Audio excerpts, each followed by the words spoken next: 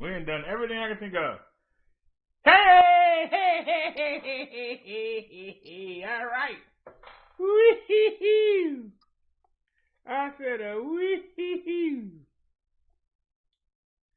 We finally have success. All right. Oh, we live. I said we've been trying for almost 5 hours. I said, oh, we live. That's all I want to know. Are we live?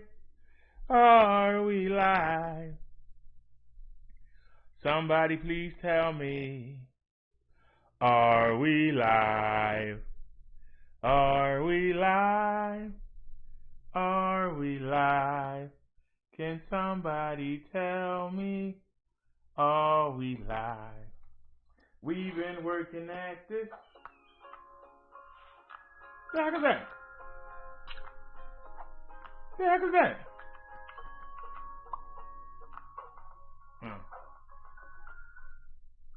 Thought I was crazy. Why is the encoder overloaded if we doing 15 up and 10 down? Why are you overloaded, sir? Huh? We took off all, we made everything easy for you. What's the problem? What's the problem? All right, so let's do a check here before we even start. Did I finally do it? Did it take me 5 hours? Yep. Allow chat replay and it is checked. It took us 5 hours. 5 hours to get this done. 5 hours. Like that man said, it took us 5 freaking hours.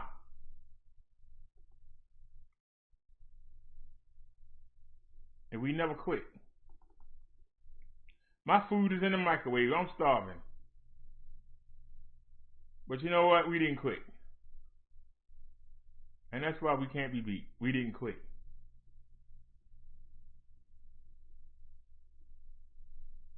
Matter of fact, let's play this song for YouTube. Can we play this song for YouTube? In that damn raggedy studio they got. Can we play this song for YouTube in that raggedy studio?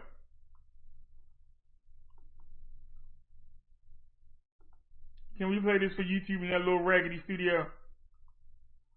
They still, here we go. You ain't got no volume. So we got no volume. Oh, it don't stop, do it. Go to properties.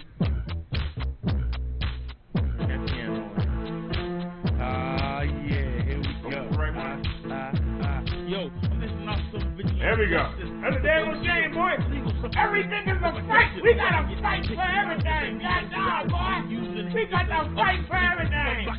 Someone's got to do it when I meet. Hey, Sungrown. I'm out to rescue the next generation. 5 hours. Right from wrong. If you don't belong, I'm running on your carcass like a parade. Cascade. YouTube will not let us. No protection, so it's not the chest.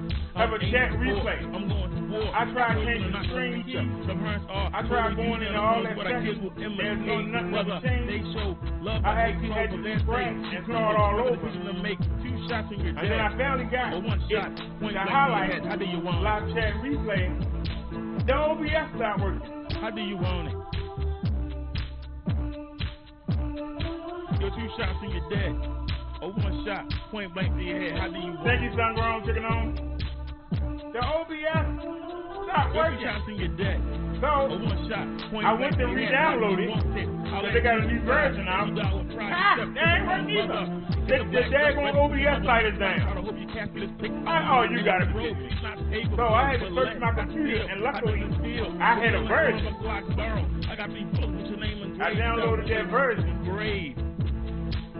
And then I was gonna go to I was about to go to StreamYard. I was about to give up. How do you want it?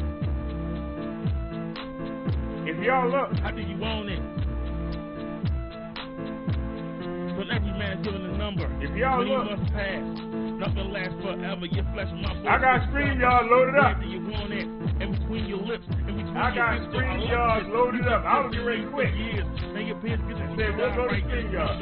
Tell your mama don't cry. They kids don't slide. They don't rely on you. anyway. You make babies for sport, then skip on the child support. You've been pushing back the way instead of blasting you, ought to pay you on the church steeple. To make a point, I know myself as an executioner. Get the Undertaker, it's time you meet your maker. Yo, YouTube, all it takes is 2 shots and you're dead. Or 1 shot, point blank to the head. How do you want it? How do you want it, YouTube? I need to know. How do you want it? Why you keep messing with everybody's stuff? You messing with their work. 2 shots and you're dead. Or 1 shot, point blank to the head. How do you want it? How do you want it? I'm just answering the question, YouTube. How do you want it, sir? Go Darrow. Go on, man. Stop messing with it. And you're doing fine the way you is. Whoever telling you. Bad. Drop it. In the marketing department, I do what I want to do. I say what I want to say. Fire them. And deep down, we all know it's a little vigilante and all of us. And now, people, we know what's wrong with the world. We ain't gone through trouble. But it's up to us, our generation, to do something about it. I try and put it off on the next generation.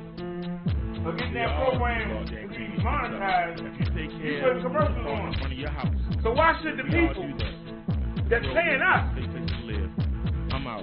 to show commercials, why should they pay us if you letting the people who ain't done the right thing, you letting them do it for free? But like I said, YouTube, the way you're going, it's going to be 2 shots to your dead. Because you're going to be out of business. People going to start fooling with you when something better come along.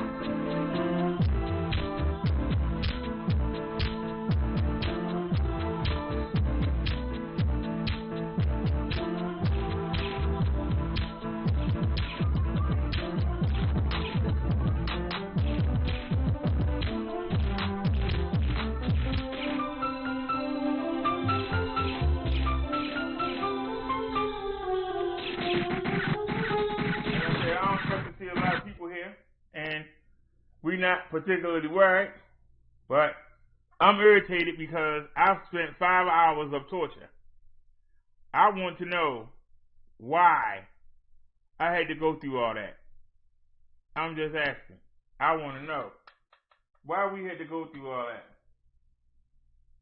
Now it's so late, ain't nobody gonna be here. So now we got the live chat replay. Replay for who? Everybody sleep. People gotta go to work in the morning. 5 hours.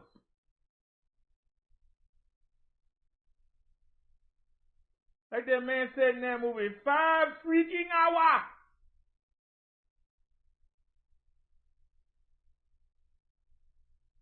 So we can go ahead and we don't need this now. We can get rid of that. Just delete it. All right. And then we'll close back our Windows Media. All right. Now, I want y'all to come with me because I got to fix the chat. But first, let's go in the edit. Let's go to live chat. And as you can see, right there, allow live chat to replay. It took 5 friggin' hours. 5 hours.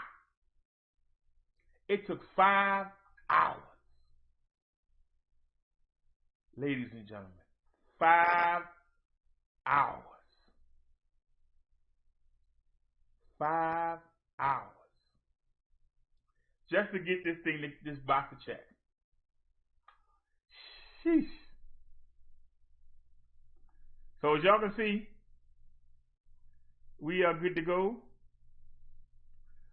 Let me play another song while I let everybody know we here. Matter of fact, I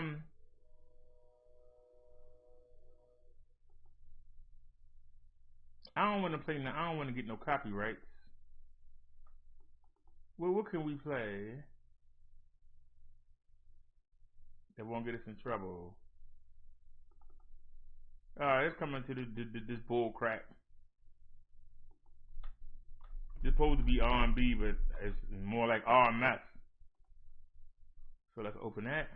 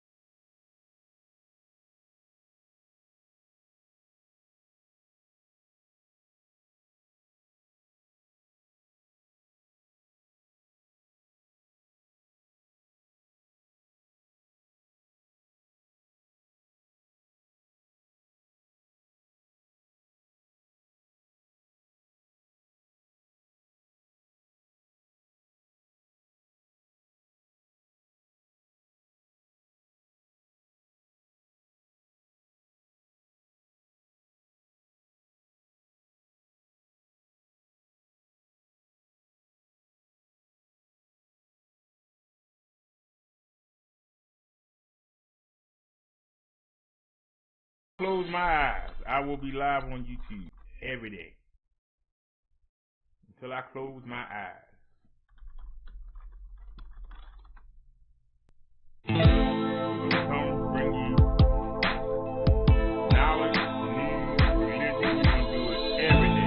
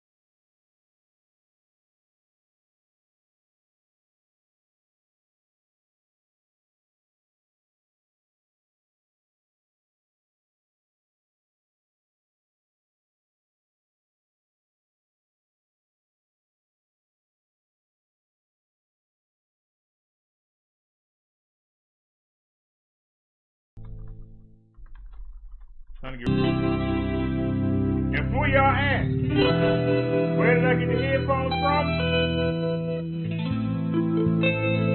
Go to the BROTHA channel. I reviewed these headphones back in 2017. Go look on the Bro. Y'all remember we used to use these for music, for the live stream. I spent 4 hours, I finally found them underneath the bed in the bag. Now we're still waiting for the dongle to come, and hopefully we'll be able to use these until I can get a real pair of headphones. But if not, we'll have to use two.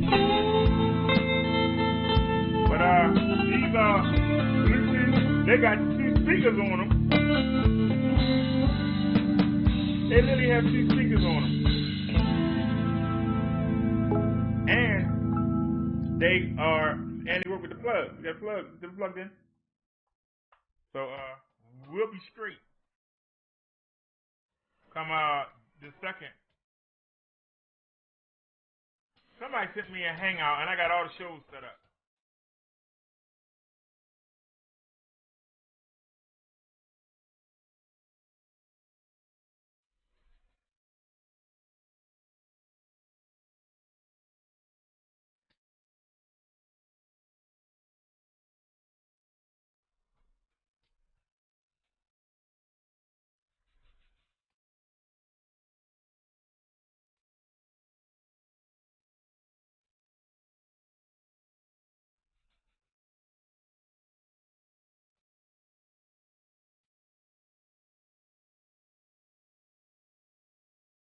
Now we got to find this all over again.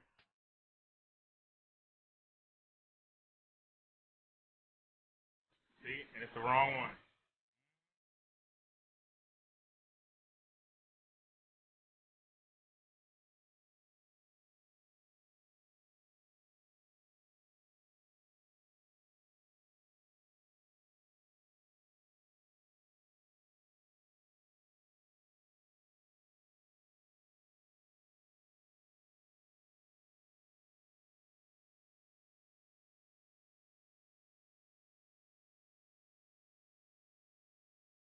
You say you can't hear me over the music? How about now?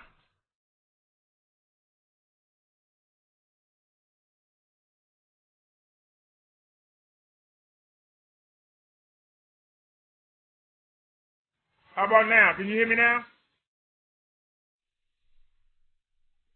Nia, how about now?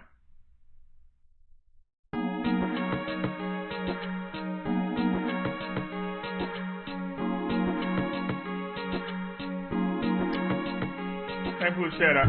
Oh, we ain't even fixed the chat yet. Hold on.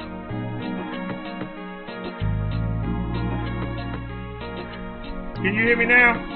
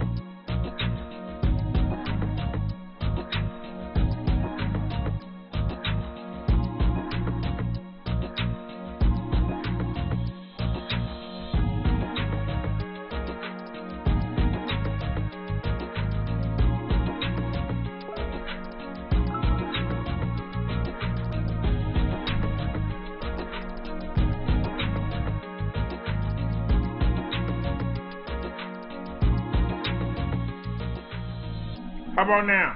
Can you hear me now? I said, can you hear me now? Can you hear me? Hey, is this better?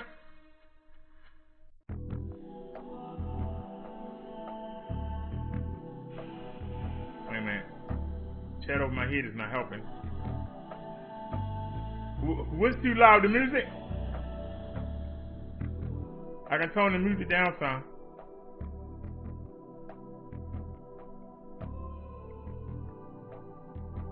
And let me go into the filters for the microphone. We only got suppressor on, right? That's the only thing we got on. Okay. Hello, hello, hello. Hello, hello, hello.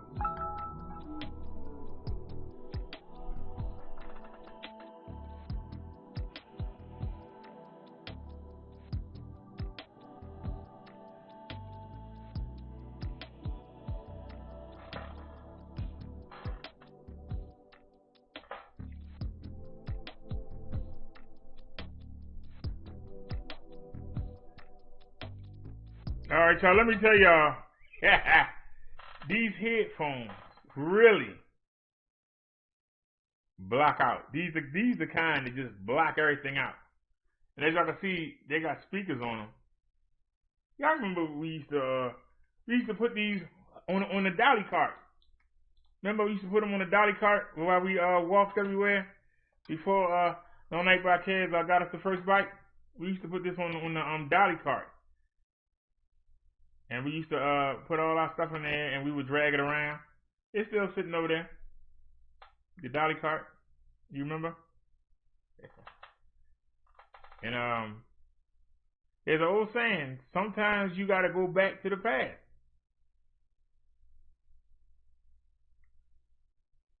When I realized I couldn't raise the $5 to get the headphones that was on Amazon, I actually was looking at my channel and I said, wait a minute, I got a pair of headphones.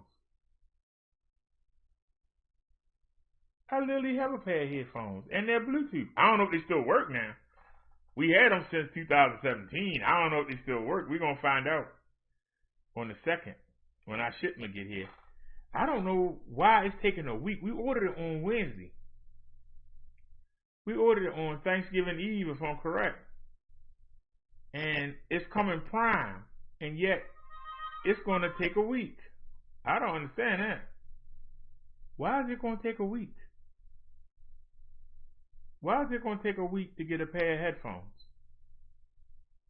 But you know, I have the microphone off to the side of me because I don't want it inside the camera. I think it looks tacky. Some other people like to have their microphone up under them like they're going to lick it or suck it or something. I think that looks tacky. And maybe that's an oversight on my part, but I just think it looks tacky. Some will agree and some will disagree. I just think it looks tacky. Look like you're trying to show off. Let's find out why our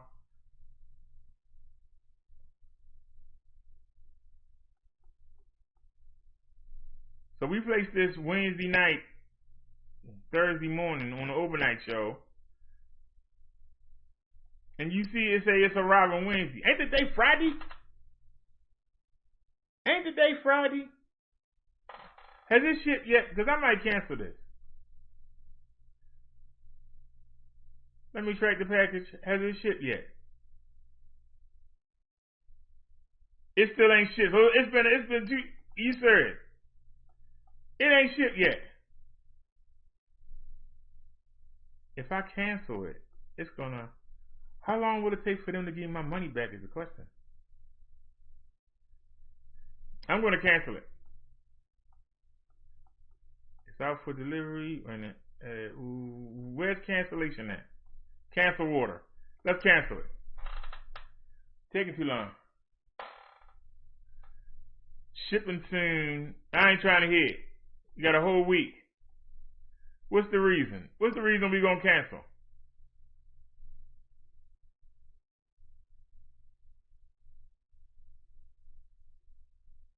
Need to change shipping speed. Because that's ridiculous. A whole week is ridiculous.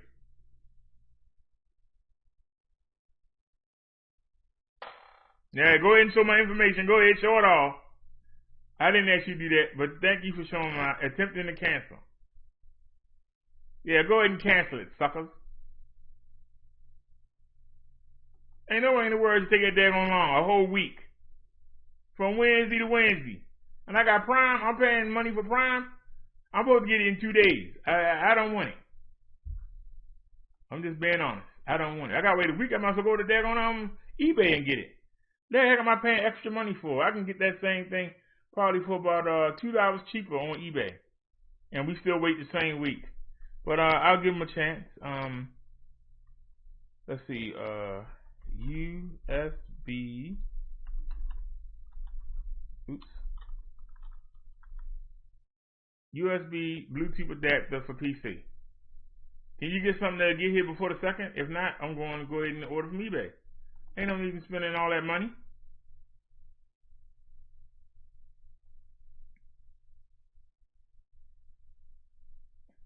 Now they offering free same day. Oh, they offering free same day, but I gotta wait a whole week. Somebody talk to me. Make it make sense. Monday.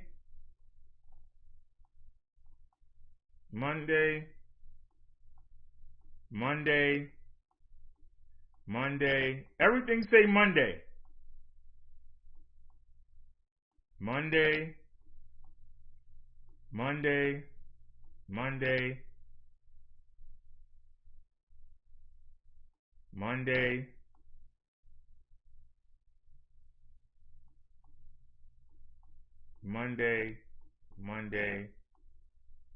Monday.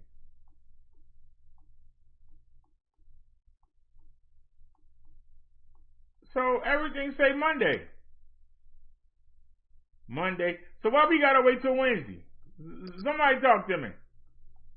Why we gotta wait till Wednesday? Everything say Monday. Monday. That's crazy. How much we got in the cash app?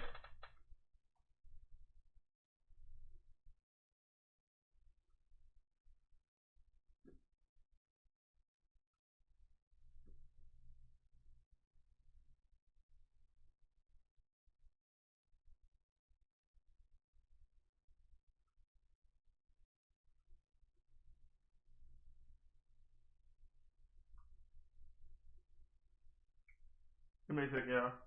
It's crazy.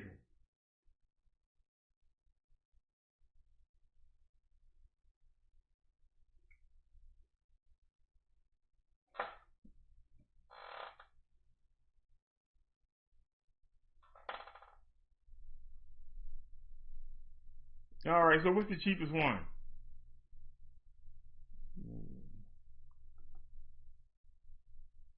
Just go Prime. What the cheapest thing? $3.99. And guess what? It comes December 2nd. We don't want it Wednesday. But there's one for $3.99. $4.99. December 3rd. $5.75. December 2nd. $5.99 Monday. So to get it by Monday, we gotta pay $5.99.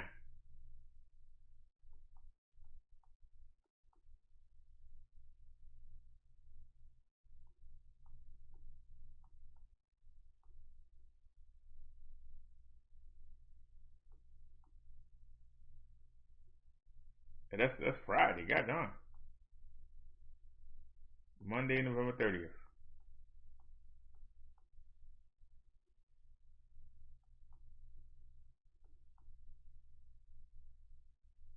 All right, here's one. Monday, November 30th, which today is Friday, so Saturday. So Saturday, Sunday, Monday. Okay, that's better than Wednesday.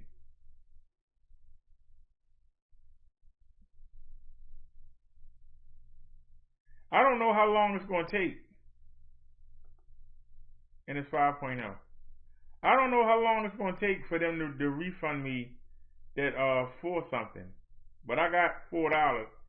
Can somebody donate like $1.50? And we'll go ahead and get this. And we can get it Monday instead of waiting till Wednesday.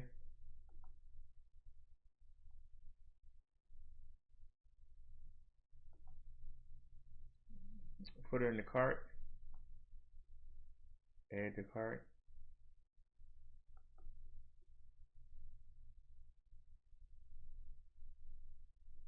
Because with tax, that's $5. So 5 times 6 is 36. So yeah, $1.50 will cover it. Can everybody get together and put like 20 cents on the cash app?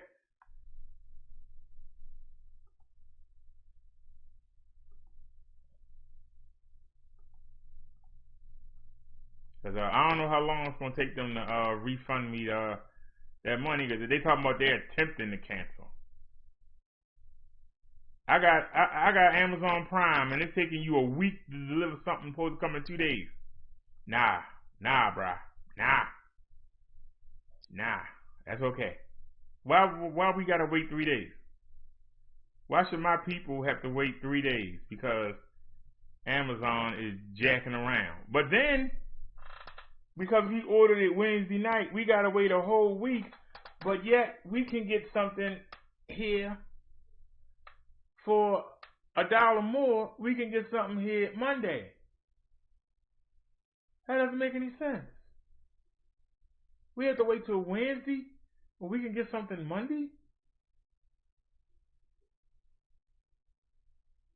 So if we order something Wednesday and it come Wednesday, that's a whole week.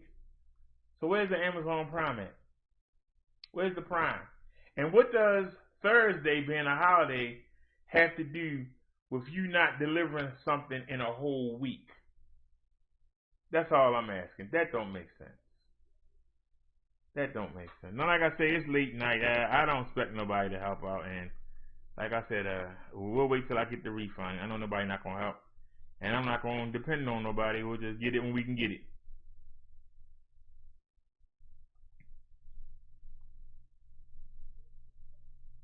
We'll just make do. Let's get to our first story. This is the time when you miss not having money. Gigantic Third Circuit Court decision. This will decide the state of Pennsylvania.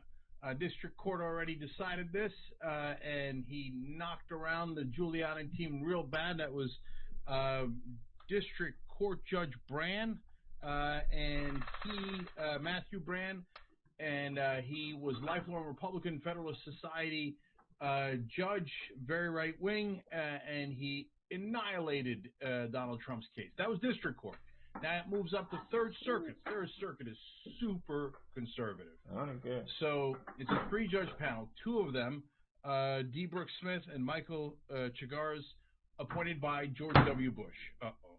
Third one, appointed by Donald Trump. Double uh-oh. The one that Trump appointed wrote the case, the decision. Uh-oh. Triple O. Okay, so how did this thing go? I'm going to tell you after these plugs. Lord! The fate of the country relies on this. Well, that's a teaser for you as to which way it went, okay? So, first of all, today's Black Friday. We not going to fool with you no more. You going to do number sell stuff, okay? Wait, look at him. Oh, no, no. Comes. You ain't giving me no money. Shut the package. We not going to highlight you. You got no dossier. So, Judge Bibas writes in, the Trump presidential campaign asserts that Pennsylvania's 2020 election was unfair. But as lawyer Rudolph Giuliani stressed, the campaign doesn't plead fraud. This is not a fraud case. Instead, it objects to Pennsylvania's Secretary of State and some counties restricted poll watchers and let voters fix technical defects in their mail-in ballots. It offers nothing more. Now, I already told you this. The district court already told you this. It's not even a fraud case. Giuliani himself says it's not a fraud case.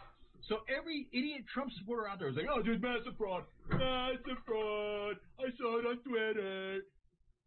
You have no idea what they're actually filing in court. In court, they're not even alleging fraud. What did I do? I cooked in our live stream. He goes on to say, voters, not lawyers, choose the president. Elbow from the sky. I already cheated and ate one. I cheated and ate the boneless chicken breast. He continues, ballots, not briefs, decide elections. Okay, I like it. But hey, how was your brief? Let's take a look. This is all quoting the judge himself in the Third Circuit, unanimous, all conservatives. Trump appointed the guy writing all of this. Quote, first, for the reasons already given, the campaign is unlikely to succeed on the merits. Second, it shows no irreparable harm, offering specific challenges to many fewer ballots than the roughly 81,000 vote margin of victory. Okay, let's pause there, okay? You understand what he's saying? He's like, one, you got no evidence. Two, even if you had all the evidence in the world and I granted everything you said, you still can't overturn an 81,000 vote lead. So what are you doing in my court? This makes no sense. You're wasting our time. He'll get to wasting their time in a second. Third, now picking the direct quote back up. By the way, Chakuseki, thank you for the super chat. And I already did those shout outs. So, all right, I think I'm look, man. So he says third. I don't want to look at you get donations when I ain't getting none, sir.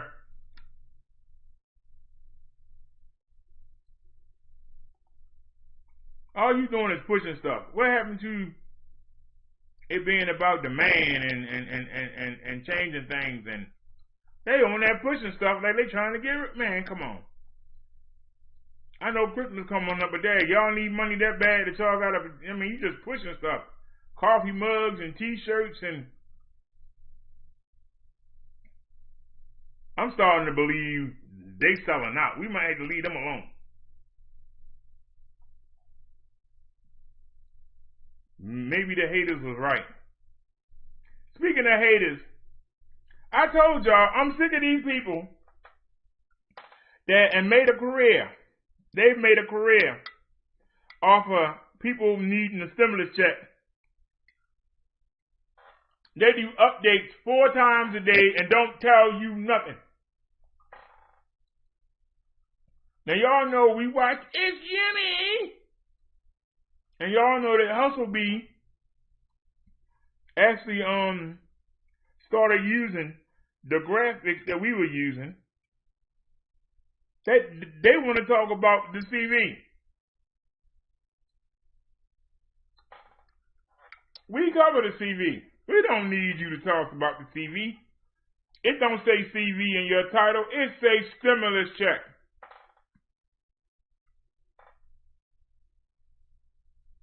This man says stimulus update. SSI next month. Second stimulus check update, $1,200 plus $400 plus employee benefits. I guarantee you this guy don't tell us nothing. Let's watch. Let's give him the benefit of the doubt. A migraine hope. Let's give him the benefit of the doubt. To show up. Oh man, Dick on commercial. Let's give him the benefit of the doubt. Here with your stimulus package update and your second stimulus check update. I've got multiple updates to provide you guys with today, including several state and federal programs that are scheduled to expire by the end of next month, by the end of December. I don't want these dates to sneak up on you guys. I'm going to be sharing the details on those programs that are set to expire, assuming that they don't get extended. Also, many of you guys who are receiving Social Security benefits, SSI, many of you guys are receiving SSDI, beneficiaries will be eligible for up to $400, and I'm going to go into the details on that in this video. Also, many U.S. residents may be eligible for an additional $1,000 in state-level stimulus. I'm going to share the details on all of this information. But first, I'd like to say welcome back to all my subscribers, and for those of you who are brand new to the channel, my name is Ron. We cover all finance, investing, and of course, stimulus check updates as well as stimulus package updates. So if you haven't already, definitely hit the subscribe button and tap the notification bell so that you know as soon as I release new videos and content. But otherwise, let's jump into the content. We're approaching a period of time that many economists have defined as being an economic cliff. I mean, we're approaching a period in time toward the end of December, going into January, that there is going to be a series of federal-related programs, including evictions, moratoriums, that are going to be expiring and causing a massive wave of evictions going into January unless something drastic happens within the next 6 weeks or so. And one of the programs that's going to be expiring over the next couple of weeks is the continuing resolution. And so essentially, unless the government can come to an agreement on a budget going into December 11th, after December 11th, the government would officially shut down. And the last thing that we need is the government to be shutting down while we have a number of other government programs shutting down. Not to mention, we're trying to get another round of stimulus checks passed during this lame duck session, as well as potentially reinstating the federal unemployment insurance benefits. So December 11th is a very critical date. And the next benefit that's scheduled to expire are the emergency unemployment insurance benefits. Many at the federal level, we're talking PUA. There was the additional 13-week extension at the state levels. And so there are a number of different unemployment insurance benefits that are scheduled to expire at the end of December, December 31st. So that's what, about 4 weeks from now. Now, the next really big item on this list of expiring programs is the evictions moratorium. Now, of course, President Trump passed an executive order which extended the evictions moratorium out until the end of this year. However, we're quickly approaching that, and at the end of the year, that evictions moratorium is scheduled to be ending. Now, ideally, during this lame duck session, we would potentially have a stimulus package passed, and then ultimately extending the evictions moratorium, providing stimulus checks to the American people, and extending a number of these different benefits that are scheduled to expire. Now, at a bare minimum, I would kind of hope that we could at least kind of get a 30-day extension on these programs that are going to be expiring at the end of this year. And so, bam, got it.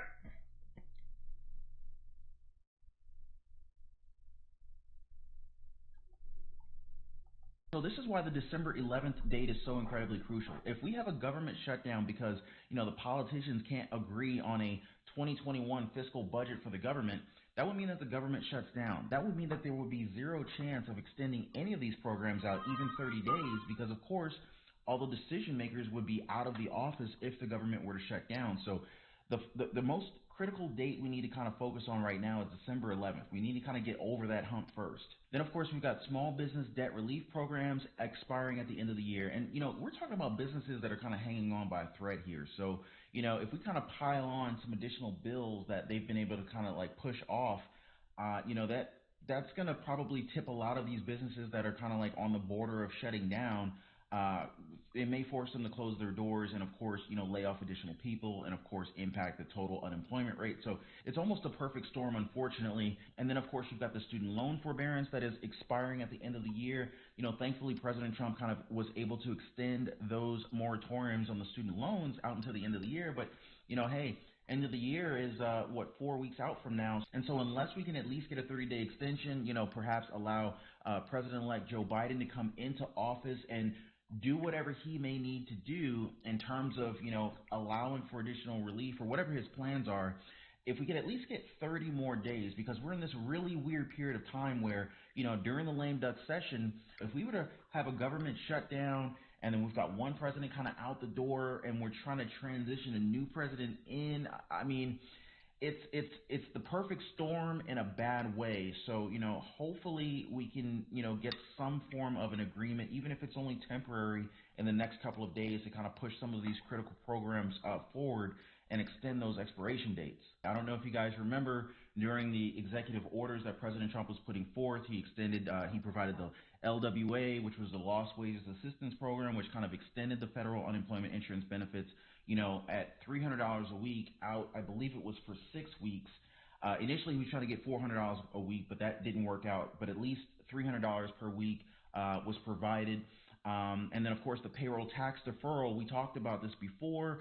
I want to say it was somewhere around somewhere between 6 and 7% of a payroll tax deferral on your paychecks. And I kind of recommended to you guys, hey, this is a deferral. President Trump promised that, hey, if he got reelected, that he would essentially forgive those deferred taxes. And I was kind of warning you guys, hey, if President Trump doesn't get reelected, he did say that he was going to work with President-elect Joe Biden and say, hey, we've got these deferrals in place. If you get reelected, can you kind of like wipe these tax burdens off of the shoulders of the American people? So, we don't know whether or not those deferrals are going to, expire or if they're going to be forgiven. But here's the thing. If they do expire, this kind of goes back to my recommendation. I was telling you guys, you're going to see a little bit more money on your paychecks. If those taxes are going to end up being due, you're going to have to pay them back. So I was kind of recommending that you may want to save those funds because they may ask for that money back come February and March of 2021. So we're going to see a lot of big changes affecting both the unemployed and the employed in the next several weeks here. And then, of course, we've got state and local government funding that's about to expire. And, like I said with previous videos, I've been sharing with you guys a number of different states, cities, and local governments that are essentially coming up on this deadline. And, the federal government is telling them, this is money from the CARES Act. Federal government has told them, hey, if you don't spend this money, you're going to have to send it back. And so a lot of these states and local governments, they're coming up with creative ways to provide this money back to the American people. And I've shared with you a number of different states and local government programs that have been popping up left and right, and I will continue to do so. So I guess this is probably the perfect time for me to kind of segue into the next part of this show here. I've shared several different states, cities, and counties where they've provided their residents with stimulus checks, if not stimulus checks, rental assistance. They provided money for utilities. And so this brings me to the very next segment of the show. And like I said, states and local governments, they're being forced to spend this money by the end of the year, or they're going to have to send it back. And so it's kind of like, instead of having to send this money back, why not give it to the residents of their county or their state? And then ultimately those people, those residents will spend that money, and the states and local governments, they kind of get the money back in the form of, the tax revenue that's generated from the expenses that, this money is ultimately spent on by the residents. So it says here that Orange County stimulus check portal reached its capacity within the first hour once again. Now, Orange County is inside of Florida, and what they've done is they've provided $1,000 stimulus checks to their residents. It says that the county said it will be one of its last chances for virus-affected residents to apply for their one-time $1,000 stimulus check. Now, later in this article, it says that the CARES application opened at 8 a.m. and quickly reached the 15,000 user application cap, which allowed residents to submit a claim for a stimulus check meant to help anyone whose financial livelihood was affected by the virus. Now, here's the thing. Here's what's really critical, because I've seen this on a number of different, not just this city here, I've seen this on a number of different state portals and city portals, other states. It says if a resident has already received a check, they are not applicable to receive another one. So here's what happened. It said that the portal has already received the 15,000 applications.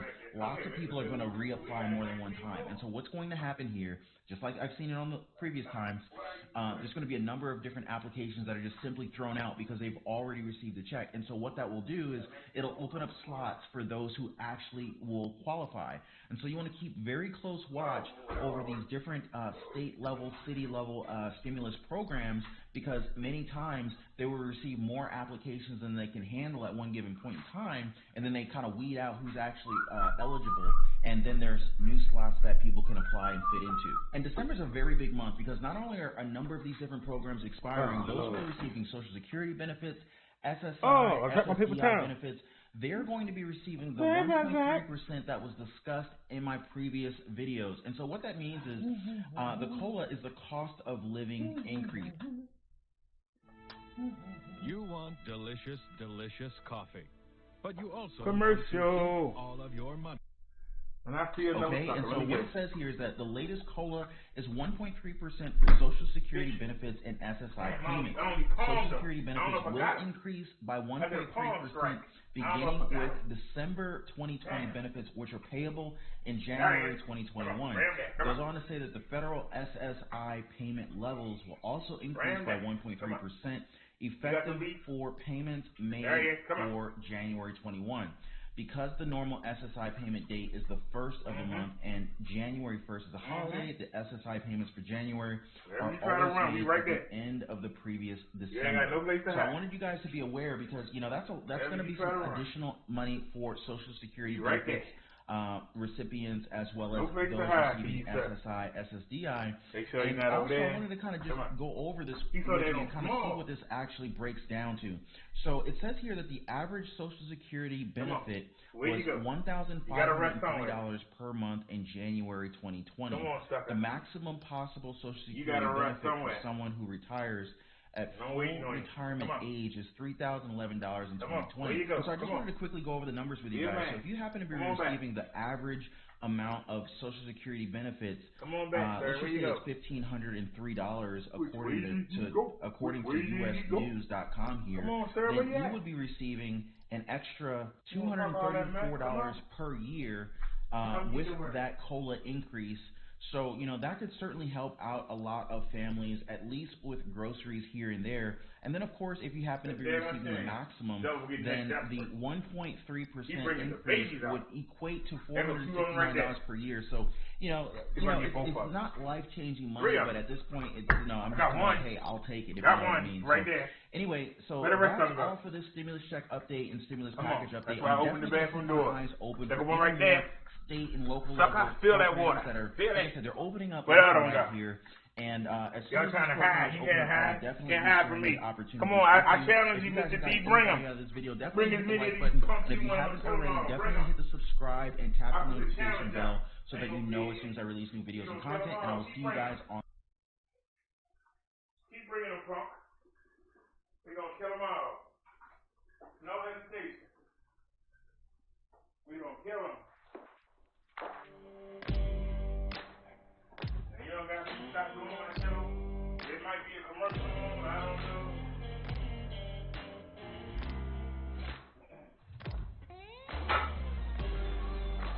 Yep, I knew it.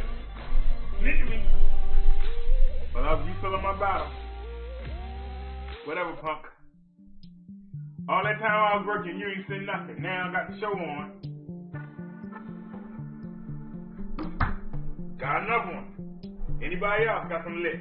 But when this little bit of money that we got, what we supposed to do to pay our bills? Millions of U.S. workers are bracing to be laid off from their jobs again.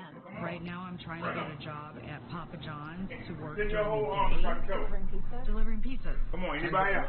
Come on, anybody else got some lit? Survive daily life in the midst of anybody else got some lit in the bit? Come on. The number of unemployed Americans has more than doubled since the pandemic began. They seem like this green screen. I don't know why. Million are now living in poverty. It's still one more 8 million that I know joined of. the ranks since May. Time is running out for lawmakers. And you know. Stalemate over I sat on the headphones, doggone it.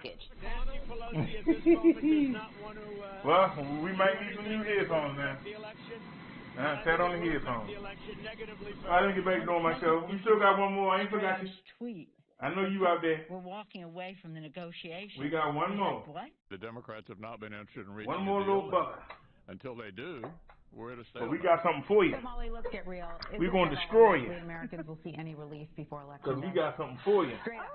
You think you're going to hide in my house? Before election day, but it could pass. I don't think so. Day. This is not a political game. You ain't going to sit in here and eat drinks for free. It's something that's going to happen now. I own this place. Hello, everyone. I'm Lana Zach. Thank you for joining our CBS special. When they want to pay some bills, need a stimulus they can bring their friends in. We've been following weeks of negotiations over the next relief bill, but as we chase the political debates, millions of Americans are suffering, struggling just to get by. The latest report from the Labor Department puts the unemployment rate at 7.9%.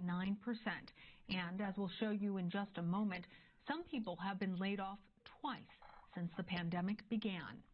Tonight, we'll explore what's needed to keep the U.S. economy afloat and what everyday Americans see. Are we doing the same thing? Stimulus.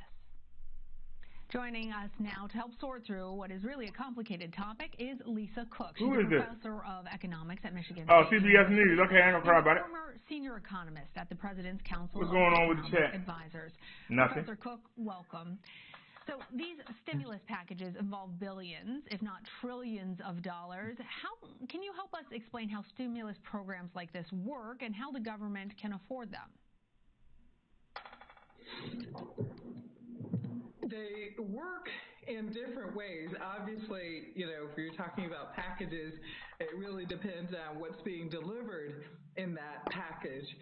If there are direct payments, federal payments in that package, or if there are benefits, extraordinary unemployment benefits in the package. But it seems to me that it is high time that we do something different, that we have automatic stabilizers that kick in when there is a decline in economic activity. And I think that's what should be done for the future, for the next pandemic or for the next recession. We need to have a lot more automatic stabilizers in place. So I think that that's the way they should work. Any kind of money that goes to the American public, to small businesses, I think that we should have something already in place, because this wrangling is just unconscionable for American households and American businesses that are sitting on the sidelines and suffering. People are so frustrated hearing all of the politicians say, where do we go? We know you need a stimulus, we know you need these programs, we just can't decide on the details. So if a stimulus program can provide an economic boost in the short term, talk to us a little bit about the long-term implications. Republicans argue that this could ultimately end up hurting taxpayers. Are they right? Well, it depends on what's in the stimulus package. Man, we not gonna listen to this. Y'all ladies are boring. Stimulus package would be Can it hurt? We give them billions of dollars a year, and they can't manage our money to the point that we need some of that money back, and they can't manage it. Then where's the problem? They got a problem, not us. Why should that be a problem for us? I'm just asking the question. Why should that be a problem for us taxpayers? We pay taxes. We have a pandemic. You won't shut down and get rid of the disease. You still want us to go out here and work in this disease. And you ain't trying to kick out no doski. Somebody got to give something. You can't keep asking American people to be the only one giving. It's the problem. Republicans don't know how to give. They know how to take. They don't know how to give. Little Dancing said, "What's up, Brother D and gang? What you do for Thanksgiving?" He said, "I'm going to watch." Nia said, "It was reported inmates in California collected millions of dollars in cash unemployment benefits." Who were the dummies that let them do it?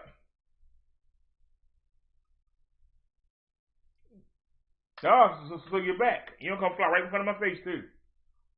Yeah, you asking me to kill you, ain't you? You just said, "Please kill me."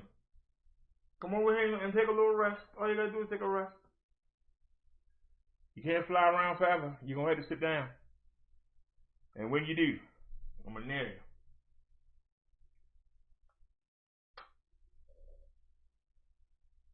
Come on, I know you smell the chicken.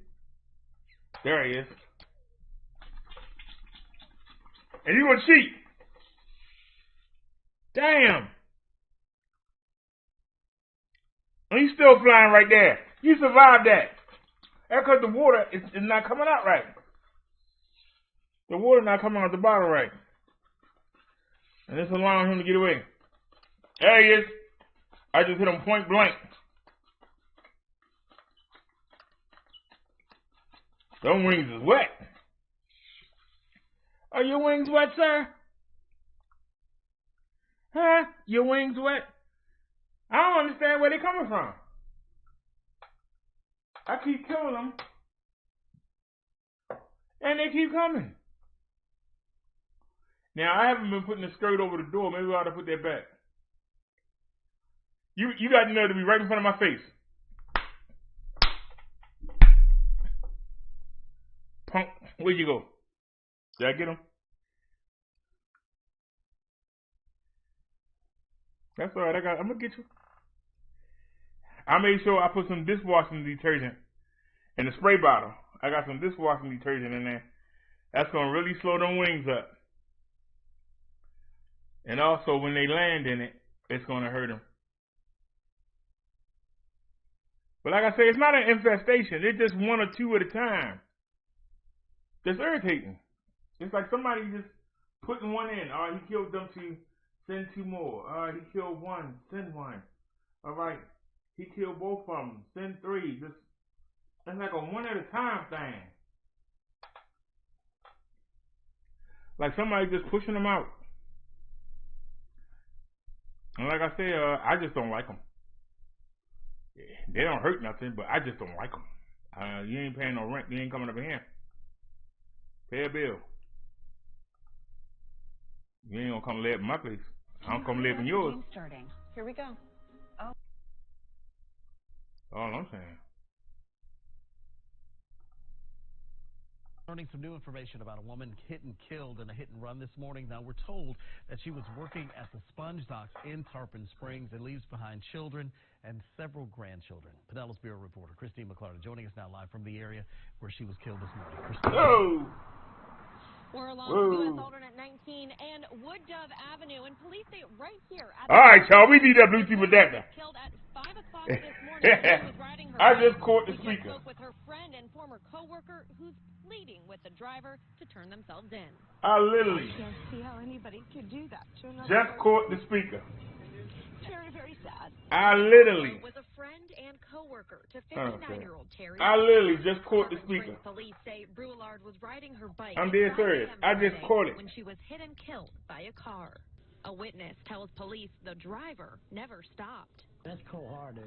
She left behind children and family, and it's the day after the holiday. I got enough time. Hold on. It's just the whole thing. Let me get an extender. I can't imagine somebody because we're not going to have this. Leaving them to die. A medical examiner showed up on the scene as this bike lay in the middle of U.S. Alternate 19 and Wood Dove Avenue. Police spent more than 5 hours collecting evidence.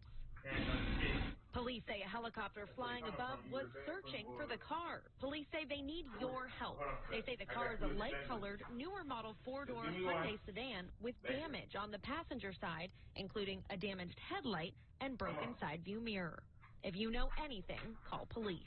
Very dangerous at nighttime. There's no lights on, and there's a curb, and a lot of people go flying around that corner. Rocky Bean was neighbors with Brulard and says it's known as a dangerous spot. Anthony Marsh, who saw the aftermath of the crash, says police need to cut down on safe driving. There just needs to be some reform. There could also be some sidewalks out here. That would be helpful. When you do music, I mean, it's a well-traveled area for pedestrians. When you do music, as for and you're a Brulard, YouTuber, Marlo tells us she you'd be worked surprised at at the stuff you find. as a hostess with the shop, So, restaurant, and cruise line. She says she recently we're going to got use back this. from a trip This is an visiting extender. family and is survived 'Cause, by a couple of kids and several grandchildren. A personality she says many will miss. Very outgoing, spoken, bubbly, had a great sense of humor, loved to laugh, loved to sing. So where's the other part? Funny, you know, she just laid back. Why are you touching the floor? Plants and all the flowers. And Dude, you gotta be touching me. You got the wrong end. This end that be touching me. Okay. She rest in peace. So, and you gonna sneak me? That's all right. Go ahead. Go ahead and do that one. Just in the last few minutes, you guys, I can tell you that some more people have sort of made their way out into the parking lot. And it's one of those things where you don't really know what happened as a mall shopper, and you want to know what happened. So people are standing around and actually sort of waiting for word as to what exactly happened inside the mall that drove everybody out. As you can see from our live picture on the ground here, Let's get this law straight. enforcement vehicles I want you to go behind here. in front of the mall. Just like that. On the corner okay? of the mall entrance. Just like that. Now I'm going to sit down. And the Forever okay? 21. So if you're acquainted with Arden I'm going to put Mall, the headphones know on. the area I'm talking about, the parking lot All that right. you come in off of Arden Way, and then you're right here on this side of the mall where the Forever 21 and the entrance near that store is located. Hey, Drona. Lots of police, CHP, Sacramento County Sheriff's Deputy Welcome. vehicles all outside here by the mall, and they are guarding this part of the mall. We understand from witness statements that this is the general location in which that shooting happened, and I'm going to guesstimate here slightly that it happened either just before 6 o'clock or right around 6 o'clock, because that is when, as I was sitting outside the mall on the other side, in between the JCPenney and the Macy's at a loading dock area, I was writing my Black Friday shopping story over there. I keep telling y'all, all of a sudden, out of that loading you can't go to Walmart, you can't go to Target, you can't go to the mall. If you go to these places, you have to be ready. And pretty soon it's going to be Home Depot and Lowe's, Pep Boys. People are hurting for money. People are desperate to get a job.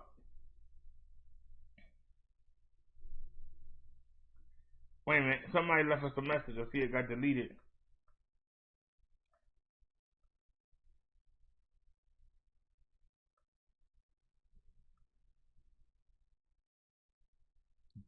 DLK, I don't know what that means. So, whatever you were trying to do, I don't know what that means. But, you ain't got nothing better to do to control us than more power to you. But like I was saying, you got people that's hurting right now, and they mad. We showed you yesterday, people were waiting 12 hours in line to get a burger. There ain't no way in the world I would wait somewhere. I wouldn't wait nowhere for no Wendy burger. I wouldn't wait 12 hours to go to Olive Garden, Red Lobster. I wouldn't wait. I would go home and cook. People out there fighting because they out there waiting in line. They too sorry to cook. This is what I mean when, we have entitled babies. Why the heck would you sit in line for 12 hours to get a sandwich? Why can't you go make your own? Why can't you go somewhere else? Nah, I'm going to go here, and I'm going to get it, and I don't care. And then you're getting into fights. Why? To get a sandwich? You can't go home and make a sandwich. You can't just go in the market and get a sandwich. You can go in 7-Eleven, got some great hoagies. I love their turkey hoagies. Put a little bit of mayonnaise and mustard on there. Man, you talk about some eating. I'm thinking about riding up to 7-Eleven just to get me a hoagie. I like them. I got some, I still got some money on the stipend card, like $30. I'm thinking about going up there and getting a couple hoagies. But I want to be more responsible. I know I could get a pack of chicken for the price of that hoagie. So I'm trying to be more responsible. Nia says 100,000 new cases cropped up since Thanksgiving Day. Why you sound surprised? We have an article coming up that shows that, Nia, to the T.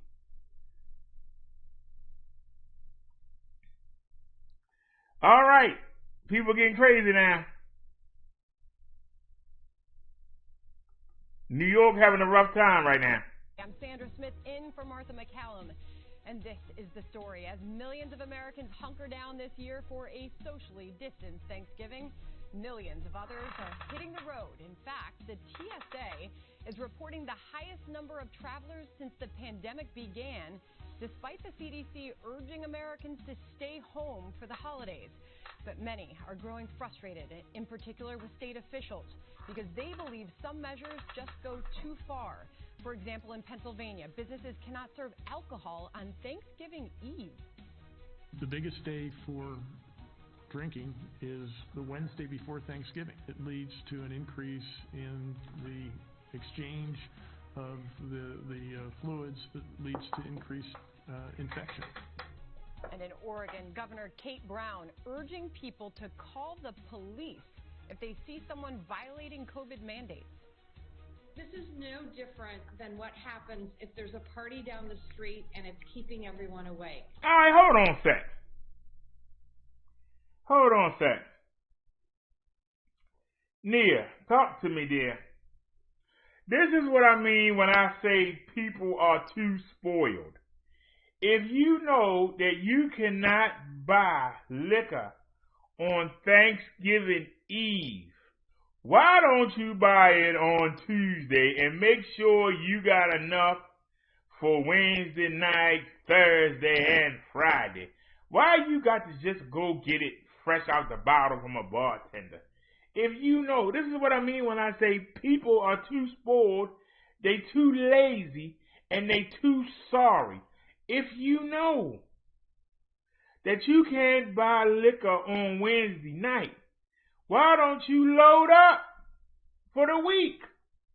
Wouldn't that make sense? Even if you can't afford to do it for the week, at least buy enough liquor to last you Wednesday night until, Friday morning. Y'all understand what I'm saying? These people acting like they saying, you can't have liquor for a year. They said you can't buy.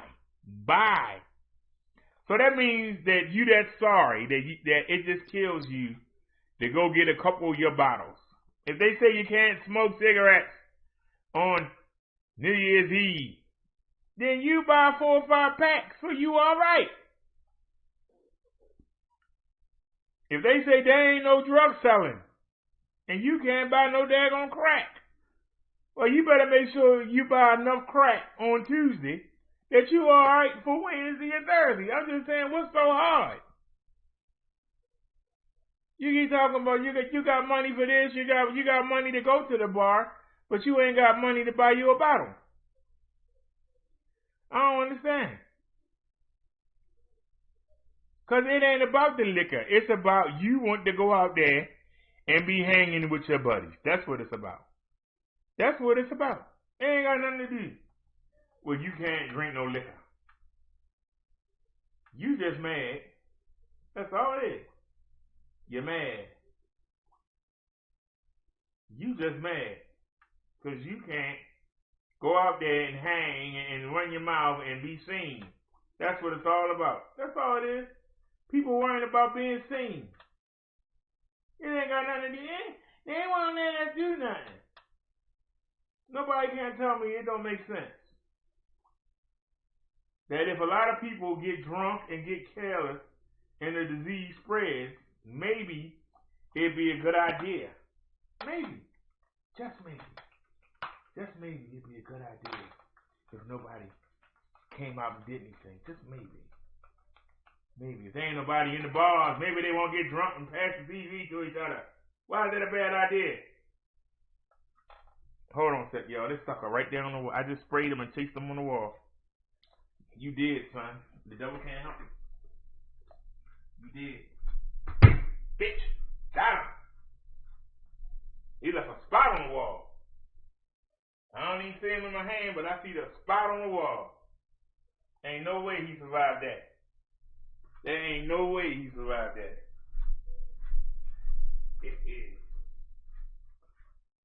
Sucker. I'm right here. Let me drop my hand. Here I come, y'all. Sucker. Came and sat right in my face and thought I wasn't going to do nothing. There was another one. Bitch, oh, 2 of them. All right. It was 2 of them there. I got one of them.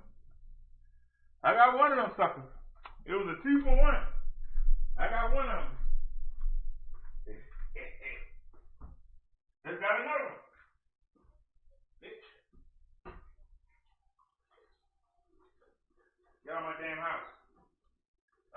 coming from, but get out.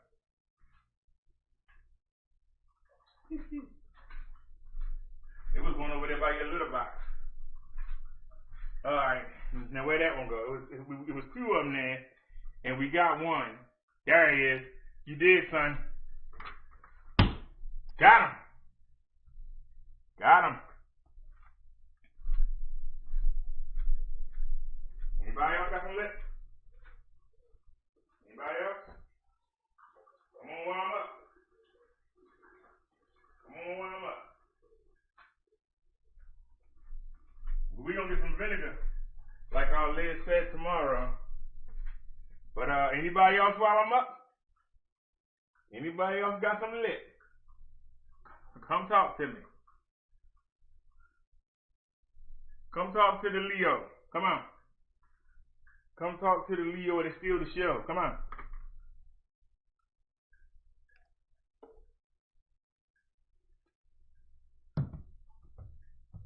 Before I sit back down, make sure there ain't no more. Before I sit back down. Alright. Alright, y'all. Sorry about that, y'all. I had to go to work here. Is that one right there? I can't get him. I can spray him though, but I can't get him.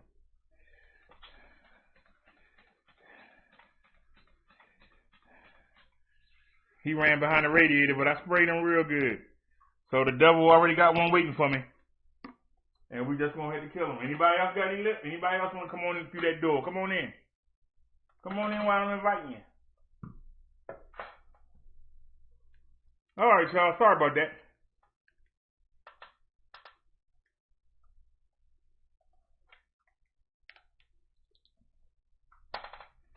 Alright. He went and ran behind the daggone radiator. He thought I couldn't get him. That's alright. I sprayed him good. Now he gonna limp out. He's gonna limp out. And I'm gonna nail him.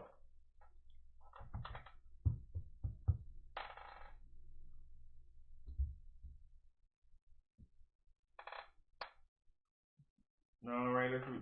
Oh, there he is. He back. But we just discovered one. There he is. Spray him right in the daggone thing. Spray him in there. I know he couldn't get away. You couldn't get away. Damn, he did. I tried to force him right into the bowl. That was the bowl of death. I'm gonna say you gotta rest somewhere. We ain't gonna give you no place to rest. Damn, he was right in the bowl. I should have left him alone. All he had to do was just lick it. That boy actually would have tore him up. Alright, let's get back to the show. So, alright, you kept me from coming on for 5 hours. And now you messing my show up by having me chase your friends around. You know. And the sad part, you think you're doing something. You ain't embarrassing me. You showing how pitiful you is. But that's sad. What do neighbors do? They call law enforcement. And in New York, Governor Cuomo says law enforcement officials that do not enforce mandates are, quote, dictators. Got him. You don't have the right to pick laws that you think you will enforce and you don't enforce laws that you don't agree with. Right?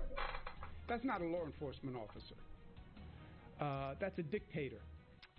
And then there is this video out of Orchard Park, New York. Business owner Robbie De Niro, defying state restrictions on gatherings, held a large protest in his gym with other local business owners who feel COVID restrictions go too far.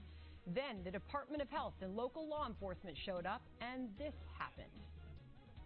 I've lost friends, I've lost families who killed themselves. I've seen clients die because they've lost their livelihood. I'm sorry to hear that. I know you are, and I'm asking for you to guys have some compassion. They're just doing their job. There we go. You should all be wearing masks. How come I'm not doing have anything masks wrong. on? Don't worry about my health. My health isn't your concern. You're meant to be wearing a mask. It's a government. Okay, well then write me up. It's the law. Okay, then take me to jail. Get a warrant. Go get a warrant. Damn. Go get a warrant. What you do? Come back with a warrant.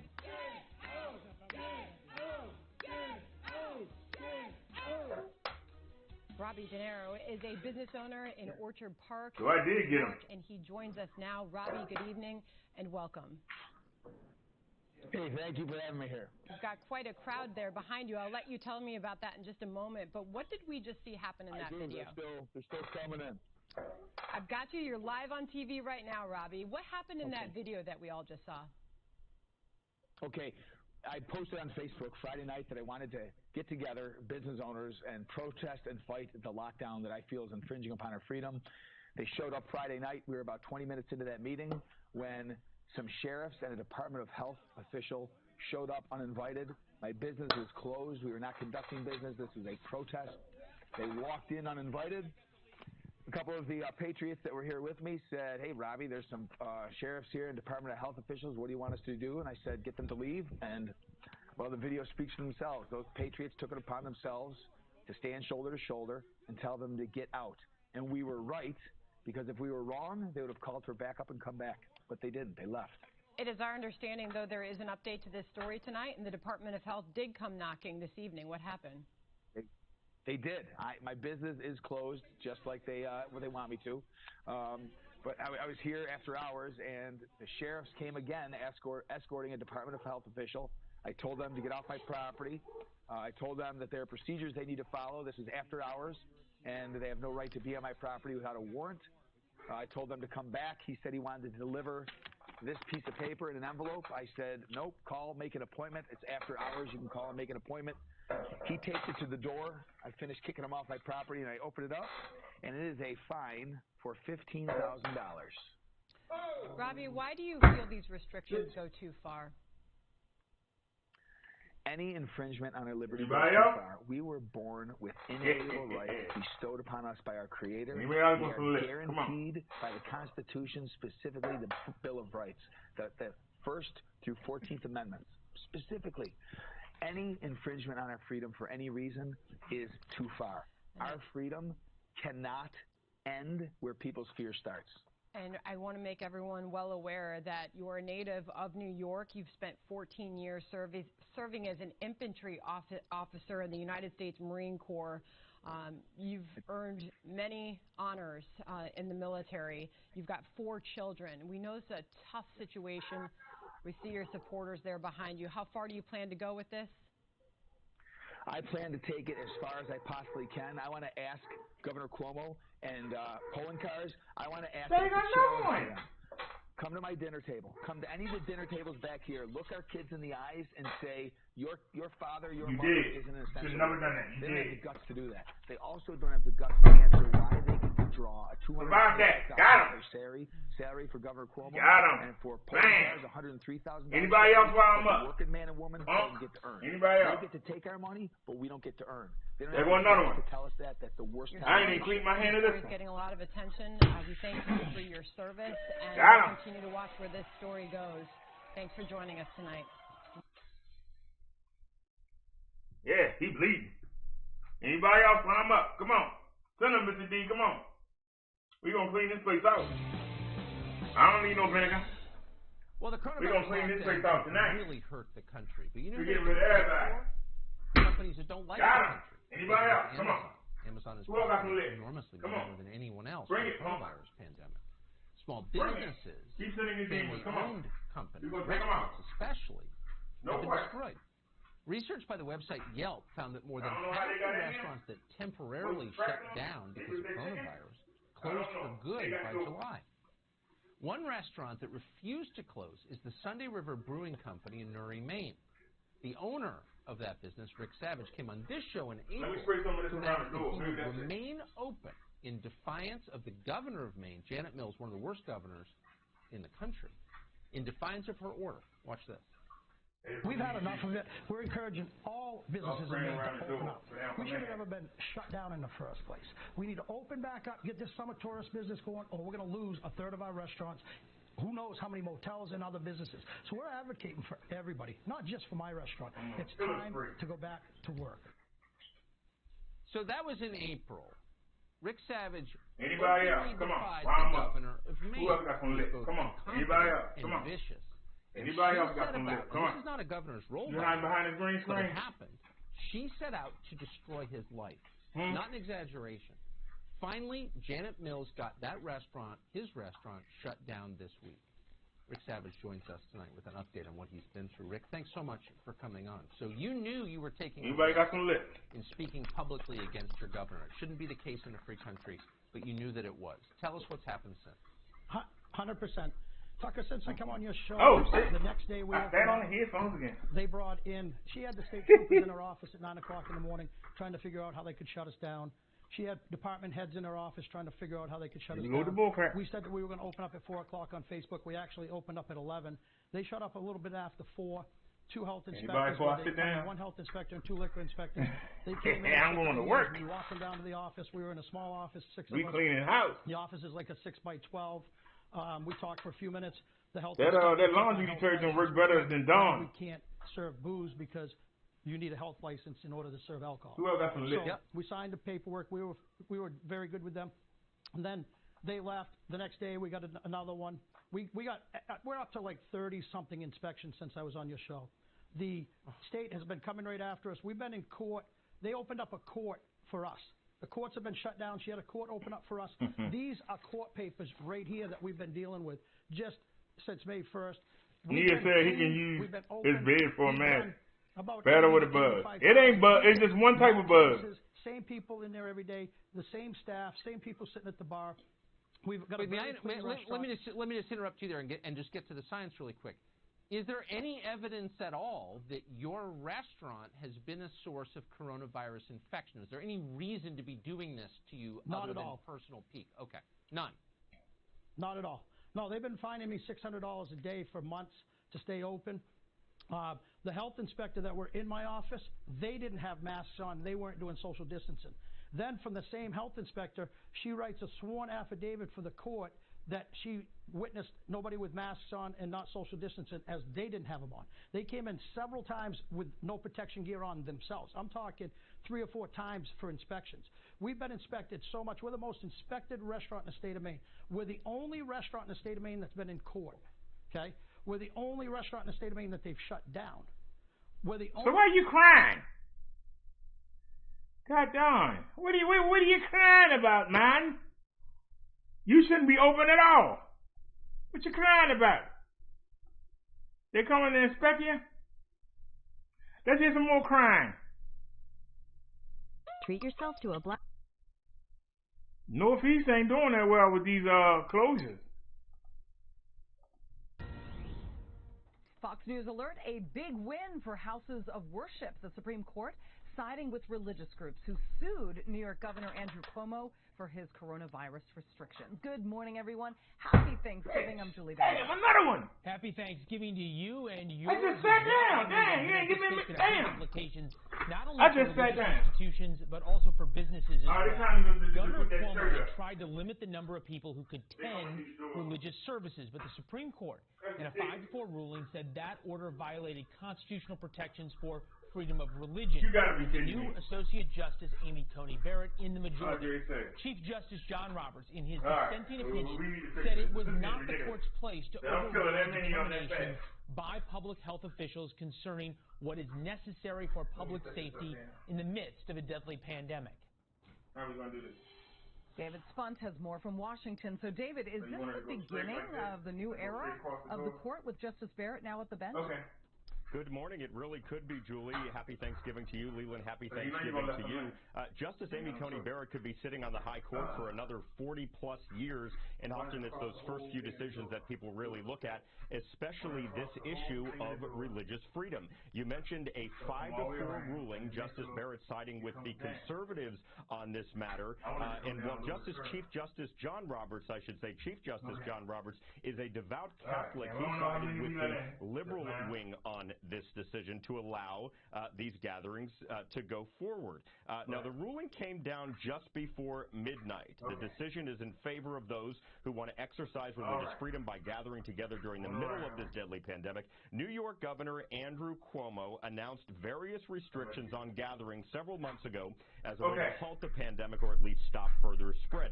Two religious groups, a Jewish group and a All right. Christian group, sued. I just put the biblical skirt over the door. That Cuomo's rulings violated the freedom of religion clause. And one came in, it just flew in. I just saw it. Another devout Catholic has kept the same message. I just saw it. He insists in the name of health. One flew in there quick. I don't mean little violations. I don't know how many flew in. You're But I just put the skirt up on the door. 55. I'm talking about your. Now we got to wait on homeboy. Outdoors. They had 1,000. The ruling is also significant in that it's a 180 from earlier. Supreme Court rulings over the spring and summer allowed governors in Nevada and California to restrict attendance at different religious institutions. But the difference there, during those decisions, Justice Ruth Bader Ginsburg was still living. She passed away in September, but she was still on the court at that time, meaning that she ruled in the majority 5-4 to allow those local governors to make those restrictions. But now Justice Barrett on the court, clearly, Julie, a win for religious freedom today. Back to you.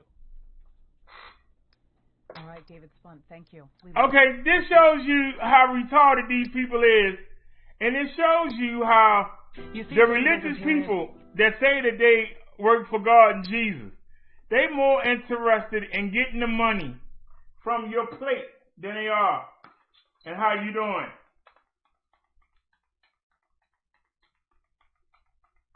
I was waiting on you, son. I was waiting on you. Yeah, them wings is wet now. Now you mine. You mine, sir. Just know it. You're mine. Okay, it's nothing there. Just know it. You're mine. I got them wings wet now. Yeah. I had to put that skirt up on the door. I had to open it. My neighbors, I don't know what the heck they doing, but they letting people, their door been opening all day. And all they doing is letting them damn things in here, and they coming right up here. And they probably down there in their apartment, and they ain't saying nothing. Just letting them do whatever they want to do. Take over. I ain't for that. I'm killing them. But y'all notice that the church took Cuomo to court. They worried about having parishioners to put money in the collection plate. Why can't you do an online ministry and let people just donate on PayPal or Cash App? Streamlabs. Why do you have to have all these people together when there's a chance they could get sick and die? That's not nothing about God. That's not nothing about Jesus. That's not nothing about trying to get somebody to get their life together and come home. This is about, well, people don't donate as much online as they would do in person. If we have them in person, we can make them feel bad. And they'll feel bad and they'll donate. Is that what it is? Is that what it is, ladies and gentlemen? I turned off the hall light, and I think the light from the door, going through the door, is attracting them. So, like I said, we'll probably go to the market tomorrow. Somebody remind me to get some vinegar. But why is it that why is the church so hard up? Why is the church so hard up to get you in there? Because they want you to get in there and have to deal with that plate. They know. That's how they going to get you. They want you to come in there and you feel guilty and you put money in the plate. See, when you home, you know, you can watch the whole ceremony and not donate nothing. That's why they want you in there so desperately. It ain't got nothing to do with religion. It's about money. They feel they can get more money in person than they can. And I understand. Because people cheat. And they sit there and watch the whole ceremony and don't donate nothing. I understand. But you have to realize, you're talking about people's lives. You're talking about people's lives. For a couple dollars? I'm just saying. You know, you don't have to pay nobody. to clean the church. Look at the good stuff. You ain't got to pay nobody to go out there and manage the parking. You ain't got to pay nobody to watch the cars. When you do an online service, yes, it's less money. Because people don't feel that they don't get the same degree.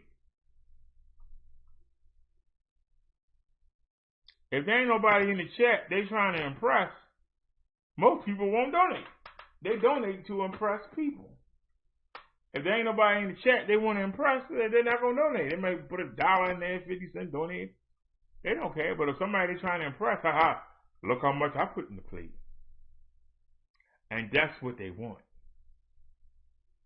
It ain't got nothing to do with your spiritual health. It ain't got nothing to do with religion. It ain't got nothing to do with Jesus and God. It's all about the money, honey. They all about the money. They want that money, honey. And they went to the Supreme Court just to get that money. They went to the Supreme Court to get that money. All right, y'all.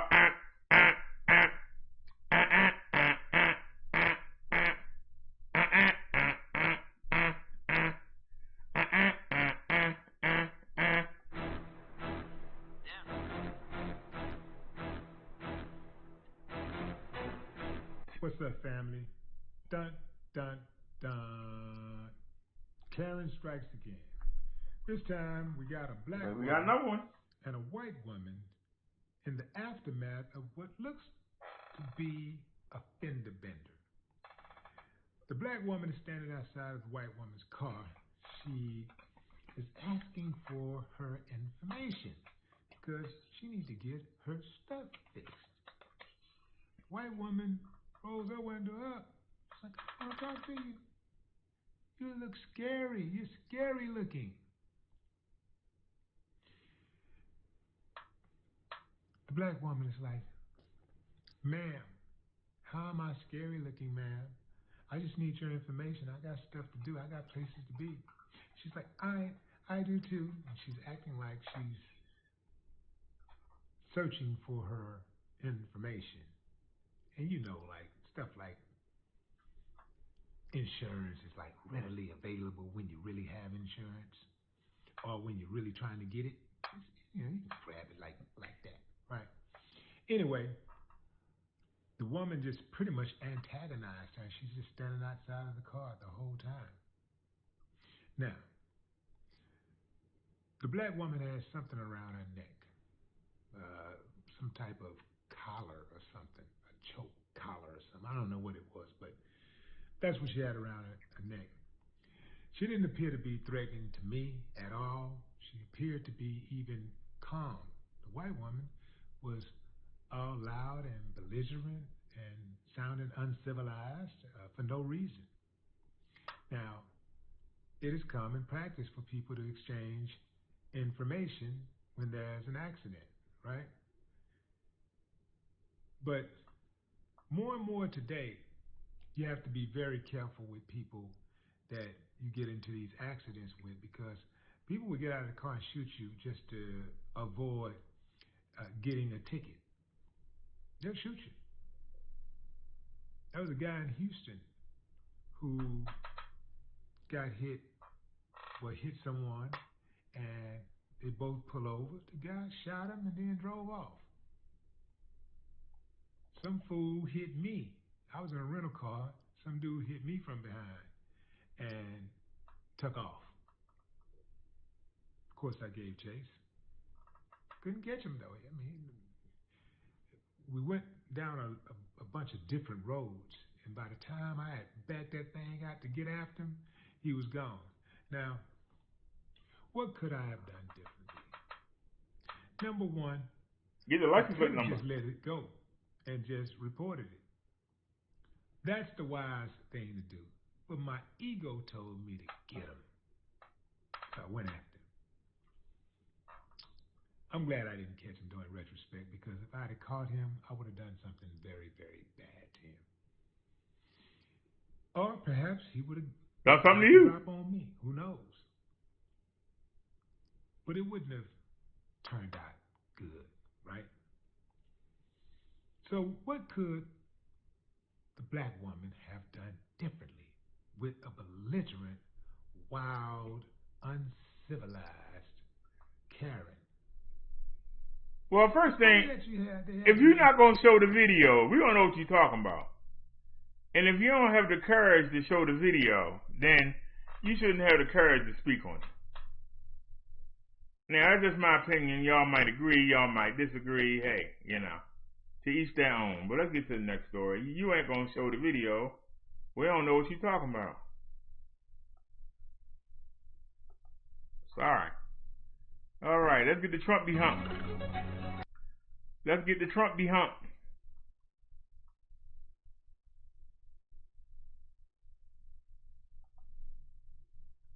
Reporting live from the White House. Hi, Kristen. You know you did, right? Hey, Alicia. Well, about an hour ago, the Trump campaign was dealt another disappointing legal blow in the state of Pennsylvania, with a federal judge dismissing a lawsuit and ruling that, quote, the campaign's claims have no merit. The number of ballots it specifically challenges is far smaller than the roughly 81,000 vote margin of victory, and it never claims fraud or that any votes were cast by illegal voters. Well, the Trump campaign now has the option of asking the Supreme Court for emergency injunctive relief, and they could file an appeal as early as this afternoon, and it certainly looks like they're going to do it, because one of the campaign's attorneys just tweeted that, quote, the activist judicial machinery in Pennsylvania continues to cover up the allegations of massive fraud, adding on to SCOTUS. But it's important to note that all three of the judges that ruled today were appointed by Republican presidents. In fact, the judge who wrote that opinion was appointed by President Trump himself. So the Trump campaign is continuing to fight it out in Pennsylvania. Meanwhile, in Georgia, President Trump is really turning his attention to that critical, those two critical runoff races in that state, and saying that he's planning to campaign for those two Republican candidates next Saturday. We'll have, tens of thousands of people show up. But I think it's very important. And then I may go a second time, depending on how they're doing. I may go a second time. And the vice president has been campaigning there as well, with the control of the Senate at stake. Alicia? Kristen Fisher at the White House. Thanks, Kristen. Well, that's Fox News. Fox News couldn't even tell you nothing good. Fox News. Yeah, Neil, he won't give up. The judges were all Republican, and one of them, the guy that actually wrote the statement that made fun of his lawyers, Donald Trump appointed him. Boy, if that ain't a kick in the nuts, I don't know what it is. If that ain't a kick in the cojones, I don't know what it is. Somebody talk to me. If that ain't a kick, that's low. The man that you put in there wrote the letter saying your lawyers are a joke. They still won't give up. Ooh, what's wrong with them, Neil? What's wrong with them?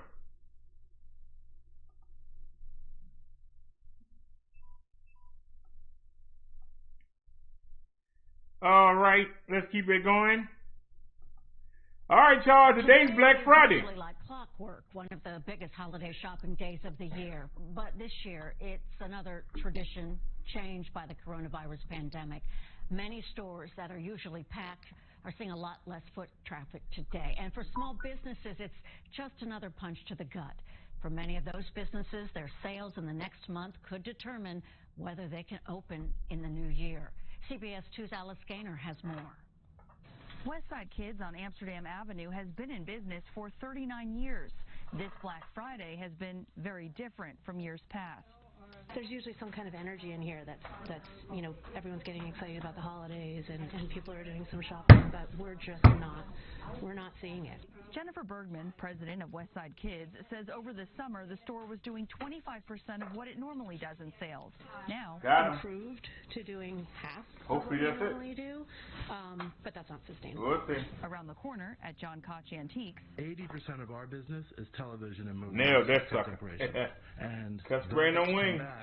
It's come back with under a no defense structure with reduced budgets.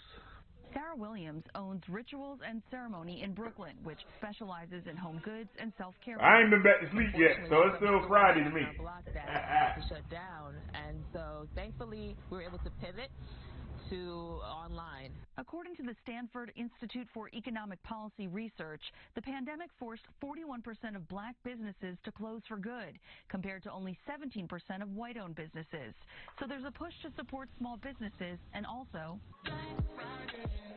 Rapper Wyclef Jean wrote that jingle for Google, urging people to shop black on Black Friday. You could go to Google Maps and just type in black-owned businesses in the area that you're in. A Brooklyn couple also runs a website, Black Owned Brooklyn, that features local businesses and a holiday gift guide.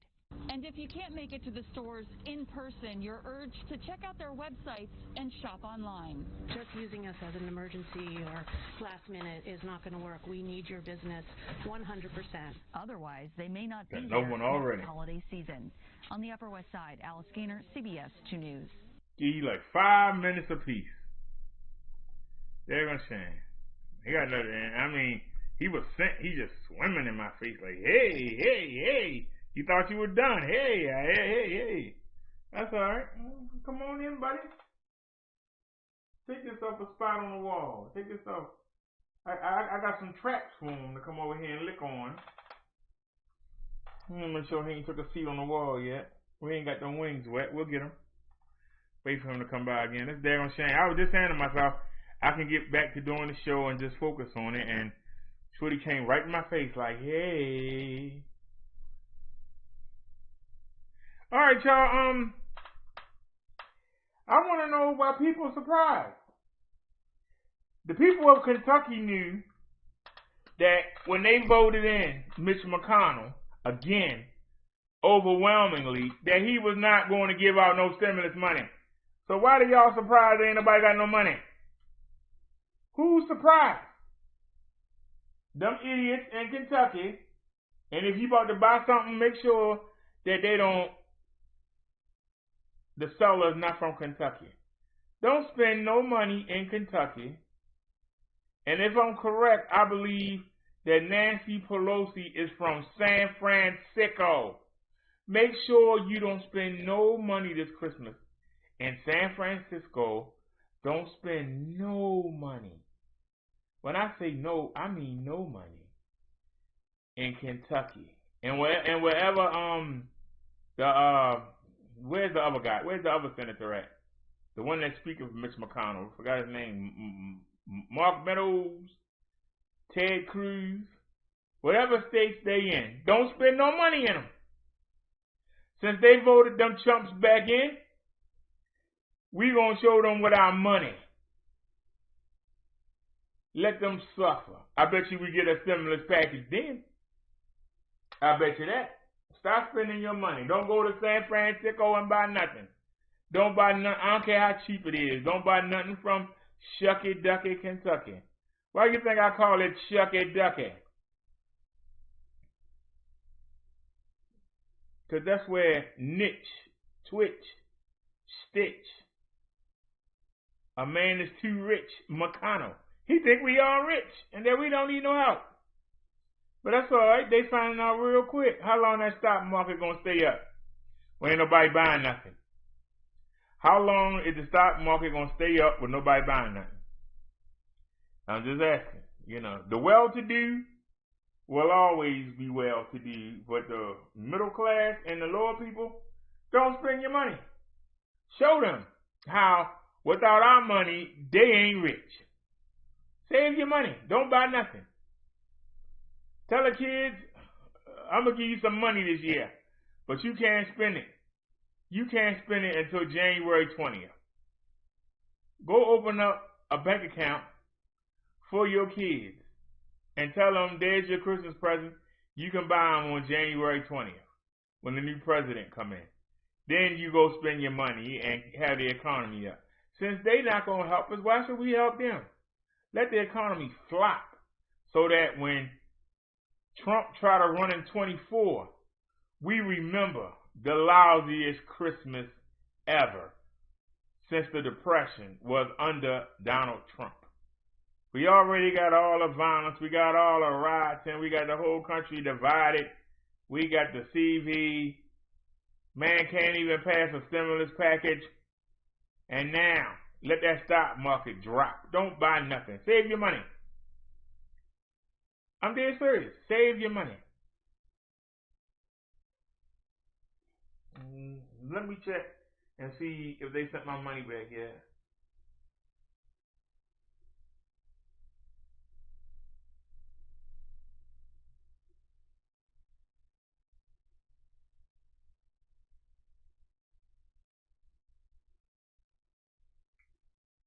All right.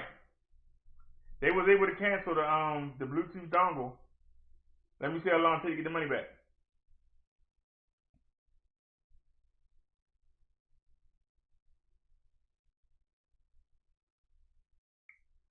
How long will it take to get the money back?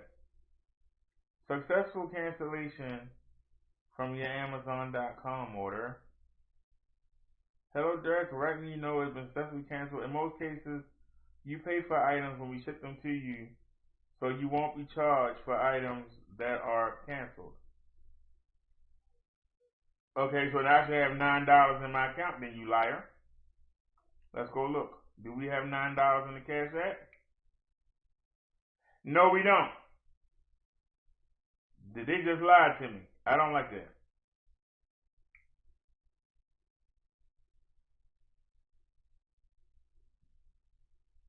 Wait a minute.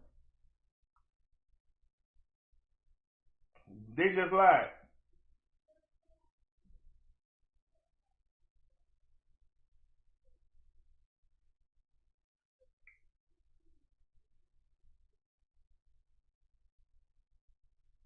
I don't like being lied to. I really don't. Makes me angry when you lie to me. No need for you to lie to me. Whatever it is, we can work it out. You ain't gotta lie to me. Amazon lied. They said they didn't take the money. What's going on here? I don't want this, man. Get off my screen.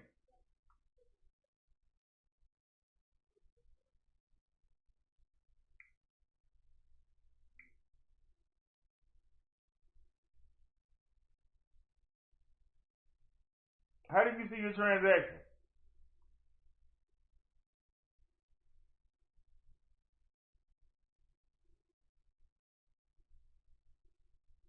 Something ain't right.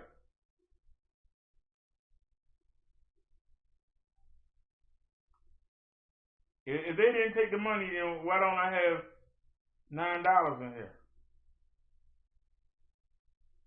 We haven't bought nothing. I don't like that.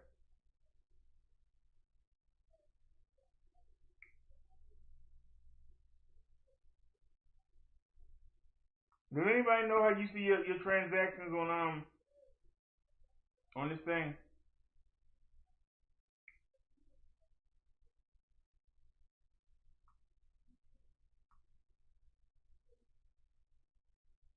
Let me back out and come back in again.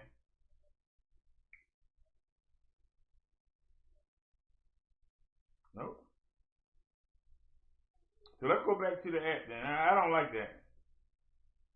Go back to Gmail. How long will it take? If you are charged for a canceled item, we will refund you within 1 to 2 business days. Oh, Lord. Today's Saturday, ain't it? So the first business day will be Monday. So, oh, man. I should have left it alone then. I'm not going to get the money back until Tuesday. They said 1 to 2 business days. Friday, it's Saturday right now. So Saturday, Sunday, both of those are business days. And then you got Monday, Tuesday. So we still, and then we have to order. Oh, no.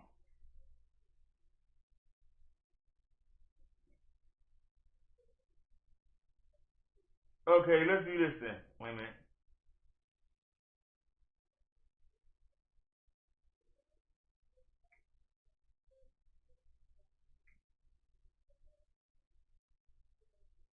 I didn't want that. What are you doing, sir? I know nobody not going to help. You got to do it yourself. Oh man. So can we find anything? Can we find anything? And I do mean anything. For some reason, 65 cents is in the account, but we had $4 there. Why did they give us some change? Where's the money? It's like they gave us a tax back. Why they didn't give us the money? We ain't gonna cry about it. We don't cry here. Can we find something? Can we find something with the money we got?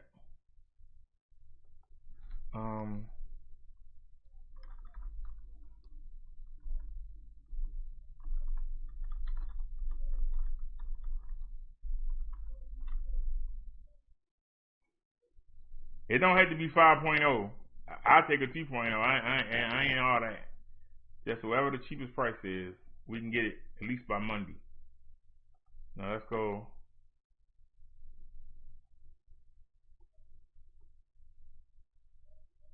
Went $3.99 Wednesday, December 2nd. That's the same thing as before. $4.99 Friday, December 2nd. That's worse.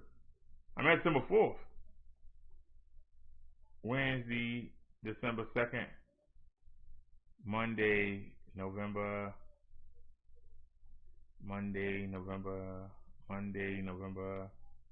So we in the same spot. New options from $4.75.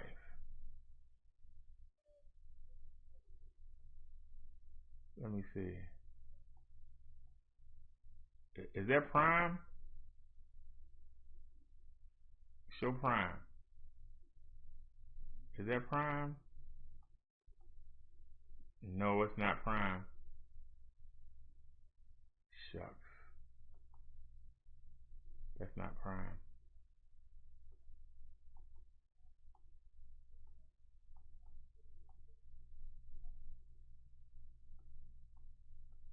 Okay, so how do we get to the next page then? Did I pass that? Oh, my bad. Anybody else? Nobody can be sooner.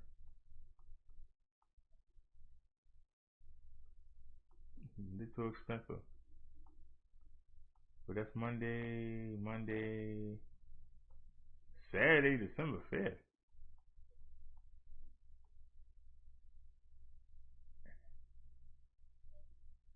All right, here's one for $7 that says free delivery tomorrow. Wait a minute. We got Black Friday deals here. Hold on. That's free delivery tomorrow, November 28th. That's $6.99. This is $6.39. Delivery tomorrow. This is $6.39, and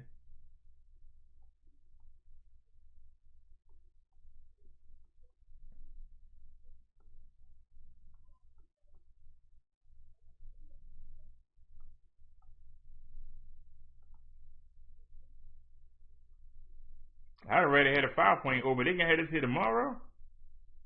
Arrives tomorrow.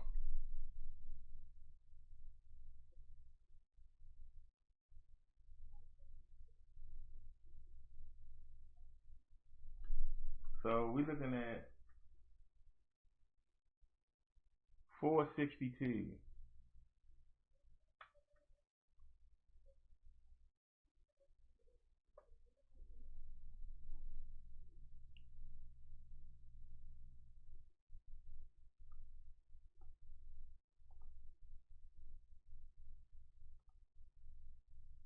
That's not what I wanted to do. What are you doing? Go back. I want to put it on the what you call.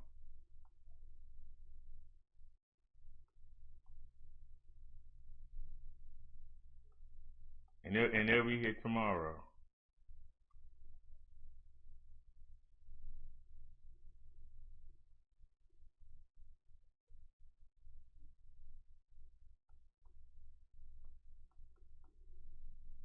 Oh, add it to cart. And that's the best thing in the cart, right?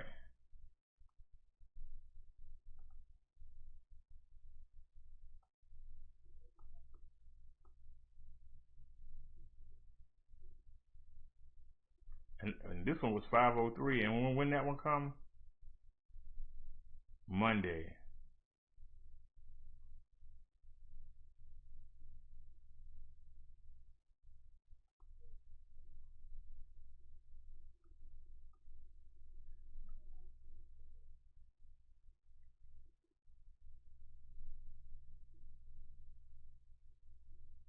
So 639.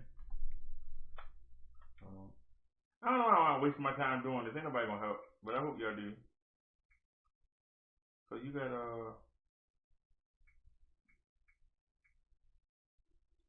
639 times 0.06 is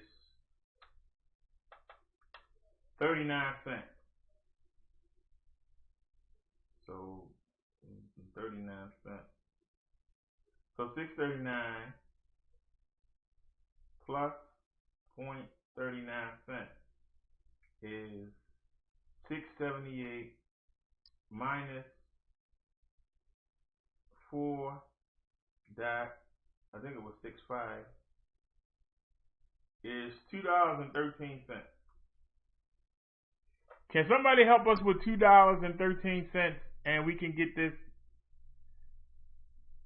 today?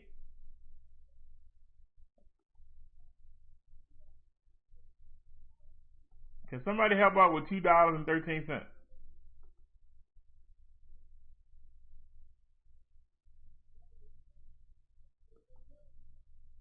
It'll be delivered tomorrow. I mean today. It's that same day. Let's see.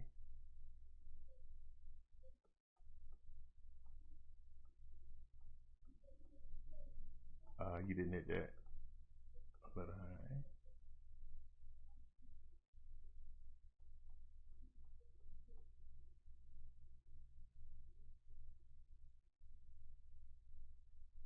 Wait a minute. Here's something for $5.99. There's one for $5.99. Why do you think popped up before? I hate when they do that.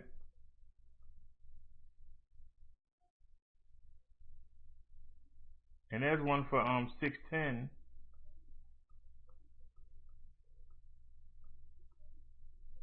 Well, this is what we're looking at, $6.39. But hold on, it's something cheaper than that. That'll be here tomorrow.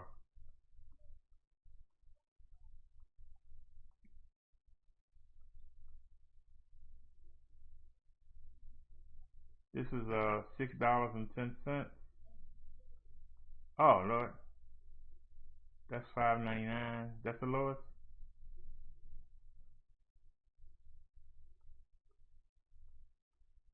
Wait a minute. Do you have to have a qualifying order for $35 though? And let's find out.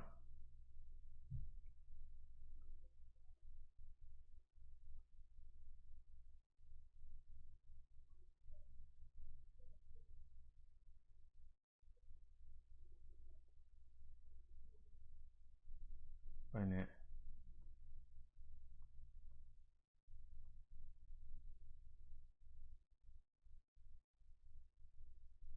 What's the details?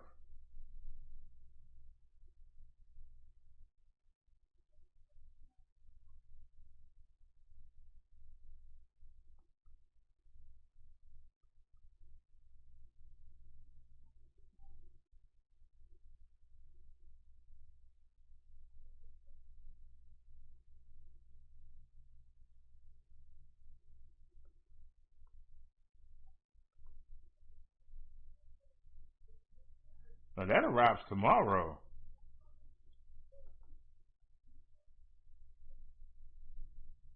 What arrives today? But these are tomorrow. What arrives today?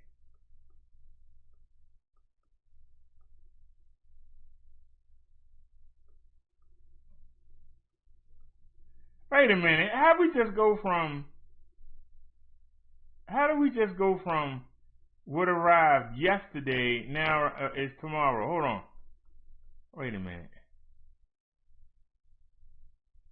Go back to the cart. And where's the one we got? I think we just got gypped or something. Hold on a second. Now, did an hour just pass or something? No, it arrives tomorrow. Okay. So what's the cheapest thing? I mean, tomorrow's is better than Wednesday. Go back.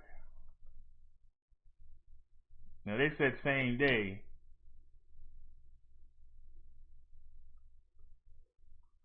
Okay, $5.99, $5.99, and there wasn't no deals that beat that $5.99.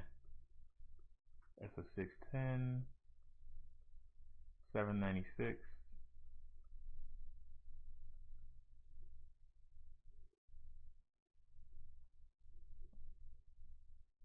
All right, so $5.99. Go back to your calculator.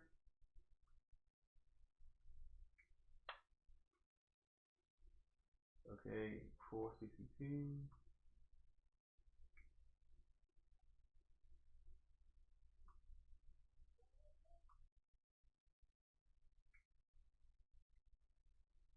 Okay.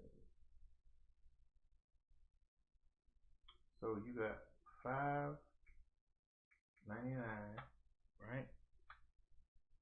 Times 0.6% Maryland state tax. That's 36 cents. So 36 plus 0.36 cents. That's 635 minus 4.62, 173.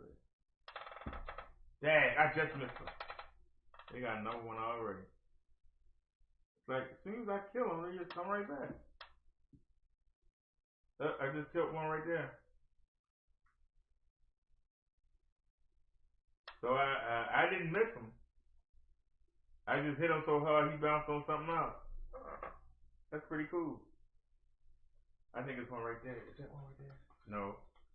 Alright, cool. Any of them on the wall? They like to relax. What about over here? See? Stop me from doing what I'm doing.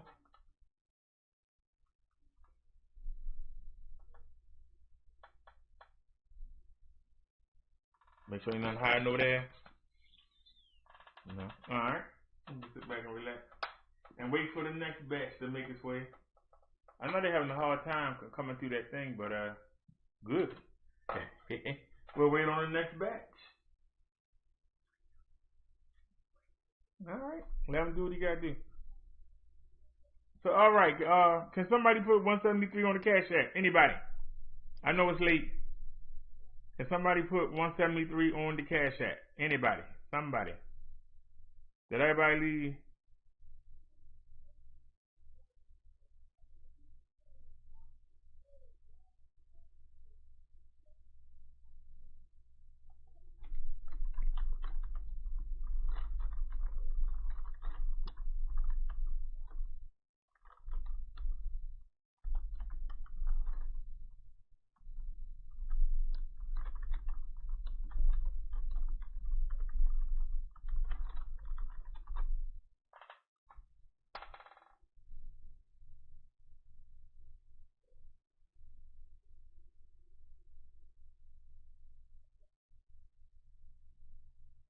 Yeah, funny, McDuck.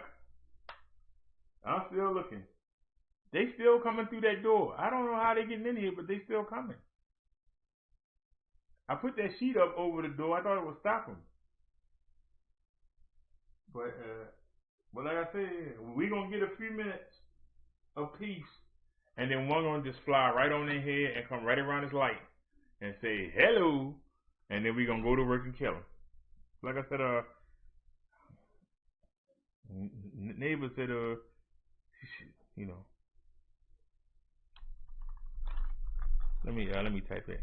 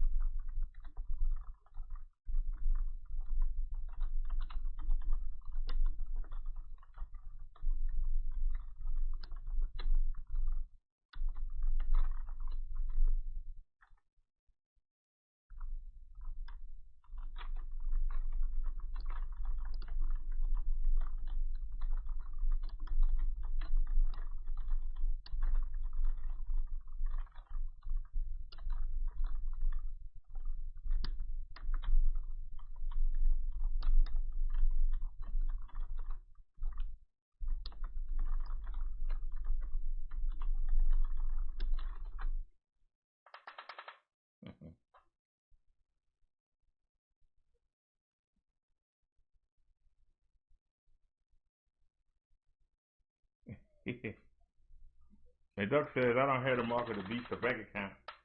If you were close, then yeah, I got cash. Well, we only need $1.73. If nobody don't help, then we'll just keep using this cord. It ain't gonna kill me.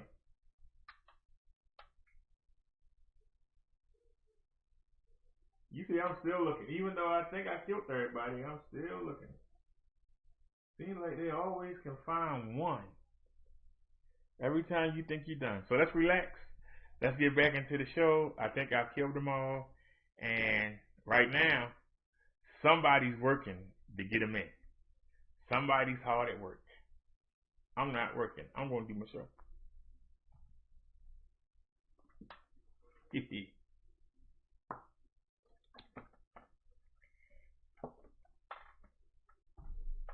Alrighty, y'all. If somebody want to help us with the depth, fine. If not, don't worry about it.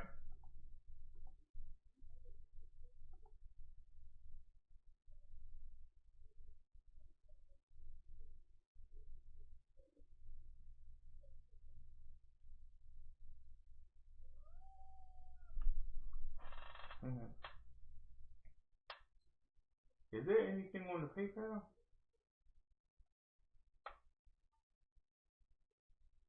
First off, is there anything on the card?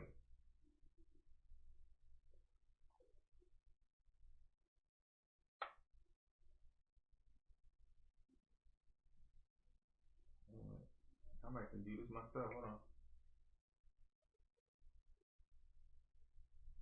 Ah.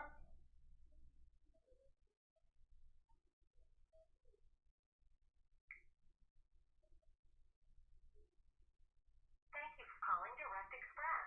Enter the last 4 digits of your card number.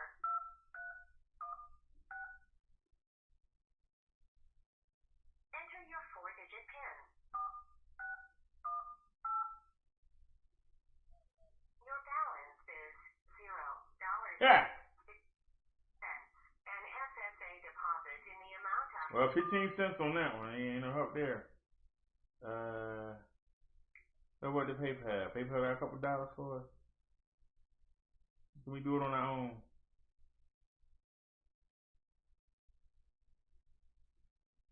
Can we do it on our own?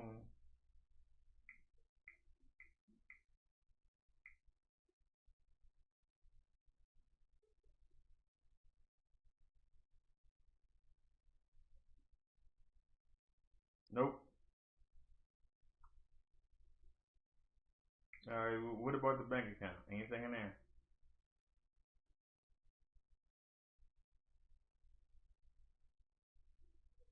I'll be an old man waiting on this. No wonder nobody don't like this cover. Come on, man.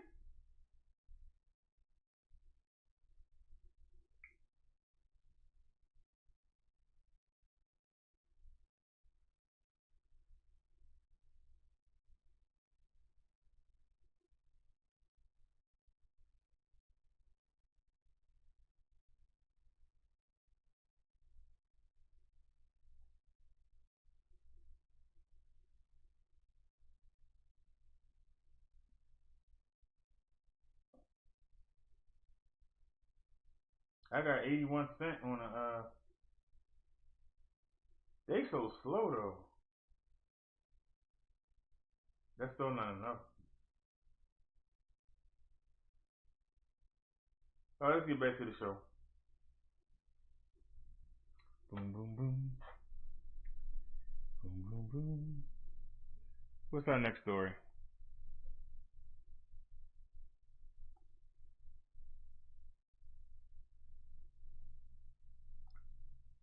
I want to see this for myself. Hope y'all enjoy it. I want to see this. I have a challenge for all of you.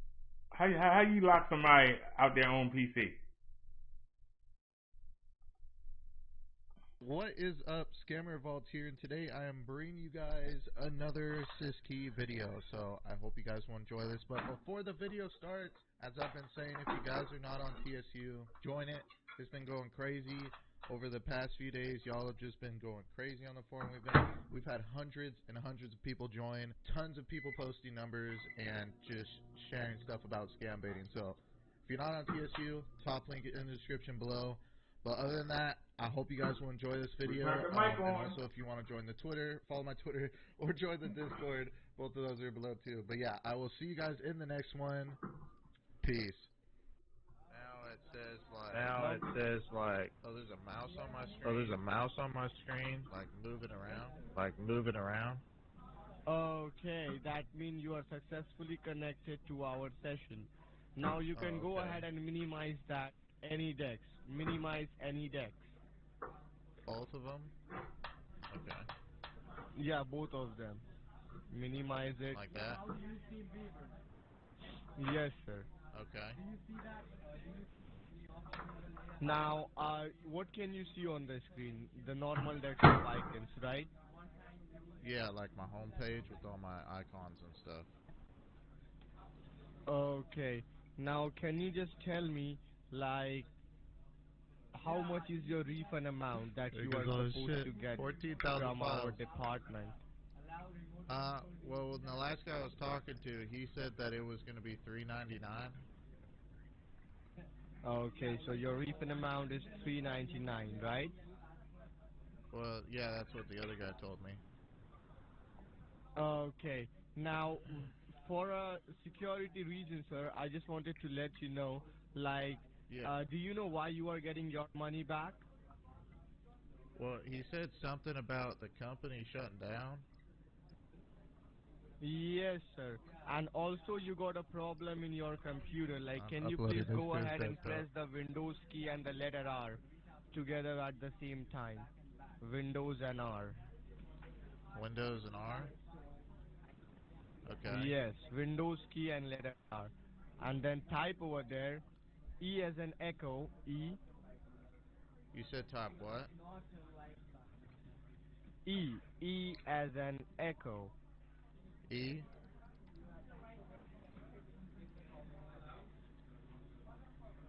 Okay.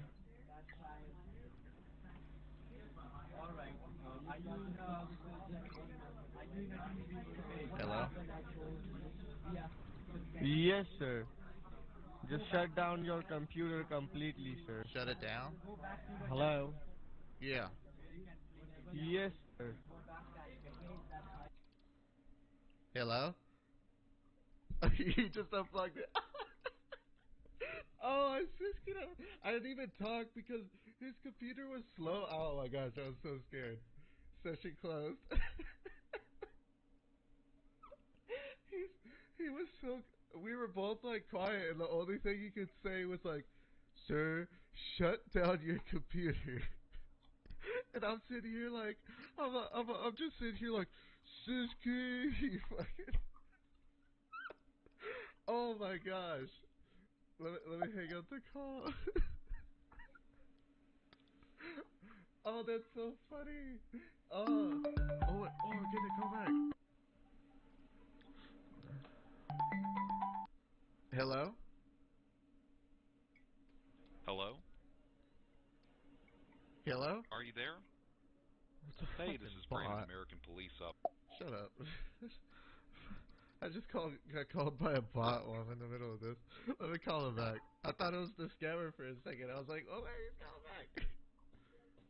I'm going to call back.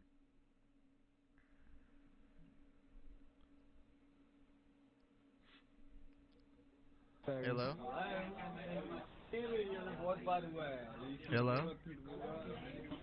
Yeah, thanks for getting connected. This is David. How may I help you? Yeah, I was just speaking to somebody else and my phone call got disconnected. Yes, sir. Yes, sir. How may I help you? Well, the other guy was helping me cancel my charge, and he had me open this AnyDesk program. Yes, sir. So just tell me the ID number. Just tell me your ID number. Yeah, it's 216. 103. Okay. Okay. 567. Alright. Now just give a click on the options. Oh, something just came up saying accept and dismiss. Just give a click on accept. You said click accept? Yes. Okay. Okay, I clicked on accept and now it says waiting.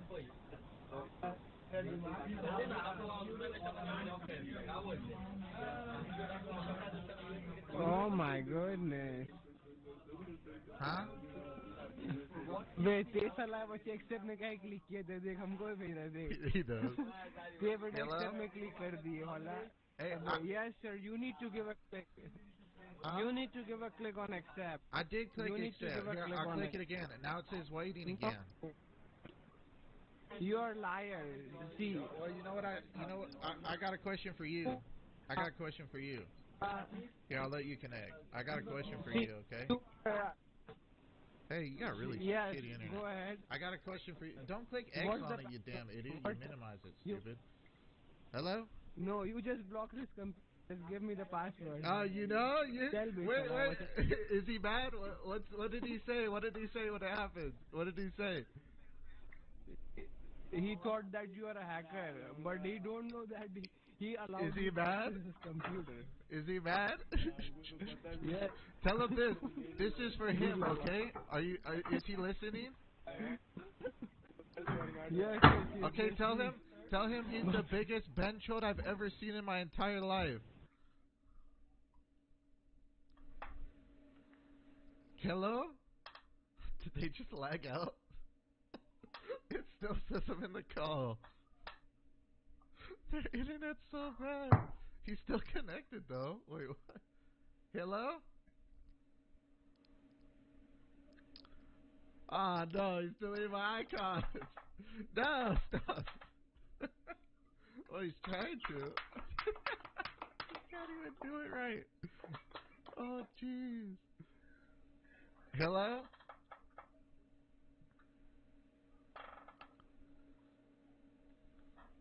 Hello?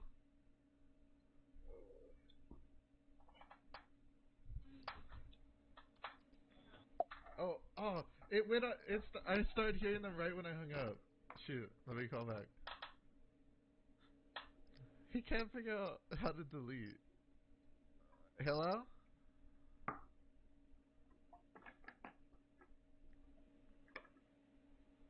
Hello? Man, their phone system's really bad. We are not able to take your call right now. Let me call again. Oh, what's he trying to do? Look at my Spotify playlist?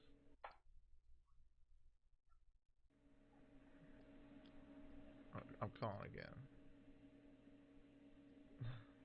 Hello?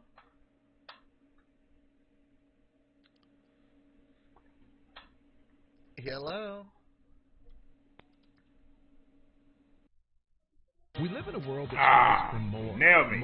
More. I got nailed by that commercial.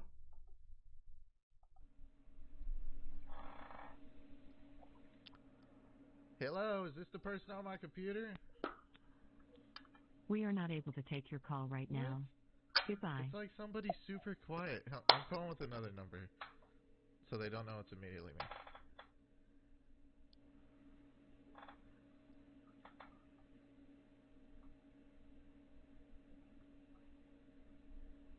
There he is. Hello. Can I get him? Ah, got him. Put a double stamp on him.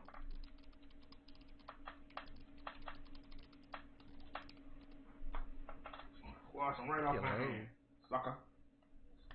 Anybody else got some lip? He's just not picking up. Wait, let's see if I can get him. What's he doing? It really helps with this is soap. I wonder, maybe he'll call me back. Let's see.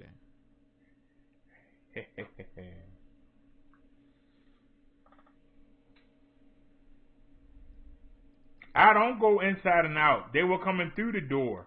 My neighbors kept opening the door up. I don't open the door that much. Maybe he'll pick it up now. I wanted to tell his colleague how dumb he was.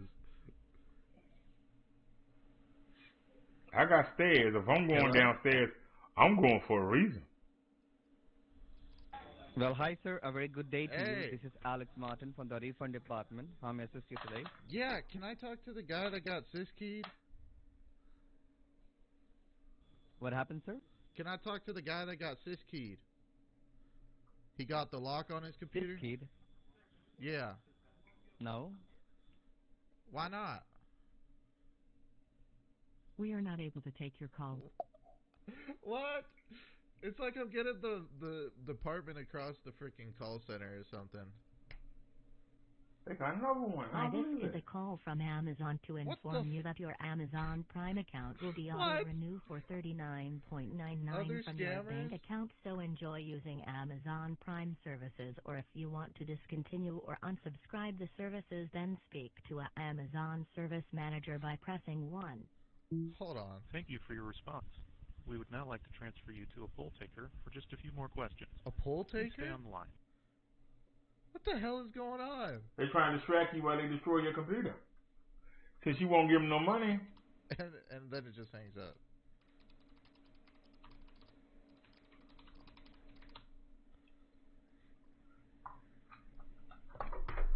I told him, I gave him the number, call me now.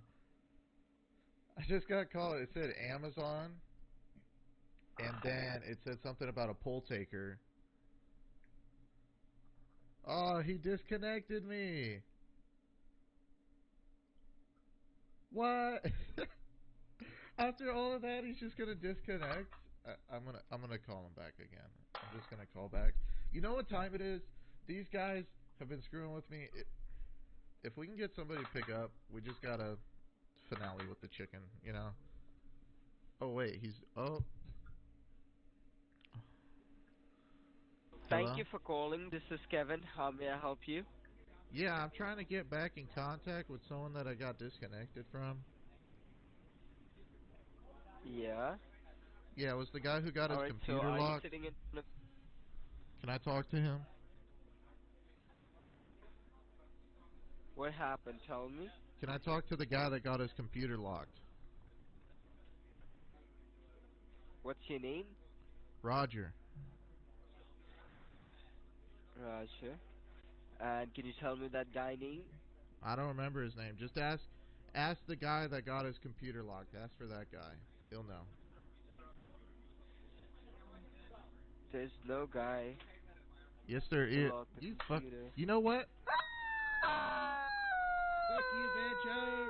You got sis-keyed and now you won't let me talk to the guy. Because you little coward, you Bencho. Screw you.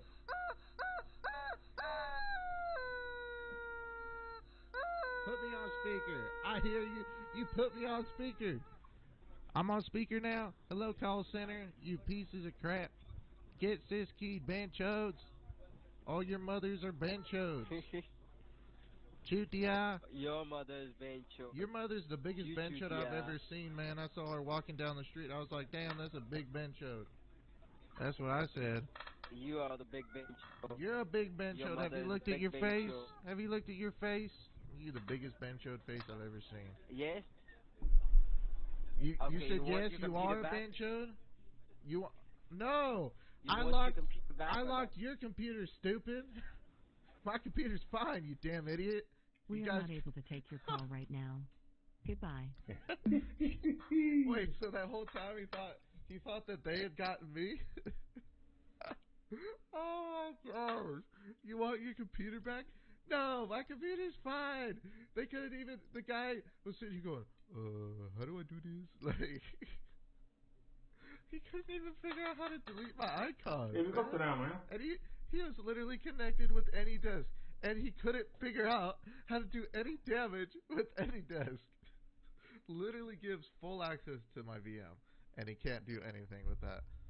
My gosh, these guys are just incredible. Incredible. This needs to be a study for like how dumb scammers can get. Yeah. Alright, I'm going to end this video here. I hope you guys enjoyed this. I know you guys are always crazy about the sis-keys, so yeah, I hope you guys enjoy this. And I just want to say thank you for everybody that joined TSU. After the last video where I shouted out TSU, we literally got like 200 people that signed up. We got a few people that were posting numbers that were, you know, so it's just awesome because, you know, I've been working on this for a while, and it's great to see more people coming in and posting numbers and joining the community and stuff. So, yeah, but other than that, I'm going to end this video here. So if you guys enjoyed it, please give it a like. Now, the other guy is funny. This guy is not funny, but this guy actually does damage. He locks up the scammers' computers. The other guy frustrates and wastes that time. The time they wasting with him and not getting no money, they not cheating our grandmothers and grandfathers. This guy really slows them down because he locks their computer up so they can't scam the old people. At least if it's 5 of them in their place, one of them is going to take days to get this computer back up.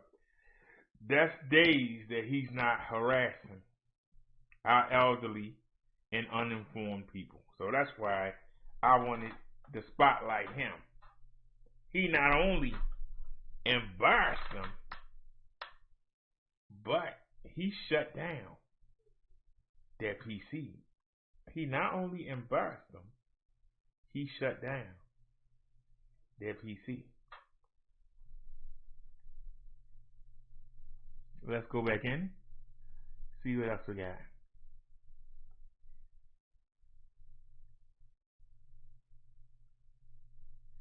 Alrighty, y'all, bit of news here.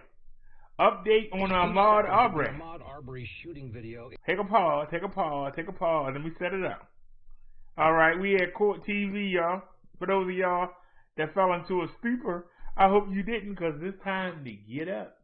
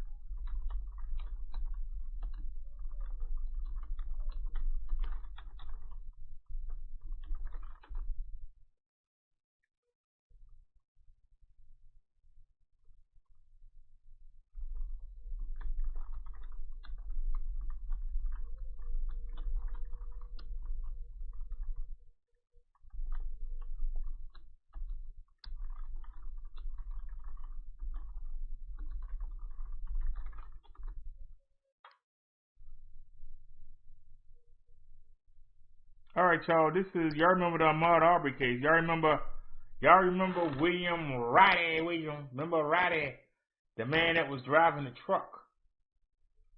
The man who said that he was innocent and all he did was film. This man actually hit Ahmaud Arbery with his truck. Ahmaud Arbery's fingerprints are on the truck, along with the fibers from the t-shirt he had on, and there was a dent at that exact spot. So he didn't not just be there. He turned and made Ahmaud Arbery run toward the McMichaels who were down there waiting for him. And when he got down there, he was about to go back the other way or run to the side when Roddy came down and was looking like he was going to follow him up the grass. So he went back toward the front of the truck. But by that time, Travis was already from the driver's side coming around the front of the truck. And that's how he got into the tussle with Travis and Michael. And then you know he got shot 3 times, right? So let's look at this man still trying to get off. Few seconds of the Ahmaud Arbery shooting video, it's clear that Roddy Bryan, the person recording, is also driving. 5 seconds in, we see Ahmad for the first time. He appears to be running at a consistent pace. At 9 seconds, we get the first look at the truck stopped in the road. The driver's side door is open. The man standing outside is Travis McMichael. He is armed with a shotgun. Standing in the back of the truck is Travis's father, Greg. He's armed with a handgun. 2 things to notice here as the camera starts to move erratically. Watch Ahmad as he appears to realize what's in front of him. He decides to go around the truck on the right-hand side to avoid Travis. Now, watch it again and think about Roddy Bryan, who is shooting the video.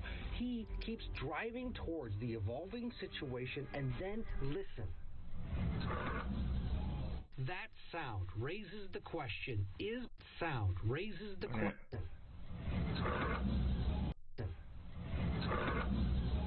That sound. Listen. Now, if you notice, if he did have a gun in his hand, and you notice that he turns back, because he was going to run up. See this drainage ditch? This drainage ditch would have caught his tire, and he wouldn't have been able to come up there. And then you got a tree and a fire hose. He could have ran straight through, and that car couldn't follow.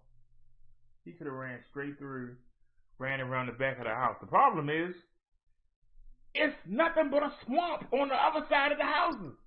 These houses are on the water. So even if he had made it, where was he going to go? Some of them would have went to this side of the house. Some of them would have went to that side of the house. He can only go up or down. If he had even tried to make it through them houses, he can only go up or down. He's basically trapped. And he's already made contact with Roddy's truck. Why would he think that Roddy was going to run him over when there's a dent right where the truck hit him at? So Roddy made him run that way. Took a few seconds to start recording on his phone, picked his gun up, and then continued in the chase. And so now they got him hemmed in. Even if he could have made it to the other side of these houses right here, there's nothing but water there. Where is he going? Is he going to get in there with the alligators? So he didn't have no choice. He tried to run back around the truck, and figuring that Travis was still at the driver's side door and the father was inside the truck, they couldn't catch him. But he didn't know that Travis, in that little bit of time, he didn't stay there. He actually maneuvered around the truck. And so when he came up, he ran right into Travis. He thought that he was going to pass them and keep running. That sound raises the question, is Bryan cocking a handgun from inside the car? Bryan maintains he was unarmed. As we break down the next sequence frame by frame, we see Ahmad on the passenger side of the McMichael's pickup. In the next frame, we can only see Greg McMichael, who appears to be holding a phone in his ear with his left hand. We know his right hand is holding a pistol. Now we see that Travis McMichael has moved from the driver's side to the front of the truck with his shotgun, presumably to confront Ahmad. His right leg shows his knees are bent, his head is looking forward. In the next frame, we see Travis has now stepped back, and this is when we hear the first gunshot. The next frame clearly shows that Travis is being pushed back and Ahmad has his hand on the rifle. Watch as Ahmad releases his hand and hits Travis, first with his left hand, then with his right, as the struggle moves out of frame. Greg, meanwhile, now in the back of the pickup, puts his phone down and appears to ready his pistol. Then another shot. And we see smoke coming from the struggle. At 27 seconds into the video, Travis and Ahmad can be seen again struggling over the rifle. Watch right here. Ahmad pulls his right hand off to try to hit Travis. This gives way to the final shot. The final frame of the 36-second video shows father and son each holding a firearm standing in the street with Ahmaud Arbery laying on the ground dying. Joining me now by phone is Roddy Bryan's attorney, Kevin Goff. Kevin, thank you for coming on the program and lending us your time this evening. You tell us, McDuck. First thing I want to do is just let you have the floor and share anything you'd like to share with us, clarify. You just saw it with your own eyes, sir. Clarify, please. Well, our primary concern right now is for Roddy. He's got basically uncontrolled high blood pressure at this point. The jail's medical staff has done an excellent job trying to address it. But we're very concerned about his health, and obviously we believe he should have been given bond a long time ago. We have a motion pending, which we expect the court to set down for a hearing shortly. Gotcha. Okay, so another motion to reconsider the bond, and you're going to cite his health as an issue. And certainly you'll keep us posted on a date. I assume no date set yet for that? We were hoping the first week of December, but we don't have a date for that yet. Okay. And speaking of dates, there is no date set for this trial yet. And I wanted to talk to you about the issue of a speedy trial. Certainly it's always a consideration in any criminal case for any defendant. And in an interview that you gave earlier this year, you had this to say about the jury selection process. We have this quote: "We don't need to spend weeks picking a jury in this case. So why don't we just go ahead and agree now to take the first 12 jurors in the box? Roddy and I are quite comfortable with having this case tried this summer by the good people of Glynn County." End quote. So my question to you tonight is, do you still feel that way? Absolutely. We want our jury trial, and we want it now. We will be filing a motion plea and bar sometime next month. I missed the last time. Be dismissed for violation of his speedy trial rights, and at some point we'll get a hearing on that. I missed the last time. We believe that the state of Georgia was able to arrest Michaels in 24 hours, and here we are going into January, and we are nowhere close to having this case tried. So we are insisting on our speedy trial. We will file a plea and bar at the earliest opportunity, and we will ask the court to dismiss the indictment with prejudice. Okay. Well, certainly whenever that day comes for trial, that cell phone video that Roddy Bryan shot is certainly going to be a critical piece of evidence for both sides of this case. And my question for you tonight, Kevin, is why did Mr. Bryan film that video? Mr. Bryan filmed that video to make a record of what was happening. That's why. And I don't think there's any question as to what his motives were. There have been absurd suggestions put out in the media by others associated with this case that it was something else. But the facts and the circumstances are entirely consistent with our position that Mr. Bryan was simply a witness to the shooting. Did Mr. Bryan ever call 911 that day? Well, I'm not going to be getting into the evidence in the case because, among other things, the judge has already expressed concern about the lawyers speaking to the media in this case, including the prosecution.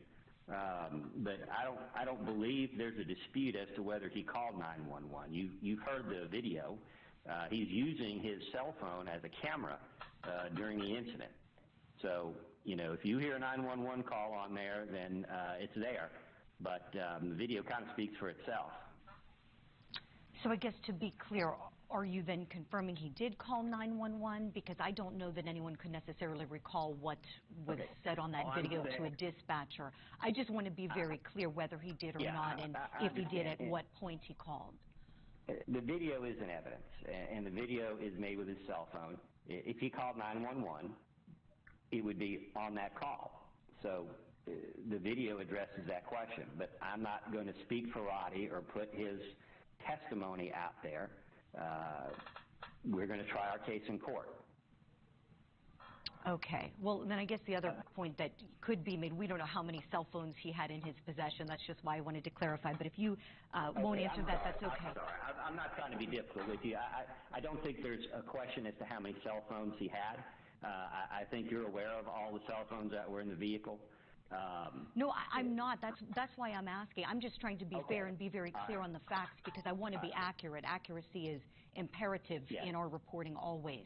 So just wanted to ask you for clarification because you would certainly know, and I know you mentioned there's been all sorts of different reporting that's been done out there on motivation for filming, and that's why it's a perfect opportunity to just clarify anything you want to clarify. That's why I asked you that question right at the outset.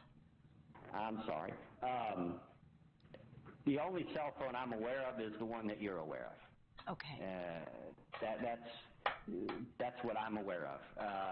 I know there are people out there that have 2 and 3 cell phones. I'm sitting here with 3 cell phones as we speak. But Roddy's a pretty simple person, and to my knowledge, there's no evidence that there was more than 1 cell phone. Yeah, you can tell he's simple.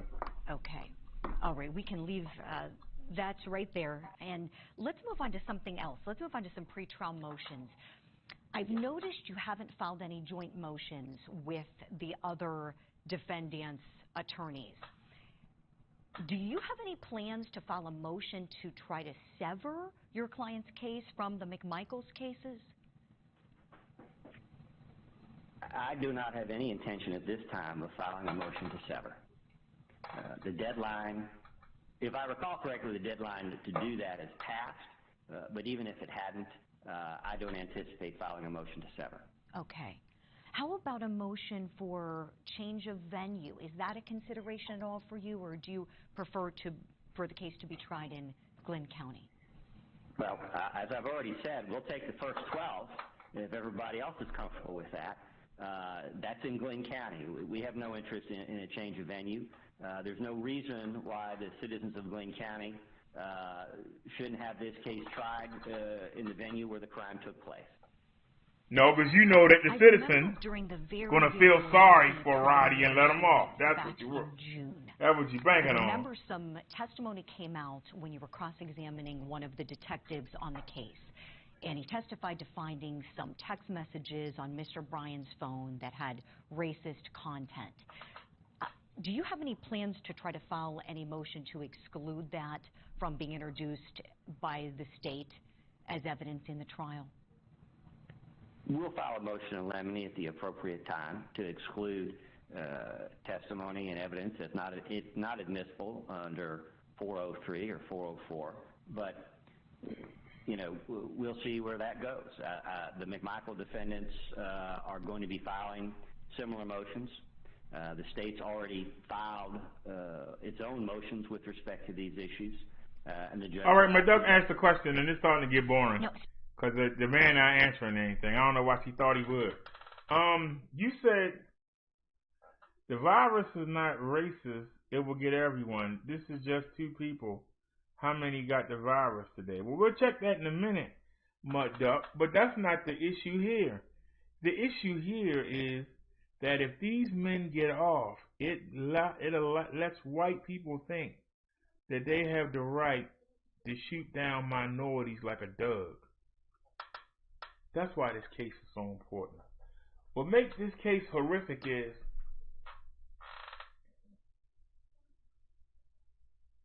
you got a police officer that's in the cab. And what people don't understand, Travis was in the armed services. So Travis is a trained killer. He don't look like much. But he is a trained killer. Do y'all understand that?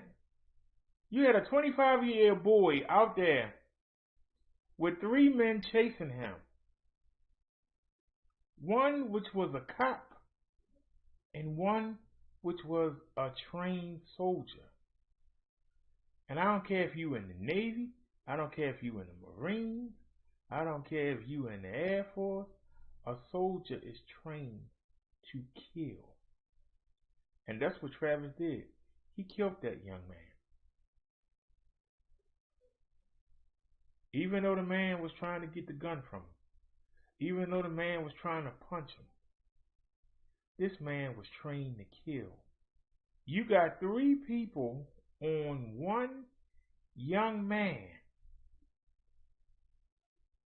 Who was going to help him in that neighborhood? Nobody. And he didn't have no friends. The environment wouldn't even help him. because he couldn't run nowhere because he was running in a circled loop because there was water surrounding that area. Even if he had made it and had made it up that hill and got in between them houses, they would have surrounded him and killed him. There was nowhere he could go. He could take a chance and jump in the swamp with the crocodiles, but could he swim? We don't know. So this man had no chance. And whether or not, whatever you think about that man, think about the fact, why should an American citizen be scared that people can just come out the woodwork and kill him? Explain where that's in the Constitution at. That you can't even walk down the street without being afraid that some crazy white people are going to come out there and kill you. And then when the cops come, they tell them, oh, he did this, he did that. And then they go about their business, and then your family had to come bury you. Because if Roddy had not filmed it, we wouldn't know nothing. Roddy actually brought this to the light, because this would have been another black man killed. One, you got a former service member, you got a former cop, now investigator, and you had Roddy would have been the witness. And they would have said that he was trying to steal. They could have went in the house and took some lumber out and laid it next to him, or got one of the tools out that was there and laid it next to him, and they could have said that he stole something and they were trying to stop him and he fought them and they had to shoot him. And everybody would have believed it, because a lot of the people that lived in that community, they had Facebook groups, and they went on there and said the most racist stuff they could say, some of the most nastiest stuff. So that's why that lawyer wants to be tried in that county. I want you to think, when you talk about the power of being white, that even though McMichaels didn't do the training to keep being a police officer, that the police were telling the people, you got the McMichael guy on your block. What are you calling us for? Call him. That's power. The man's not even a real police officer, but he still got power. What you calling us for? Call him, he's right there. That's power.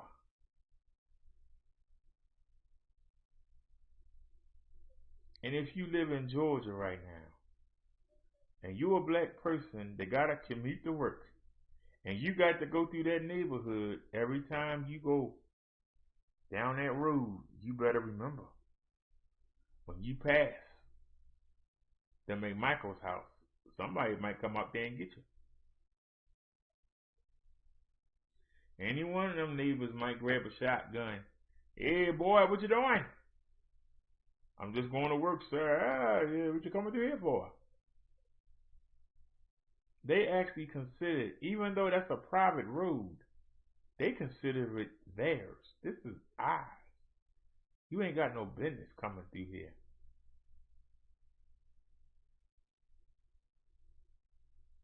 Even if you walking through a gang territory, or you walking through a drug block, or even a drug corner, won't no drug dealer tell you you can't come through there unless you've done something. But these people, anytime somebody who don't look like them come through there, they on them like white on rice. Hey, what you doing here? Hey there, boy. Hey man, you don't belong here. What business you got on my block? Why you in my neighborhood? We pay to live on the water. We don't want to see you.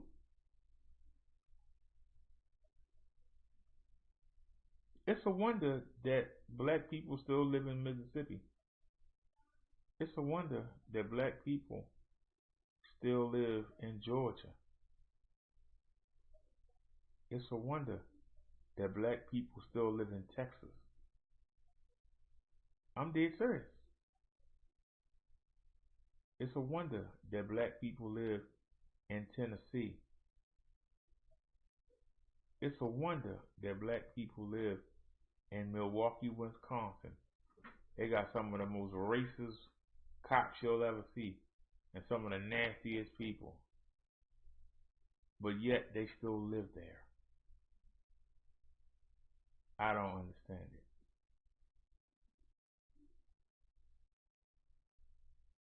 You live there at your own risk. You are there at your own risk. These people don't see you. It don't matter. You got a suit on. You can have an Armani suit on.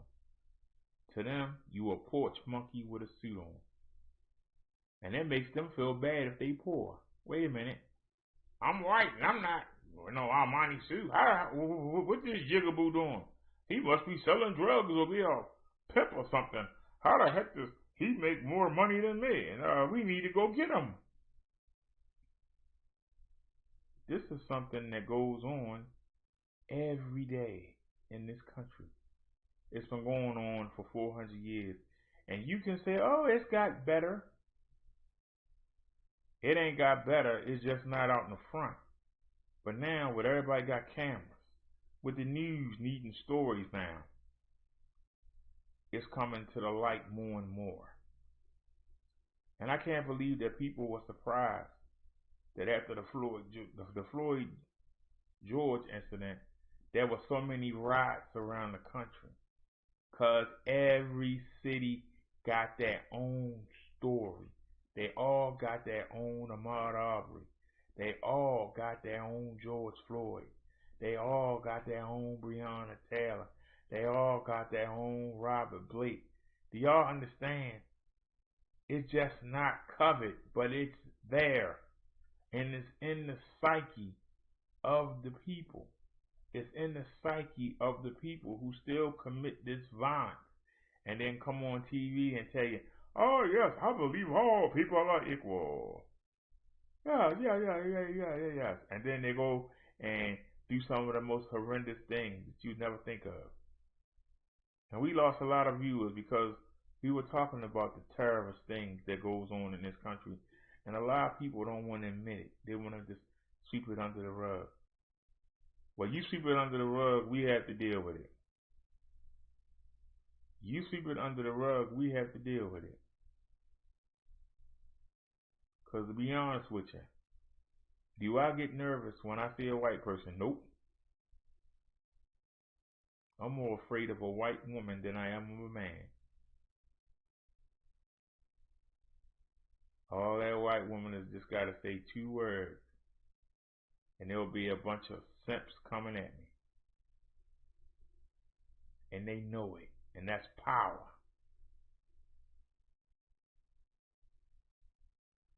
If every time one of them lie and say a man tried to rape them, if we went and killed them, they wouldn't do it then.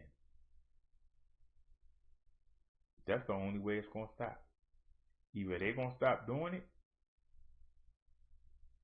or we're going to have to kill them. That's why there ain't no end to it. That's why it will never go away. It's still going to be there. Y'all get mad at me all you want. The reason why, every time somebody black try to do something, they use a woman to bring it down. Even to the point when they actually give grants to minorities, who the first person to show up? White women. I'm a woman, I'm a minority. How the hell is a woman a minority when you outnumber men 5-1? How are you a minority?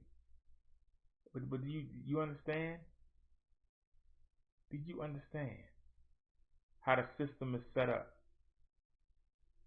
And I'm telling you the truth, and you don't want to hear it. You want to just let it go in one ear and let it go out. He's just talking stuff. He don't know what he's talking about. Yada, yada, yada. And things don't change. And that's why they keep being swept under the rug. And then every once in a while, somebody just busts through the carpet and do something stupid. And it's going to keep happening. It's going to be that way.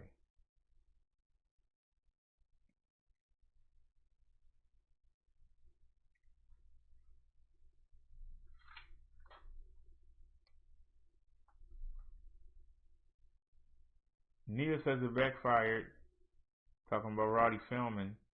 McDuck says they had their lawyer talking so we can watch the trial together. Another OJ trial that took a year. People loved it. Everyone see me working hard for my dollars. What little girl? Or another asteroid hits the earth, or better yet, car comes back. Hey, look, McDuck. Do you think that OJ is guilty? I don't know. But I do know one thing. OJ Simpson was the only person that I could remember growing up, I ain't saying it ain't been others, that actually beat the white man at his own game.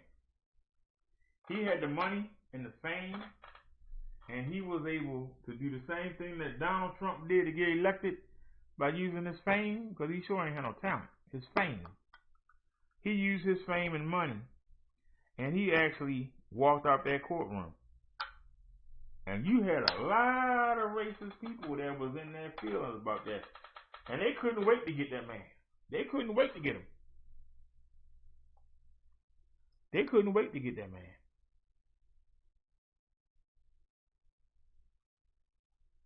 They couldn't wait. And that's the key. This is the problem that I want y'all to understand. Listen to what I said. They could not wait to get that man. But what do you mean, Brother Derrick? It took them years, but they waited patiently. They knew they was going to get him on something. They knew. Keep putting the pressure on. We're going to get him on something. And they got the man for taking back his own stuff. Try to give him 30 years for taking back his own stuff.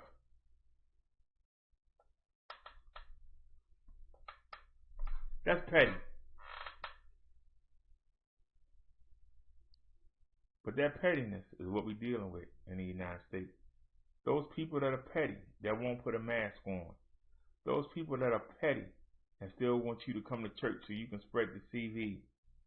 The people that are petty, that don't want to give no stimulus relief. The people that can't put food on the table. Those people that are petty, they are in this country. And they are dangerous.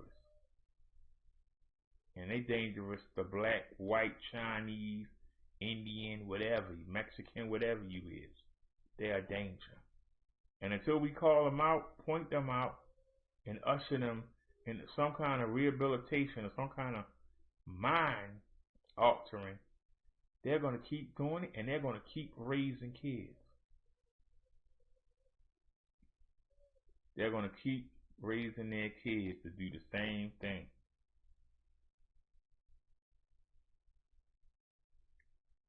I love when some, and I hate to say it, but some trailer park trash when they look at you and say, "Oh, you stinking nigger," and it's like, "Oh, you stinking cracker," and they look back at you like, "Huh?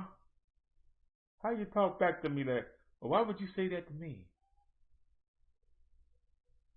They get offended when you call them trailer park trash. You say, "You old living in a gutter." A daggone white homeless person still think he's better than you if you walk by in a suit. And not all, but the ones that was raised that way. They could be living under the bridge and see you walk over the bridge. You got your nice little wingtips on. You got your nice little suit in your briefcase. They go, look at him. Piece of trash in a nice suit. They living under the bridge, but they think you a piece of trash. And it's been that way. The poor white people that were the ones that held the whip, the ones, the bosses, the ones that worked for the plantation owner. They didn't own no slaves. But they thought they were better. And it's still that way. You got a lot of poor white people. Go to Idaho. Go to Iowa. You'd be surprised how many people you see living hand to mouth. But they still think, hey, I'm poor, but at least I ain't black. And when they see you do better than them, oh man, they want to tear you down.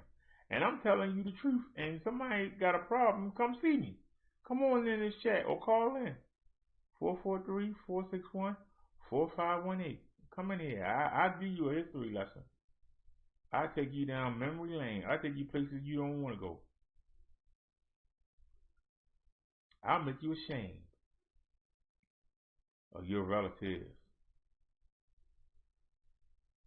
Because if he really wanted to make this an equal country, that should be a national raffle. Everybody's name should be put in the computer, and everybody should be given a job, a house, a car at random. And if you don't know how to do the job, we'll train you. And just make it equal and see what happens. What's going to happen to the spoiled little rich kids when they wind up having to work at the 7-Eleven with Rahib? What's going to happen to the spoiled little rich white girls when they got to work in McDonald's and Wendy's and Burger Kings with the ratchets? What's going to happen? You would see the whole race crumble. If you think black people doing bad, imagine white people if they had to do the same thing. They would crumble. Somebody tell me I'm lying.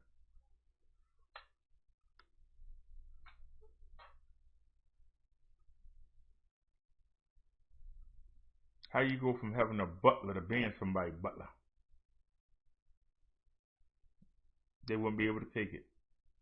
It'd be a civil war.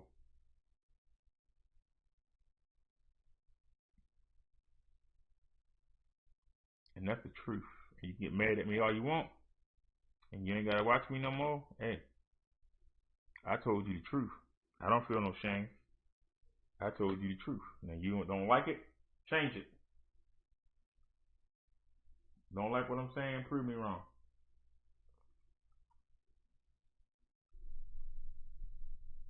Let's continue on.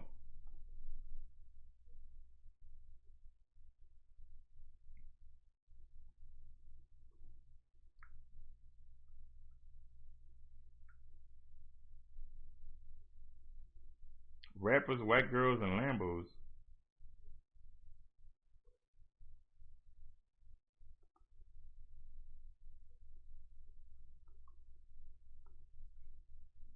This rough right here.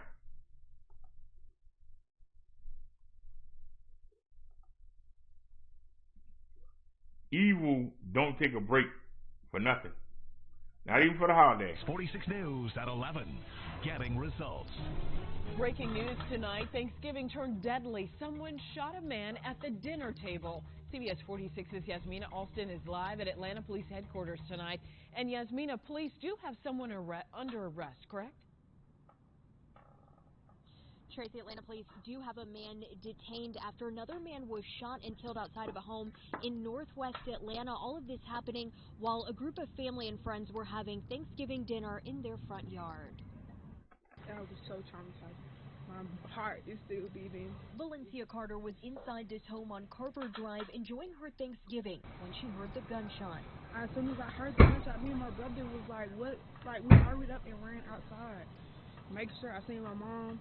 And I seen my sister across the street. Carter's family and friends were outside eating in the front yard when a man was shot and killed.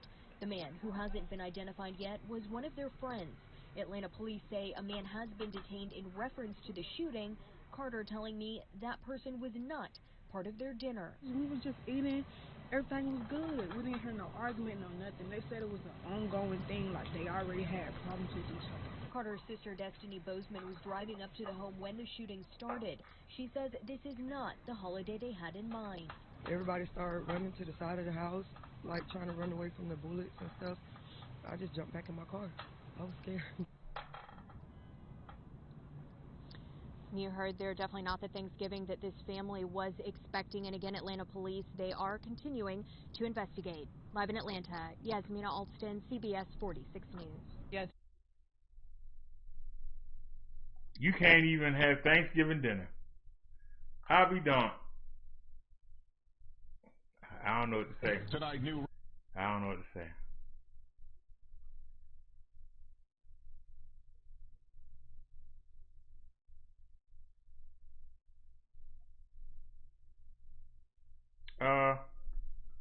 Tommy TR7 says, I respect your thoughts and points of view. Do you think it looks like we're heading towards a civil war regardless? A civil war between who? Black people ain't united enough to have a civil war. And we only 14% of the population. If it's going to be a civil war, it's going to be between the North and the South again. If it's going to be a civil war, it's going to be between the North and the South again.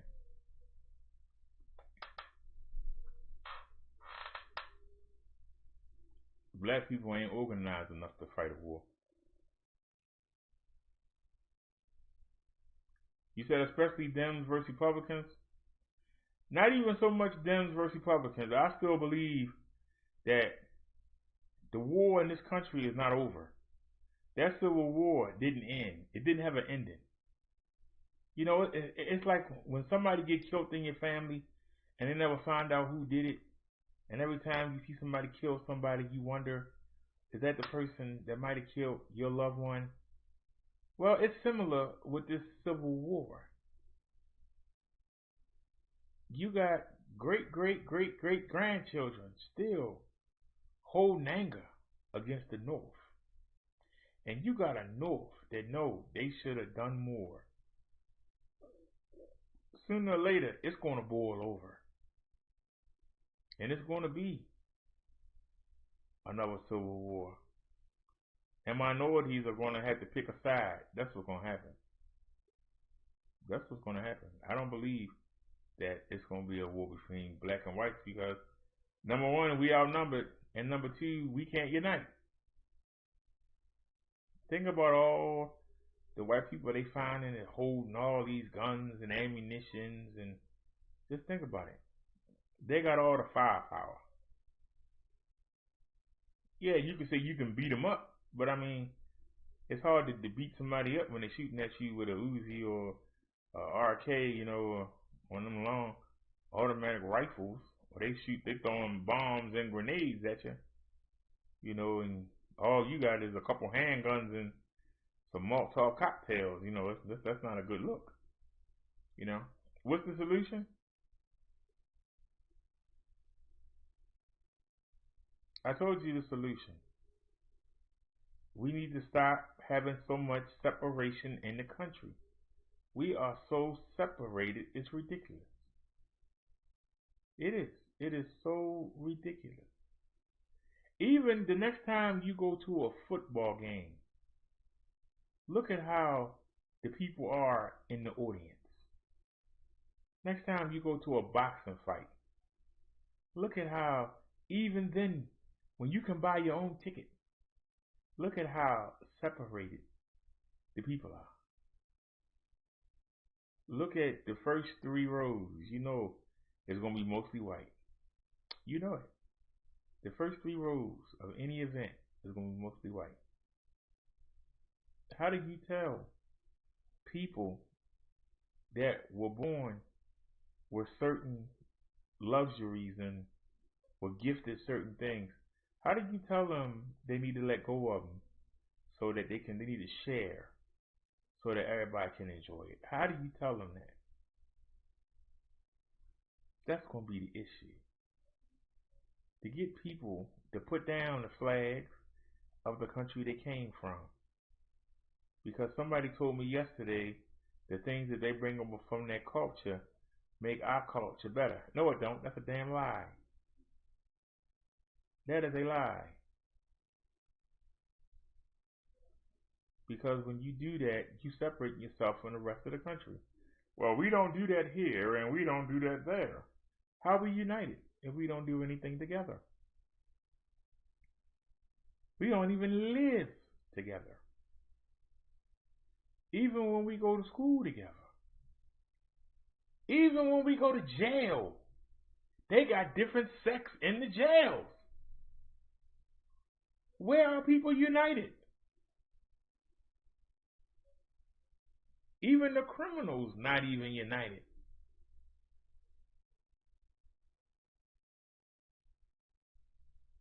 Let that marinate. If the problem is the supremacist white people, why are the Crips versus the Bloods? If 1%ers believe they're above the law, why ain't they fighting the law? They're not fighting the law. They fighting each other. Where is the unity? If all the bikers got together and said, we taking over South California, the authorities in South California got a problem. But as long as they keep fighting each other, guess what? They're not a problem. You can talk about the Crips in California and the Bloods on the East Coast, but as long as they fighting with the Trinitarios and they fighting with the Latin Kings and they fighting with each other, they ain't no threat. They ain't no threat to the people that's well-to-do, except when they decide to do a home invasion on you. They're not a threat to you. But what if you can get all of them together and say, look, we tired of this. We want a fair shake. We want a fair share. And we want you to stop hoarding up everything and hiding behind your gated communities. That's when you see a change. I don't see that happening in the next 50 years. What about you?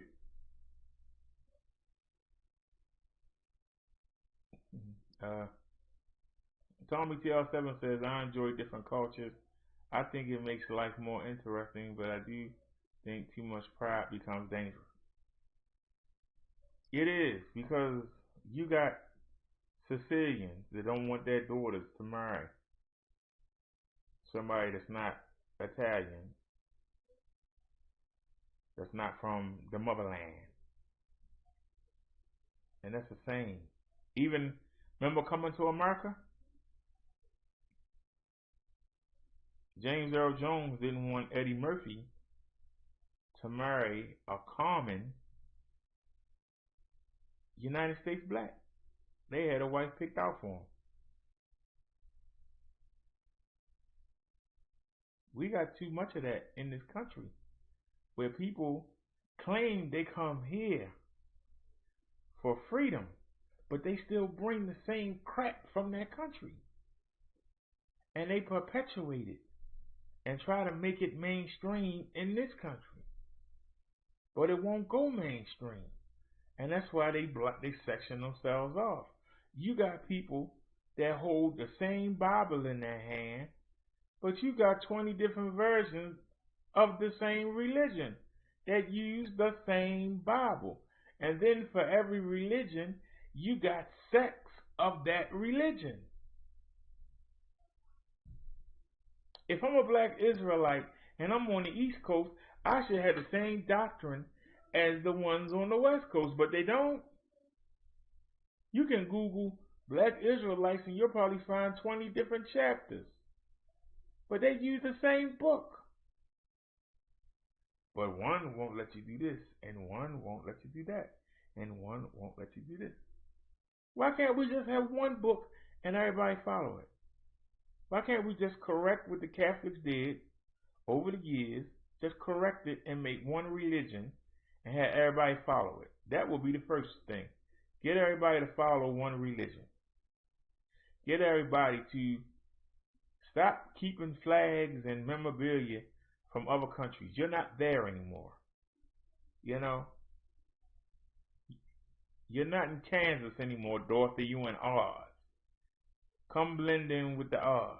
But if you even look at the Wizard of Oz, you got the Munchkins, you got the Flying Monkeys, you got so many everywhere you go. The Emerald City. Everybody is different. How can we say we one country when everybody is different. Some people say that makes us good. No, it don't. Because unless we fighting an outside external enemy, we're not working together. And if we're not working together, I don't know what you're doing. You don't know what I'm doing. So when you see me not as a fellow countryman. You see me as an enemy. And if you see me as an enemy, how can we be united? You have an answer for us, Mr. Tommy?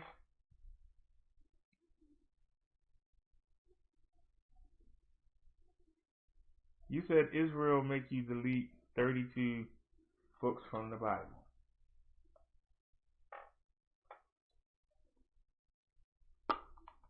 There are so many ways man has taken that Bible and done what he wanted to do.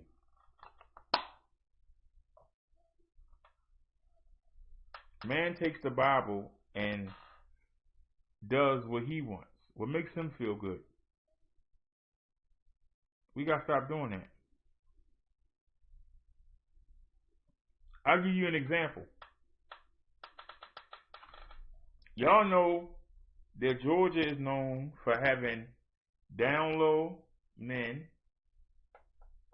Y'all know that Georgia is known for having some of the most racist people out in the hills of Georgia. Y'all know this. This is not a lie. I'm not making anything up. But do you know that when Shrew Freeman said that you couldn't have sex in Georgia, that it was against the law, he was mistaken. And I corrected him on it. I think he's still mad about that, but he didn't say nothing. I corrected him on it.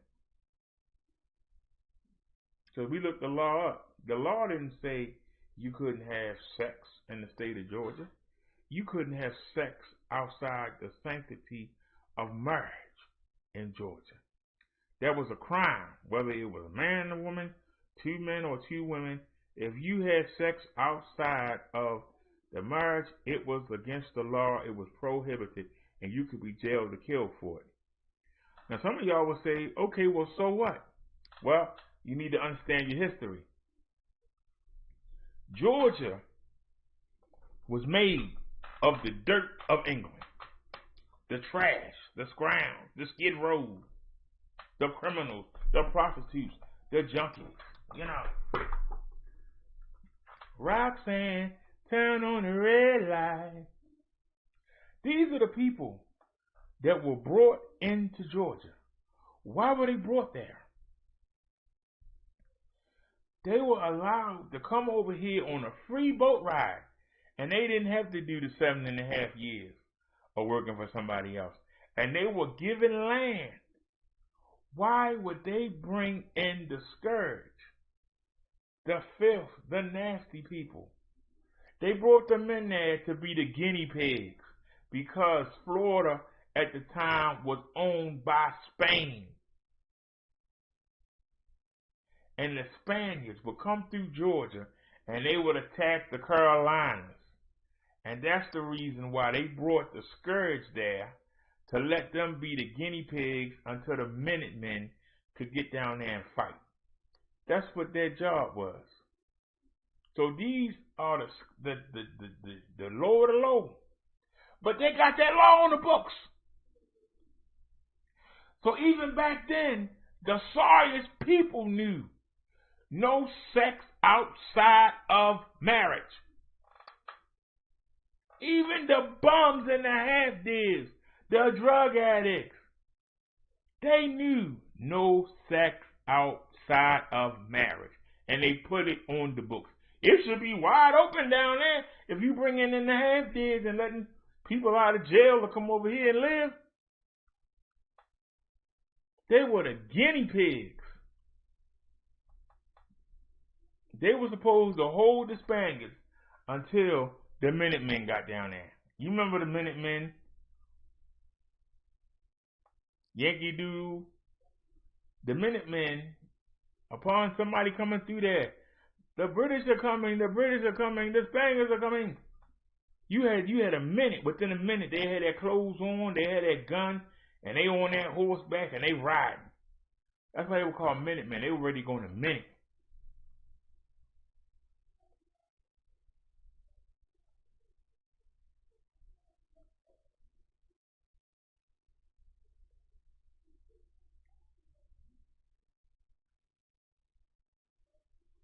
Now, I didn't see the Iran news today. Somebody mentioned it.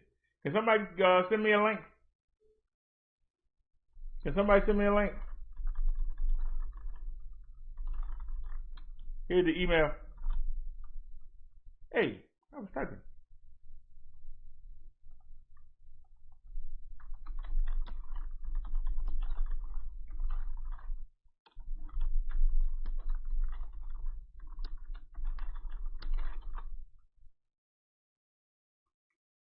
Somebody want to send that to the email. Now, I think we figured out we should actually have a live chat. I'll get back to the topic in a minute. I just want to remind people. See that? It's highlighted. Can y'all see that? It's highlighted. Allow live chat to replay. Y'all see that, right? It's highlighted. Took me 5 hours to figure out what you had to do. What you gotta do is, you can't do the easy thing. Let me break it off for everybody. Tommy says, I really do like this interactive show, my friend. Thank you for addressing my question. Thank you for asking them. Let me educate the people. In order for you to have a live chat replay, you can't be lazy. And when I say don't be lazy, this is what I mean. If I end this show right now, if I hit the live button, it's going to bring me right back to this show, right? It's going to have the same title. It's going to have the same everything. If you do a show, like you change the name and the title and try to redo the show being lazy, you're not going to have a replay. You will not have a replay. That's why I haven't had a replay.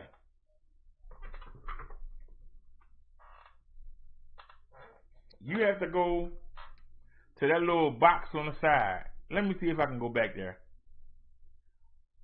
I want to show y'all. Y'all see this on y'all screen? You have to come here. See that little red thing? Don't hit the live button. Don't hit that. You can't hit the live button. You got to hit this red thing. And you got to come set up the whole show. You understand what I'm saying? Look, y'all, we limited, not suitable. Running limited. That's how we don't make no money. Because we too topical. Show ain't even done yet, and it's already limited. Wow, we talking about Trump and things like that. The advertisers ain't going to advertise with you. Well, there you go. But this is the reason why. Right here, you have to come to this little red thing here, manage. And you have to start a whole new stream. That means you got to put everything in fresh. Even your tags. Well, not your tag, but you got to put in your, anything in the description box. You got to put it all in again. You have to put in your PayPal and whatever else, Patreon or whatever. You got to put all that in every time if you want a live chat. If you try to cheat and just use this live button right here, you're not going to have a chat. It's easier. Trust me, it's easier to just use that live button. Now, I'm going to come back in, I hope. And there we are. And that's the way you can do it. If you don't do it that way, you're not going to have a live chat. You said that link to the Iran news. Did you say it?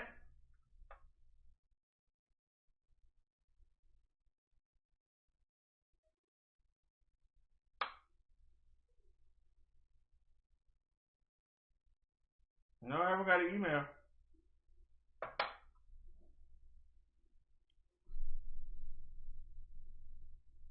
Let me see if I can find something on it. Let's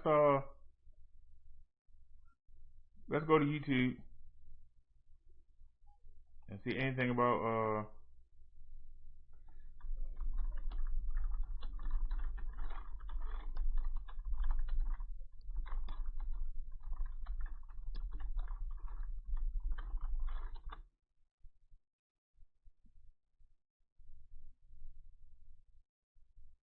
All right.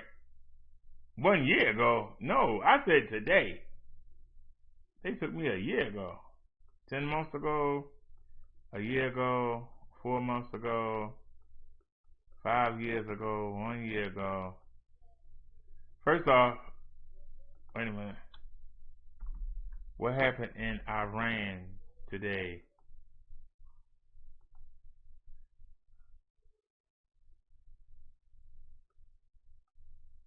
It's still showing 10 months ago.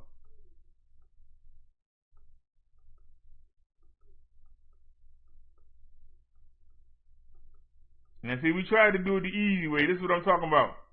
We tried to do it the easy way. Sometimes you can't do it the easy way. Alright? Sometimes you just gotta go. Sometimes you can't do it the easy way. What happened in Iran today?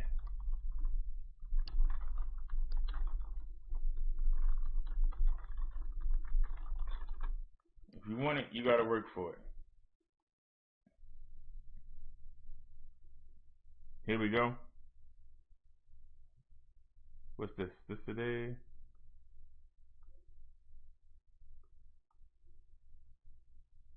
Rouhani accuses mercenary Israel of killing top Iran scientists.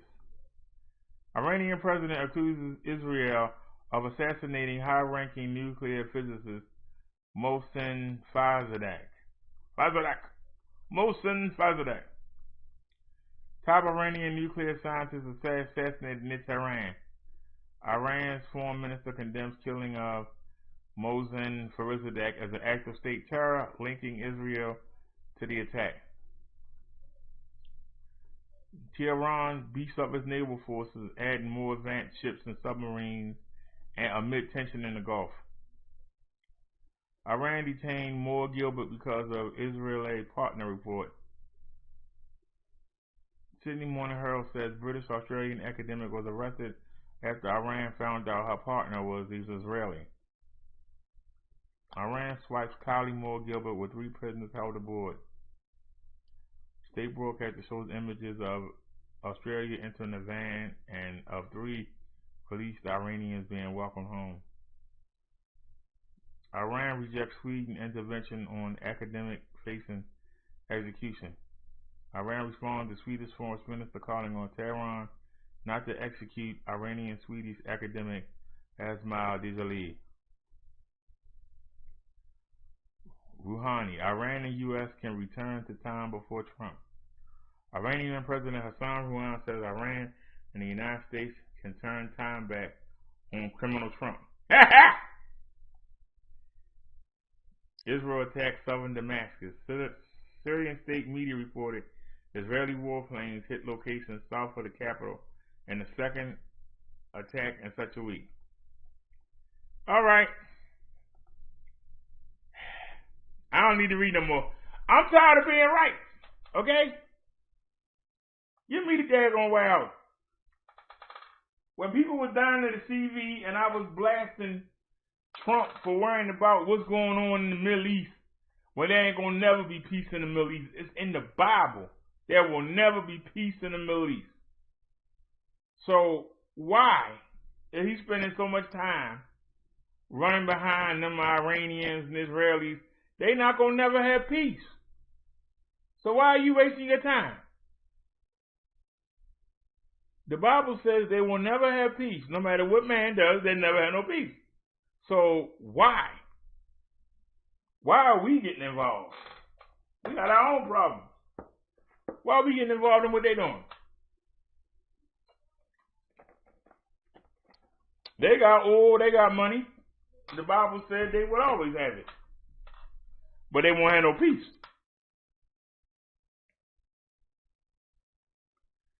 McDuck says you just can't do this, kill whoever, and not expect problems. Trump was bragging a couple months ago that he had the greatest peace plan between Israel and the Iranians, and Israel had already bombed the Iranians twice. It ain't even been 2 months. So, all you did was make me look good. I got videos up. Well, I'm blasting Trump for worrying about that stuff. And as you can see, there will be no peace in the Middle East. That's sort of like saying, I got a truce for the Bloods and the Crips. Yeah, it ain't gonna last long. It ain't gonna last long.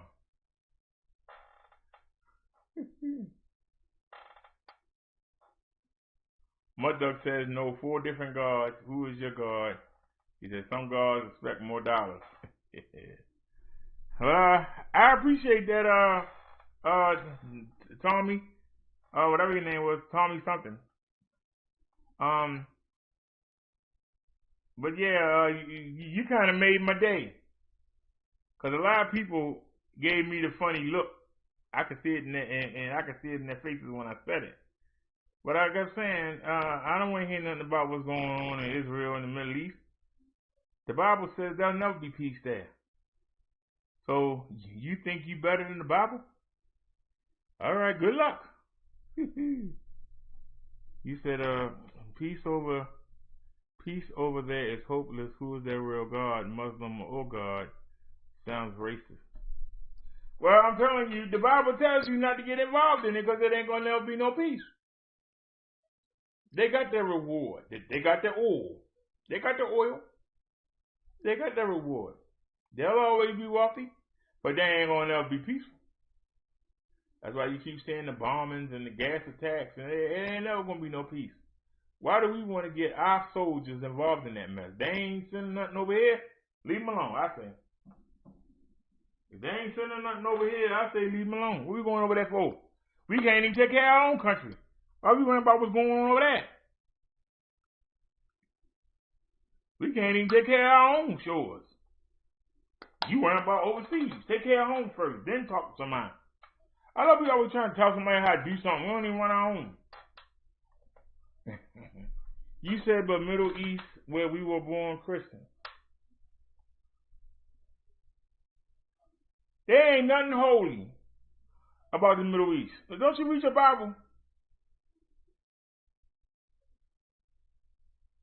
God let all his people get drug out of there. What that mean to you? Some people didn't do what he told them to do. They didn't follow him. They did what they wanted to do.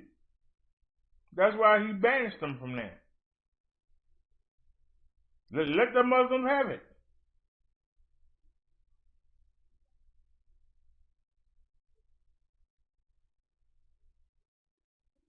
Why we keep looking back? We need to look forward. The Israelites did not do what they were charged to do. That's why they were thrown out, drug out. I'm waiting for Jesus to come build a new Israel.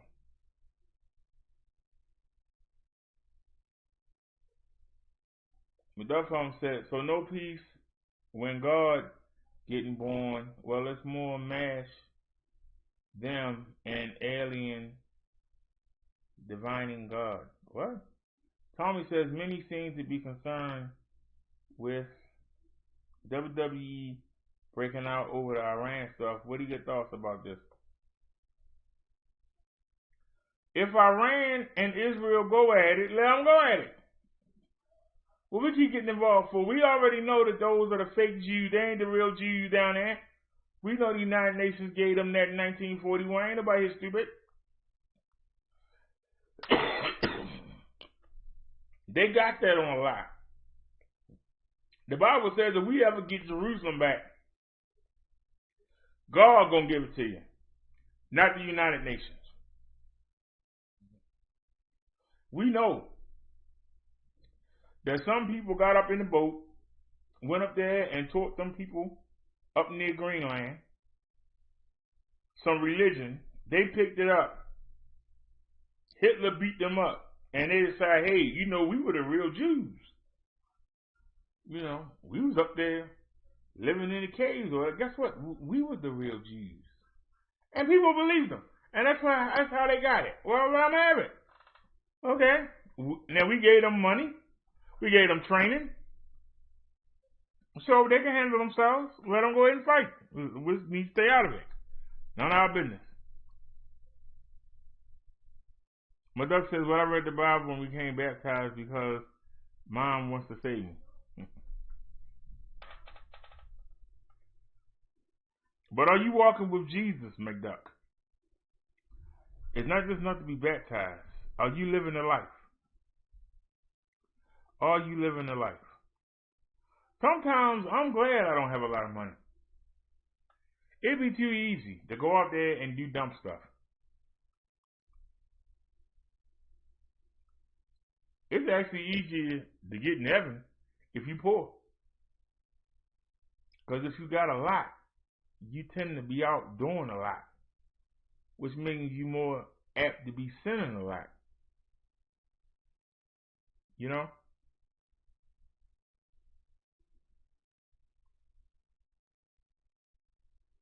But Duck says, what I read, save people and go when door goes closed, it's all over. So sorry. If Israel and Iran want to go at it, Iran knows that we've given the Israelis so much firepower. If Iran wants to buck them, let them buck. But they better know what they're in for. Leave us out of it. We've given them enough. We've given them enough ammunition. We've given them enough ammunition that they can handle themselves. We ain't got to worry about Israel. Israel will be alright.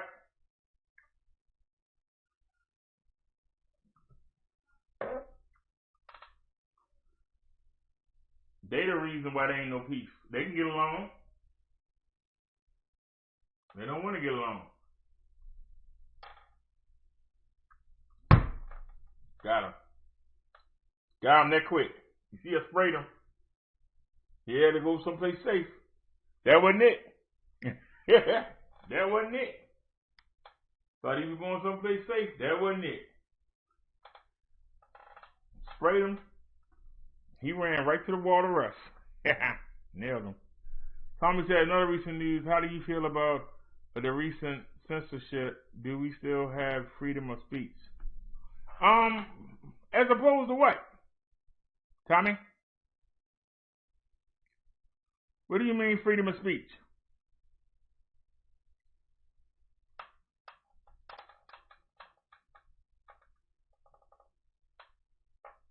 The fact that ain't nobody slapped Donald Trump in the back of his neck when Hillary, the first night, just conceded, and Barack Obama gave him everything he needed to get started and helped him out, and for him to turn around and not concede and cause all this trouble.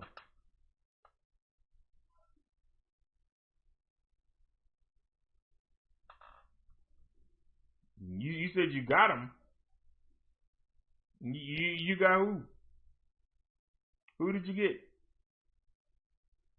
You said I have that one evolved shortwave radio, no censorship. I want to know who's being censored.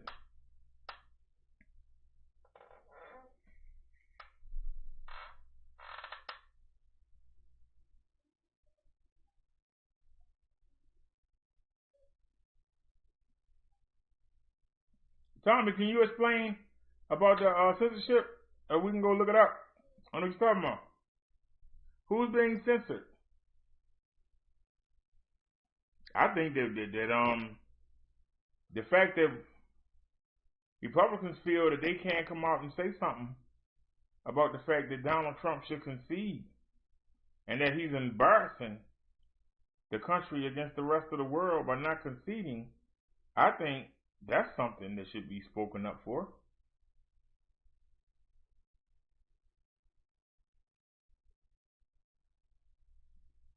The fact that they keep saying they got all this evidence, yet they're losing case after case after case after case. You said if we are censored, do we have freedom of speech as opposed to not being censored, and you got them the bug? No, it's just them little gnats. The trash cans are right here against the building. And like I said, the department under me, they have a door right here that's right there at the trash can, and they forever having the front door open during the day. They letting all these bugs in. I'm sure they got them. They probably got them worse downstairs. I know the one time I went down there, I was down there killing flies. I said, "Goddamn, all these flies you got?" They go, "Yeah, I know I can't stand them," but she wasn't doing nothing about them. I kill them. But I understand we right next to the trash can, and it's not. It was 60 degrees here today, so the weather not killing them. We in November and it was 60 degrees. It's supposed to have been like 25, 30, so it probably won't get cold until the inauguration. So like I said, you said too many YouTubes have been totally censored. Yes, they have. They have because of the FCC. But once again, this is because of, I'm going to say it, it's because of white women. They tired of their children coming to them, asking them to buy them stuff that apparently that they ain't got the money for. And they asked the FCC, why is Google targeting their kids? Trying to sell them bikes and drones and all kinds of stuff that they really don't need. Now, the people that got money don't care. The people that don't got money, they the ones that care. Because the kids are coming home, Jeremy just got to need this, and how come I ain't got one? And look, this one right here, look. It's being advertised to me. Why don't you give me the money? And so the parents reached out to the FCC. And that's the reason why they were talking about big changes were coming to YouTube. But the changes was they wanted to get the kids. This is how much money Google is making off these ads. They want to get the kids off of YouTube so they can keep selling us stuff. You know how bad that is? They want to get the kids. They gave them their own YouTube. And that's why if you make anything for kids, it's not going to be pushed. It's not. You're not going to get no notification or anything. Because they don't want kids on YouTube. That's why they gave them their own. So if you sell stuff to kids, they had to pay $170 million. $170 million to the FCC. Remember, Google bought YouTube. They had to pay that money. But Google is still doing it. How many times you hear me fucking about ads? They still doing it. Nia said, FCC found Google. Yeah. And see, Google is saying, okay, we'll pay the $170 million. But you YouTubers, next time, you're going to pay it. So if you get caught, you got to pay it. And you can be fined up to $40,000 on just one video. That's what the big deal was. Oh, they're going to get rid of the roast section. It wasn't nothing about that.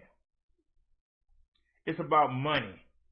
And now, people who are not monetized now have commercials. Why is that? Money.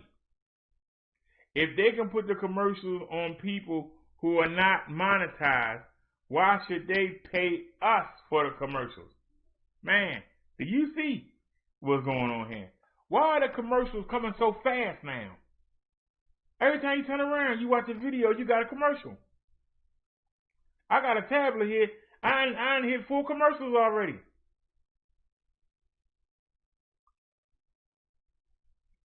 He said, do you believe this to rip one's tongue out does not prove them a liar? It only proves you fear what they are speaking.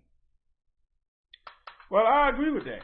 Because you should be able to sit down and have a conversation about what they're saying.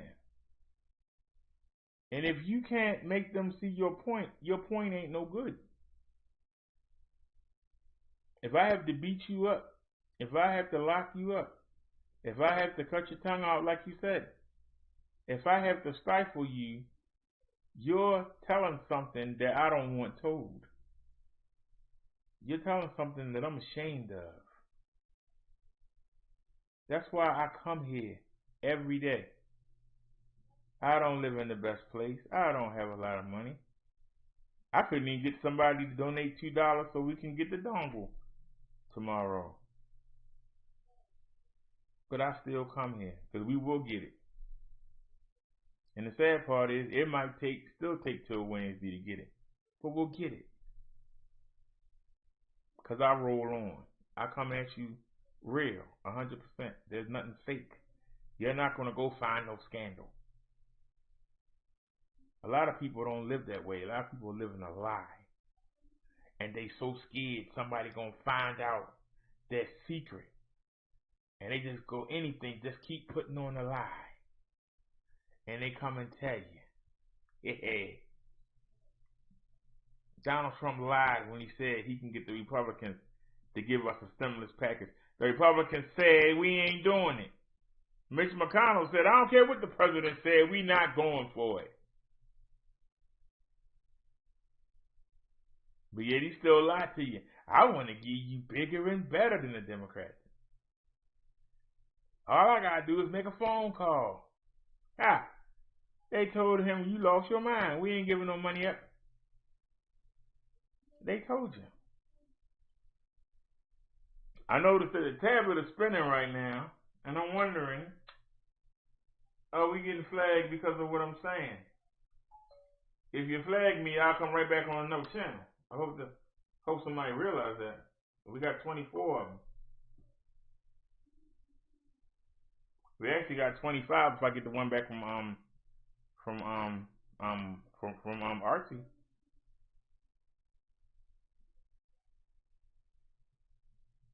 So like I said, I can't be censored.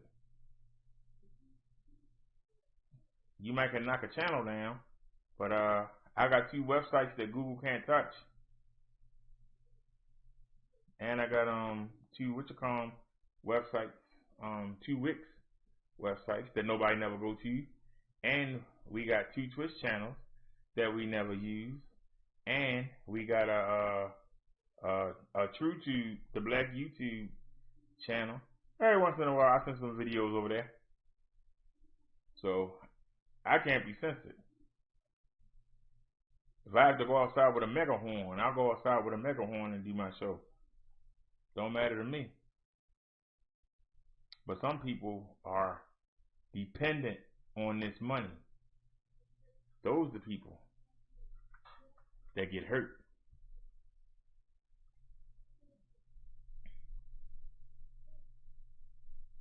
Speaking of hurting, let's take a look at our CV numbers. Let me wet my whistle, because I really enjoy looking at these. I really do.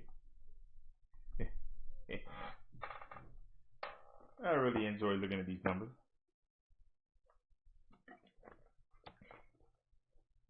Look at all the advertisements, y'all.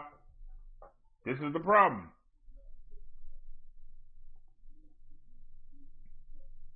Look at all the advertisements. We got 13,454,346 people infected with the CV. Total deaths, 271,029. 271,000 on your head, Donald Trump. Mike, no sense. Look at the advertisement. All right, we gotta go back to yesterday. Here we go. Texas, 4,585 new cases. They lost 49 people. They got 237,000 walking around infected. It's California. They know how to party. In the city called Watts. Poverty in the CV, that's all them folks have got. I'm talking about California. They got 16,000 new cases today. They lost 65 people. They got 611,000 plus walking around infected. Florida, 6,674 new cases. They lost 108 people today. They got 311,000 plus walking around. Illinois. Look at Illinois. 7,574 new cases. They lost 90 people today. They got 328,000 walking around almost. New York, New York. New York, 8,005 new cases. They lost 49 people today. They got 191,000 and a half plus walking around. Georgia, Georgia on my mind. I caught the midnight train to Georgia. I'm bringing the CV I caught in California. 3,009 new cases. They lost 44 people. They got 162,000 and a half infected. Ohio, 8,533 new cases today. They lost 36 people. They got almost 139,000 walking around infected that we know of. Wisconsin, 1,300 new cases. They lost 17 people. They got 71,000 plus walking around. Oh, we got stats for Michigan today. What up, though? They got 8,581 new cases. They lost 187 people. They got 208,000 plus walking around. Uh-oh, you got Tennessee. Tennessee. 4,340 new cases. They lost 7 people today. They got almost 34,000 walking around. Ain't nothing finer than the mountains of North Carolina. They got 3,834. They lost 38 people today. They got almost 56,000 walking around infected. Pennsylvania, 8,352 new cases. They lost 24 people. They got 129 and a half almost infected. New Jersey, 4,750 new cases today. They lost 30 people. They got 122,000 walking around. Indiana, ooh-wee, somebody better find my hookah. They got 5,643 new cases. They lost 33 people. They got almost 132,000 people walking around infected. Arizona, 4,312 new cases. They lost 20 people. They got 261,000 plus walking around. No stats for Missouri. Minnesota, 5,698. What's say 5,700 new cases. They lost 101 people. They got almost 47,000 walking around. Alabama. Can I say it again? I said Alabama. 917 new cases, no losses. They got 77,000 plus walking around. Louisiana, 4,964. They lost 41 people today. They got 32,000 walking around almost. Virginia, 1,544. They lost 15 people. They got 202,500 people walking around. Iowa, 1,459 new cases. They lost 40 people. They got 94,500 walking around. Colorado, 4,270 new cases. They lost 20 people today. They got 163,000 walking around. Massachusetts, 4,658 new cases. They lost 31 people. They got 42,000 people walking around. Ain't nothing finer than the roads of South Carolina. They got 2,215 new cases. They lost 29 people. They got 96,500 infected. Uh-oh, my state of Maryland. My little itty bitty witty witty itty bitty witty witty. My little state of Maryland. Make you want to go Carolyn when you think about my state of Maryland. Because we got 2,378 cases today. We lost 22 people. We got 180,000 people walking around my state infected. And you wonder why I don't want to go nowhere. Because I know every time I open the door, every little step I take is a CV. Every little step I take it away from me. Every little step I take, you got the CV. Every little step I take, stay away from me. 22 we lost today. We got 100 and almost 80,000 people walking around my little state. Woo! Quick draw, Utah McGraw. 2,313 new cases. They lost 15 people. They got 62,000 and a half walking around. Oklahoma, 3,225. They lost 24 people. They got almost 33,000 infected. Oh, shucky ducky. Oh, shucky ducky. Mitch McConnell, state of Kentucky. 1,747 new cases. They lost 4 people today. They got 142,000 plus walking around. Washington State, 305 new cases. They lost 3 people. They got 96,500 walking around. The fake Kansas, Arkansas, or Arkansas, 1,052 new cases, no deaths. They got 17,000 people walking around. The real Kansas is standing up. They got 3,073 new cases. They lost 26 people. They got 61,000 walking around. My favorite state. N-I. Cookie letter, I. Cookie letter, I. Humpback, I. Mississippi. Yes, Mississippi. 1,005 new cases. They lost 6 people. They got 23,000 walking around almost. Nevada, 1,536 new cases. They lost 2 people. They got 62,000 plus walking around. Nebraska, 2,876 new cases today. They lost 4 people. They got 61,000 plus walking around. Connecticut, 3,429 new cases. They lost 35 people. They got 60,000 plus walking around.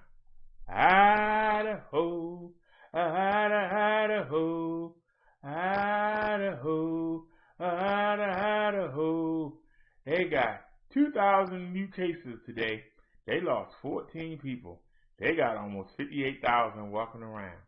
New Mexico. Let me say that again. I said New Mexico. They got 2,056 new cases today. They lost 35 people. They got 59,000 plus walking around. South Dakota. I said South Dakota. Remember, we got Minnesota, and we got South Dakota. Those are states to watch. 2,138 new cases. They lost 39 people. They got 16,000 plus walking around. And North Dakota, 790. They lost 5 people today. They got 8,200 walking around. Oregon, 826 new cases. They lost 3 people. Still don't have no stats for active cases for Oregon. Somebody give me a banana. I'm from the state of Montana. 114 new cases. No losses. They got almost 16,000 infected.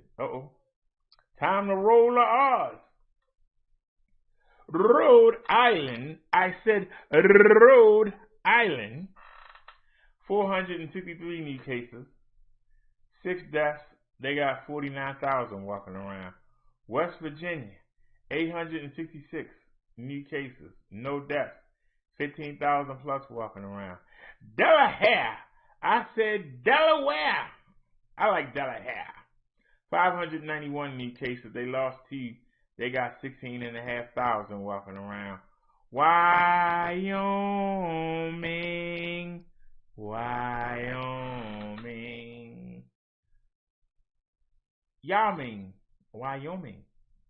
1,012 new cases.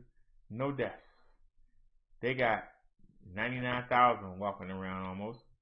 Alaska. 656 new cases. No deaths. No stats on the active. District of Columbia. 201 new cases, no deaths. They lost 4,800 people. New Hampshire. Damn, New Hampshire, you lost more than, ain't nobody gonna say it today? I could always count on New Hampshire. 537 new cases. They lost 3 people. They got 4,500 walking around. Hawaii.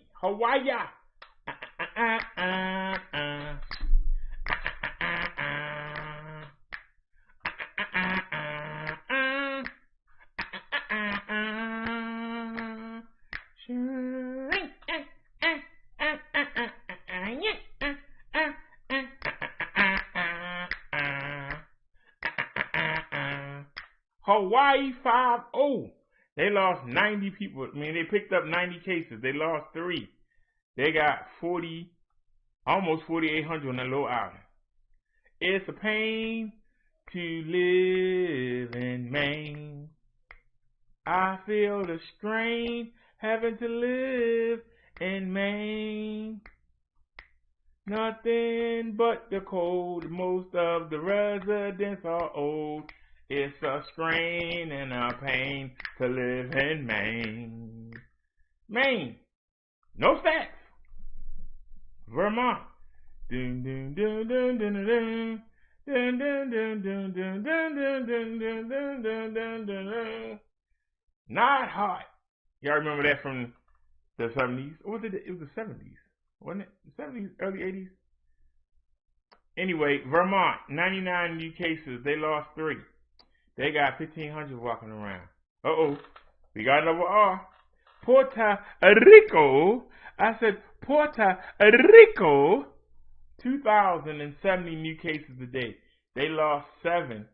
They got almost 48,000 walking around. I finally get to say it. We on stake number 53. I finally get to say it. Guam. They picked up 20 new cases today. And they lost 1. They got 1,135 people walking around. No stats for the Virgin Islands, Mariana Islands, or American Samoa. No stats for the military. Veteran Affairs, 2019, they lost 28. They got almost 16,000 walking around. Federal prison, 637 prisoners infected, no deaths. They got 5,900 walking around. Navajo Nation, 91 new cases. They lost 3 people, and they got 67,000 people walking around almost. And so we only got to say it one time. This is not a good day. I only got to say it one time. And they lost 1. Yeah, we only got to say it one time today. It's like all the 5, man. These cases numbers too high. You got 13,454,346 total people infected that we know of in the United States that have been tested. Of them, we got 164,103 just today. 164,000 people were infected today. Total deaths, 271,029. New deaths, we lost 1,367 new people today. We lost, in the United States, we lost 1,300 people today. People that's walking around infected throughout the whole United States, 5,237,732. This was a bad day. Doggone it. I only got to say, Henry lost 1. I only got to say that one time. Out of all them daggone states, we only had 1 that lost 1. I might have to give me another number. Because,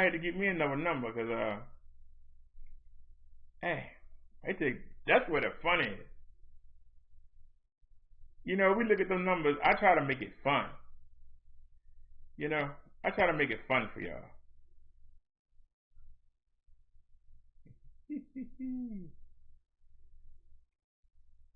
Let's get to the next, where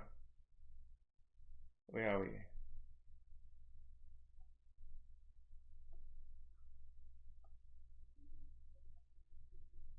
All right, let's check this story out. We got a commercial. facing charges tonight, accused of following a teenager on his bicycle after an incident involving fireworks. The boy from Huntington spoke exclusively I got time to went to the bathroom. Jenna DeAngelis about the ordeal which he says left him injured. I was confused and scared. Michael Brandine taking us back to November 7th when he ended up in the hospital, bloody, bruised, and with a broken arm. The 13-year-old says he was riding his bike that afternoon when he was cut off by a woman driving this white Porsche on Wall Street. I'm on the sidewalk, and the husband gets out of the car, and he starts chasing after me. And then he tackles me off of my bike. And then he's like on top of me, telling me to stay down and wait until the police got there. He believes the couple may have mistaken him for friends he was with earlier who had fireworks near their Huntington home. They thought that I threw the firecrackers, even though it was my friend. And the wife said to me, like, I know you didn't do anything wrong. And I was a little confused because then why'd you tackle me? Police identified the couple as 45-year-old Allison Napoli and 55-year-old Daniel Gambella, who are dentists. Both charged with endangering the welfare of a child, plus a reckless driving charge for Napoli. Brandine says their kids were in the car. Did you notice what the kids' reaction was to this? They were like staring at their dad and crying. These are professional people with children. I mean, if someone did this to one of their children... Somebody came out the bathroom already. We stopped by the couple's home and just that quick. Security cameras. You know, it's a window open in the bathroom. It's really a small crack just to let the antenna hose go out. But I think they're coming in there too. Every time I open up the bathroom door, I got a new friend, and that was a baby. Then the man tripped over him. Guess what, baby? We don't discriminate here. We took care of it. That was somebody's child. The fact that you have two educated people and any two adults. I mean, if they're going to send the law into their own hands, there's just no. Person can't go to the bathroom. Yep, they're going to know one. A parent should take to defend their child will start to be determined when the couple is arraigned in court on January 15th. In Huntington, CBS 2 News. Michael Brantine's mother says he's now behind in school because of what happened. His arm is expected to be in a cast for 12 weeks. Can you hurry up, please? Because thank you. Get the commercial out of here. Boom, boom, boom, boom, boom, boom.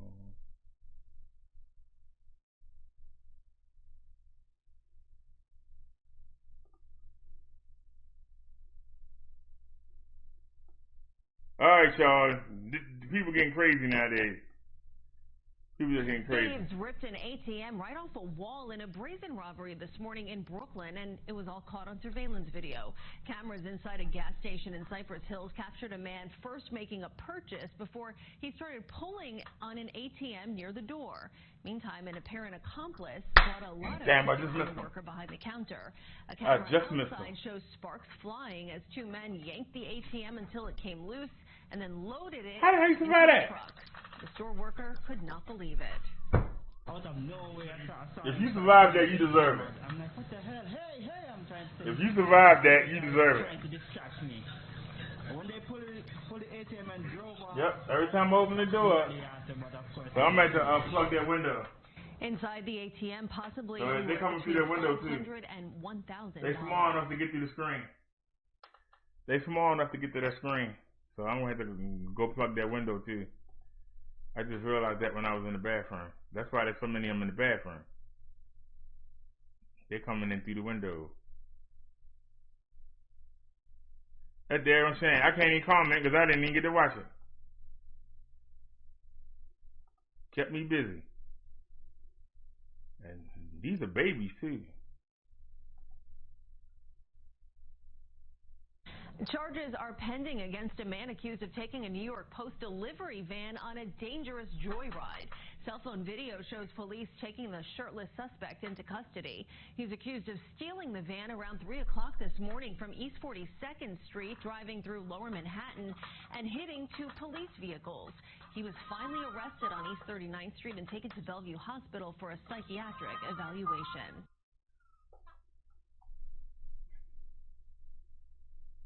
Let's keep going. We got a commercial? Yep, you need to do a commercial.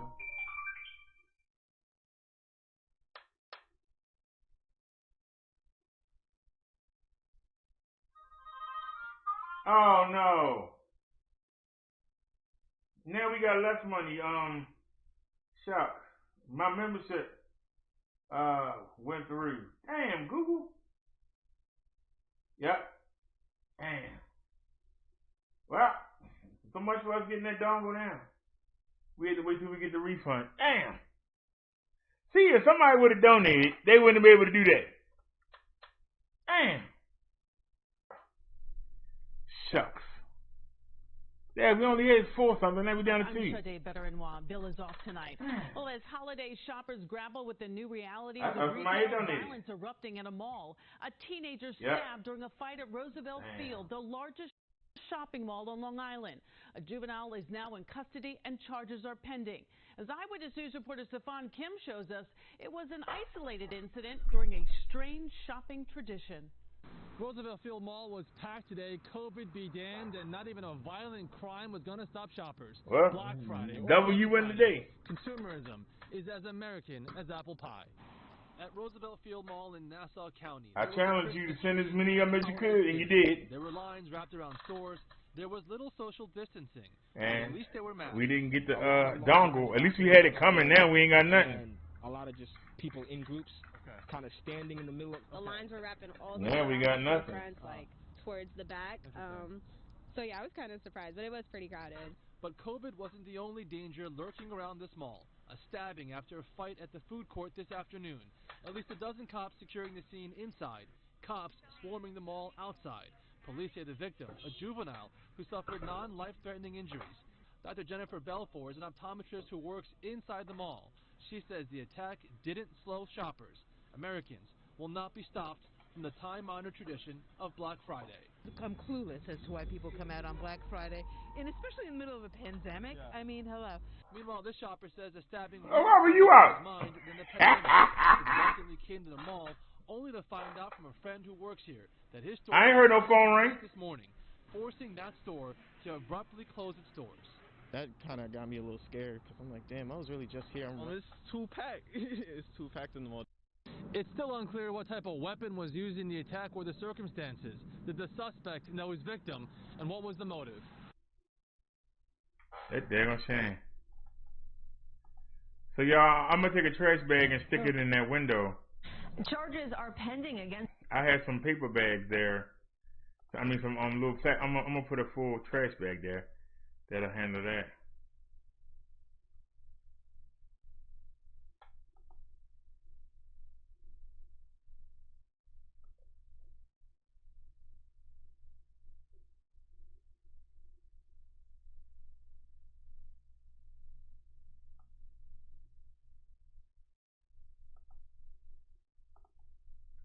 Alrighty.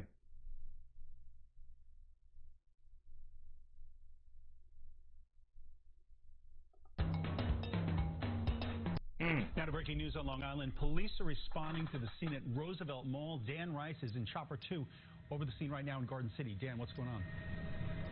And Dick, about an hour and a half ago, a little over an hour or so ago, there was an incident in the food court area that involved an altercation, with people at the food court there. One person ended up getting cut because of that, and that person was taken to an area hospital. Their condition not yet known. You can see police are out here outside the mall doing their investigation. Not clear yet what led to the altercation inside the food court. We can bring the camera over here, and we can show you where the food court area is. A few more police cars there as well. No word yet on the suspects that may have been involved in this, but again, a large police presence outside of Roosevelt Field Mall. Reporting live in Chopper 2, Dan Rice, CBS 2 News. I see him, but I can't. He's so little.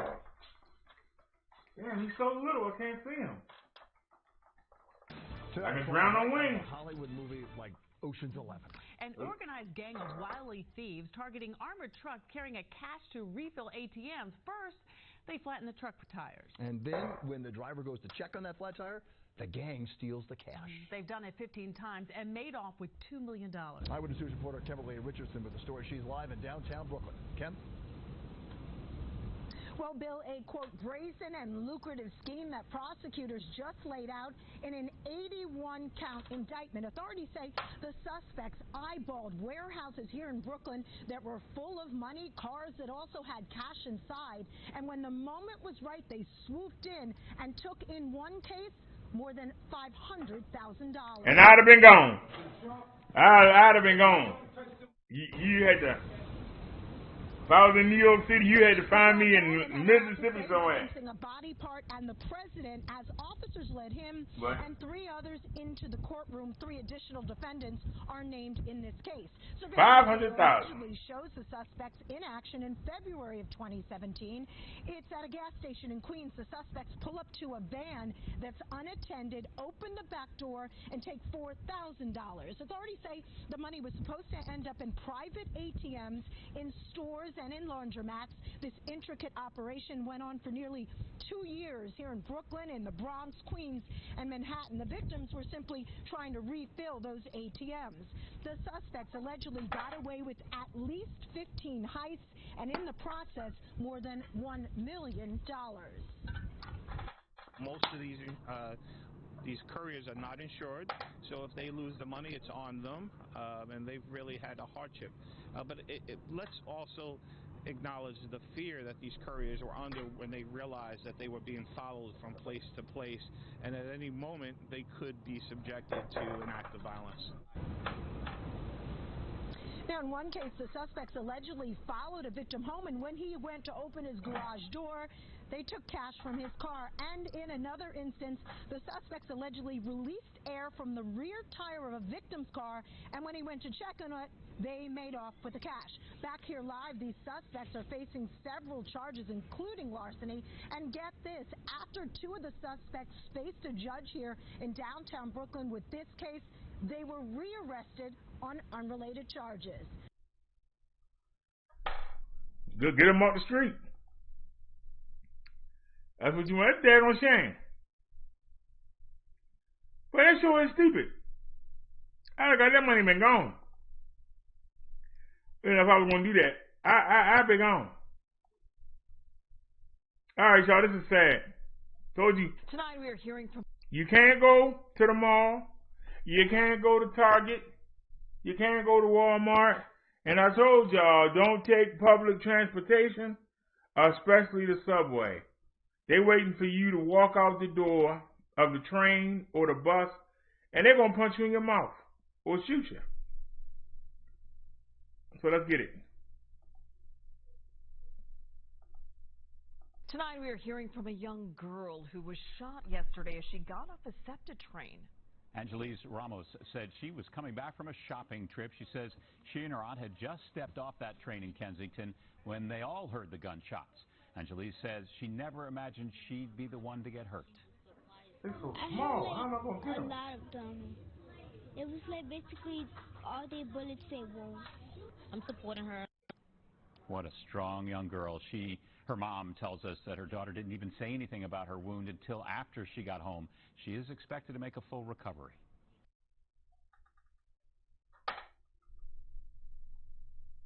Inside edition, you trying to give me a flag?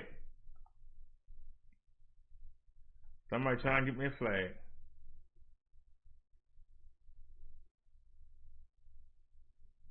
You know, let's go ahead and watch this. This has been offered to me over the past 2 weeks. Let's take a look. You want to see with a commercial?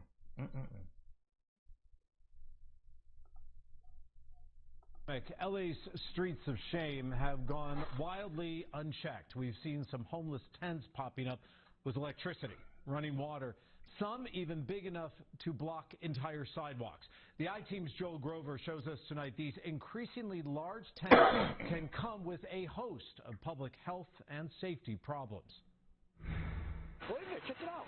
City sanitation workers invited the I-Team to look inside this double-wide tent that had its own working shower, a kitchen with a grill and a range hood, air conditioning, even a doorbell.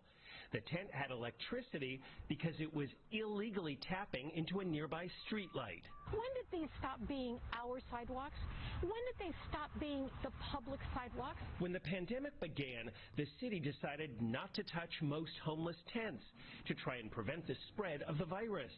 So tents have been getting bigger and bigger, like this one under the 101 freeway in Hollywood with its own slide. Nearby, we saw a tent with walls and a roof made of mattresses. In Venice, one tent had its own wading pool, another tent had its own tiki bar. And we found no shortage of tents illegally tapping into city fire hydrants for water and into city streetlights for electricity. They are doing things that are obviously against the law and dangerous. No one is inspecting, no one's checking. Some of these McMansion tents have flammable materials inside, and when they go up in flames, like this tent under the 405 at Venice Boulevard, entire neighborhoods are put in danger.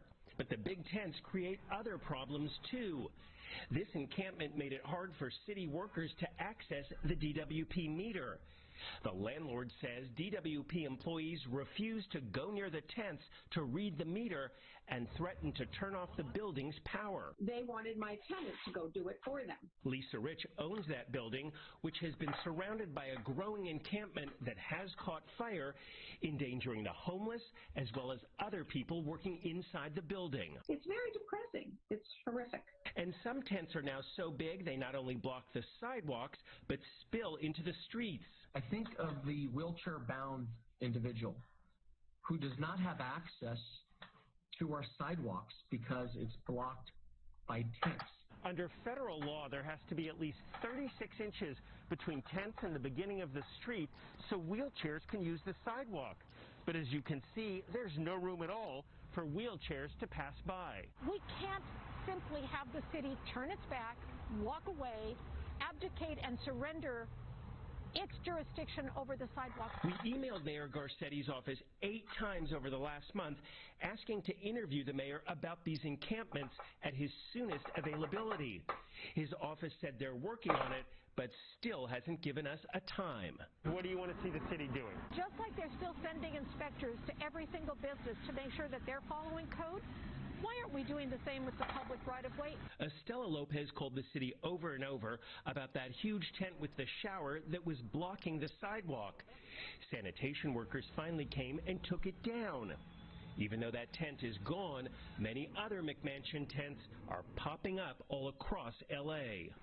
For the I-Team, I'm Joel Grover. Tell he ain't got a bit of sense.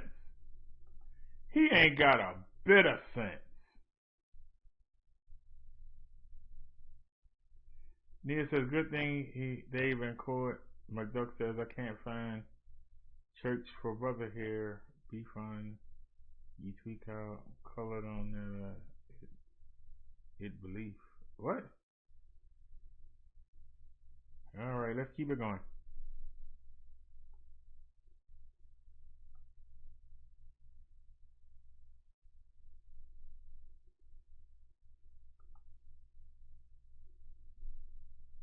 Yeah, Tracy, we went to Strawberry Mansion where someone gunned down a 44-year-old man. Neighbors say this same man threw block parties, which brought the community together. Now, those same neighbors are coming together to remember their friend's life.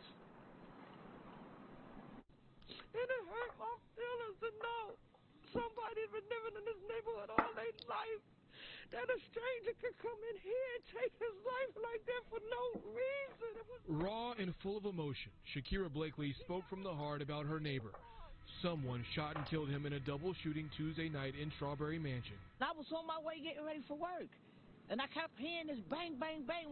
Friends and family called him Bling. That meant something because he brought sunshine when he came to the neighborhood. Now, candles sit over the showcasing markers in the street, a reminder of where the 44-year-old took his last breaths. Across the street, neighbors prepared for a vigil and asked for help.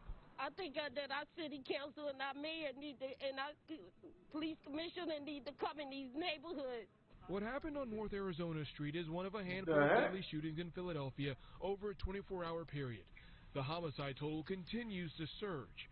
Compared to other major cities, Philly is only second to Chicago.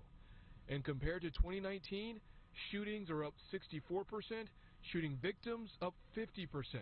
Tuesday night, an 8-year-old girl was shot walking home from the Market Frankfurt line stop on Kensington and Allegheny. Timing is crazy. Community activist Anton Moore released a web docuseries called The Weight of Death on city violence last week. He spoke to people impacted, including rapper Meek Mill. People are shooting at each other. I want young people to look at it and say, damn, or wow, this is what we're doing to our neighborhoods. I want everybody to look at it, and hopefully it tugs at their heart. That web docuseries is on YouTube. As for that 44-year-old man in Strawberry Mansion, there will be a vigil for him. It is tonight at 6 o'clock. Meanwhile, police are looking for the different people tied to these shootings. Reporting live at police headquarters in Center City, I'm Brandon Hudson, NBC 10 News. Count on it. Yeah.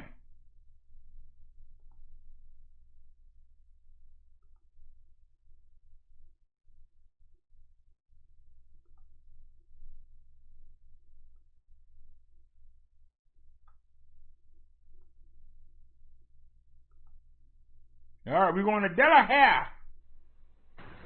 I don't see that much traffic like I normally would see. This guy headed to D.C. to pick up his son at college is right. This is not a normal Thanksgiving week Wednesday. Gas prices? Pretty darn good. The Biden Travel Plaza on I-95 in Newark, consistent flow of people, but this day usually means standing around until tables open up. Skip the lines at the restaurants? What lines? No waiting to charge up your Tesla today either. Yeah, no, it's completely different. They were talking about how many people were traveling, so I was actually expecting it to be worse, but it really is not. Listen, I do this holiday travel story this day every single year, and I promise you the volume on the roads right now is nowhere near what it normally is. I don't even think it's as busy as a normal Wednesday because so many people are already off or they're working from home. AAA Mid-Atlantic had told me car travel was going to be way down this year due to the pandemic and all the warnings to stay at home. They were right. Nothing but fresh air in front of me on I-95 at various times of the day. Mashed potatoes.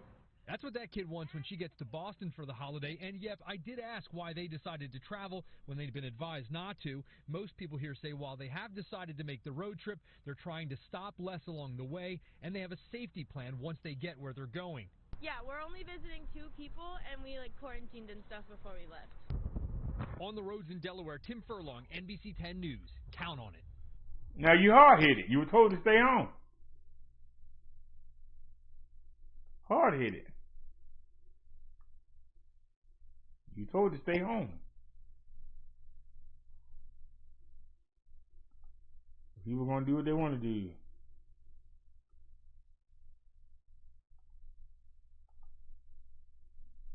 Learning more about the women involved in a deadly train collision. Rhonda Clay and Brittany Green had just welcomed their first baby into the world. They were set to host Thanksgiving in their brand new home, but now their families are devastated. Here's Melissa Correa. She was more than a daughter. She was like a mother to me. I talked to her about 10 or 15 times a day. I got on her nerves. She was a very sweet person. The oldest of 4, Rhonda Clay mothered those she loved. She's like the life of the party, right? So it's just hard without her. Brother Caleb shared his favorite photos of his sister. This year, they look just alike. That's scary.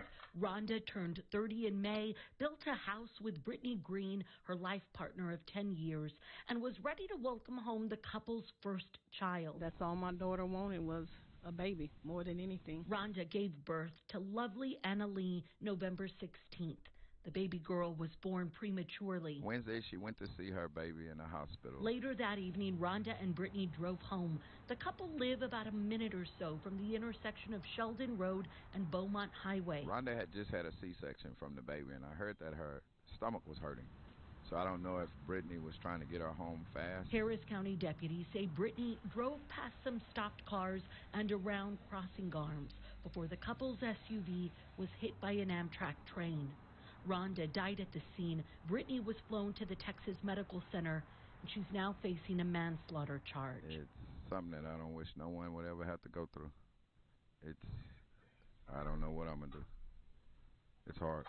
You know, because it doesn't seem so real, you know. Parents James and Cassandra Clay are planning their child's funeral while grappling with their granddaughter's future and Brittany's fate. I love Brittany. We're doing everything to try to help Brittany. We need prayers for Brittany. And perspective for the rest of us. Drive with care. Drive with care. Son of a gun. Take your time. Just slow down. Gave me the slow down and enjoy your life and your loved ones. Melissa Correa, KHOU 11 News. Gave me the okie doke. Shorty gave me the old okie doke. Yeah, we're gonna have to go see if that's where they're coming from. All right.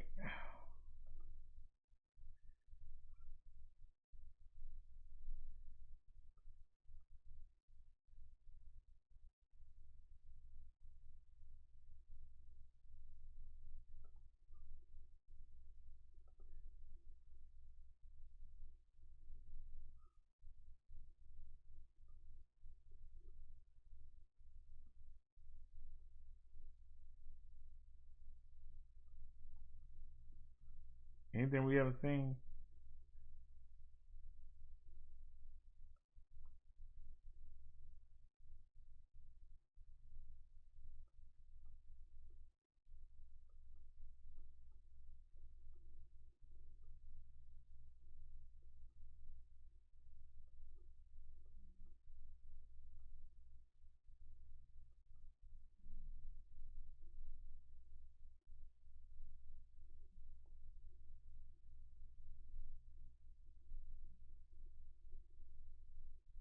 Who was in 362?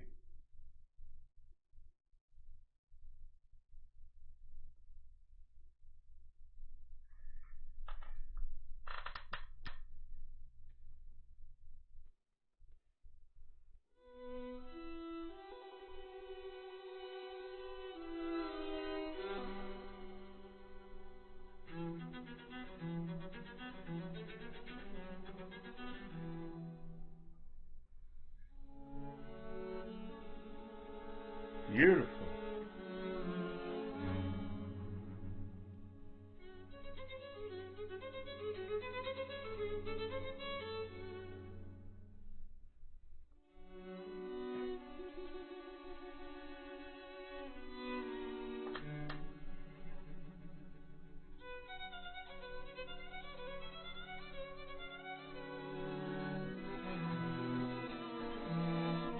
Look at that big piano in the corner.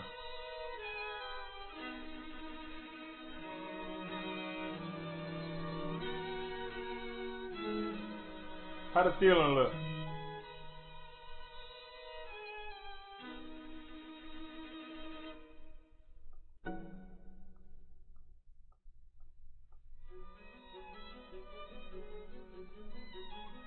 How about that chandelier?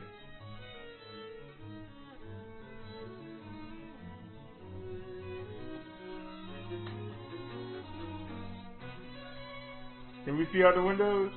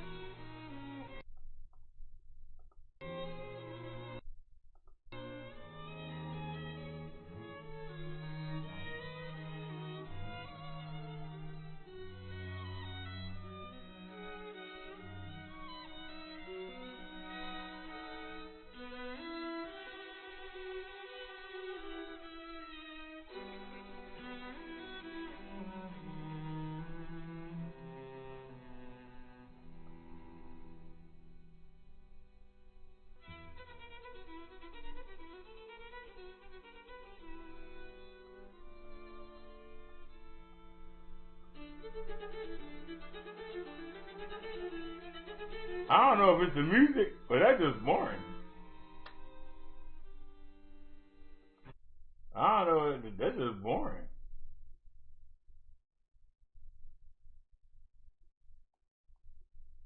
If you're gonna get the earbuds Pro Special, they the AirPods. We have Dolby Atmos. I wonder if we see the difference.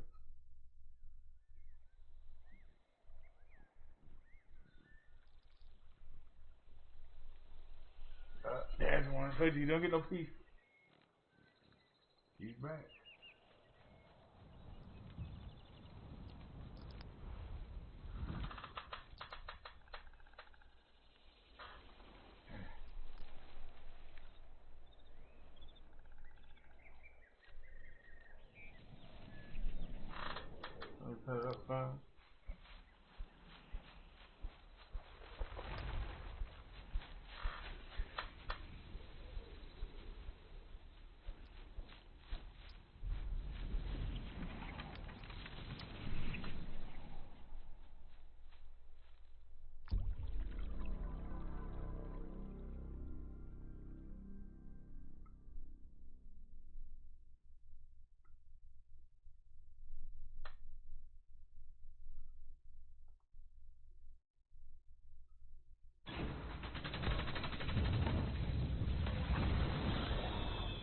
Whoa.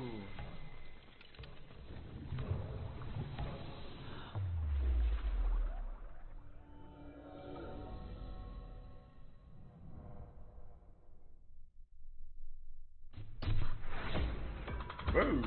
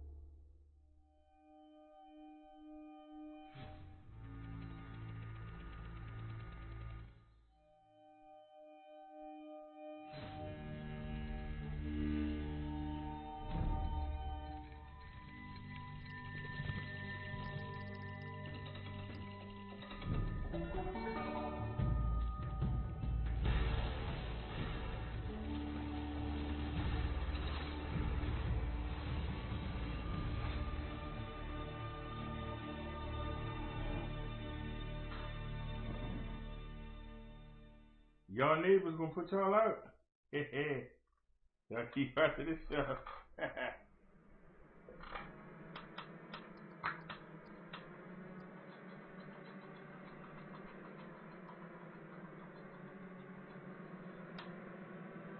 Dang, I'm out of water.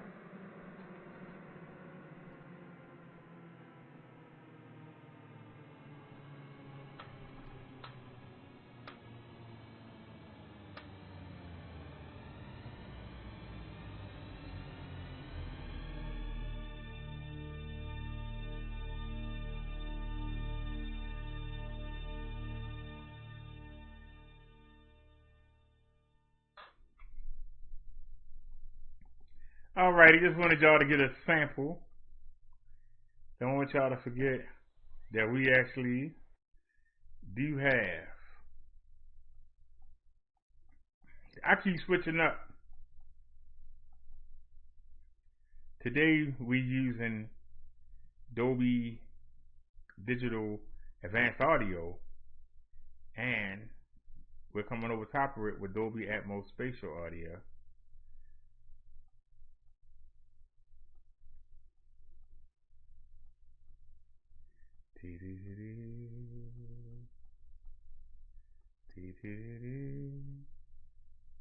It's only 59 seconds. Let's check it out. Ooh, it's in 3D too. Alright. Look at that.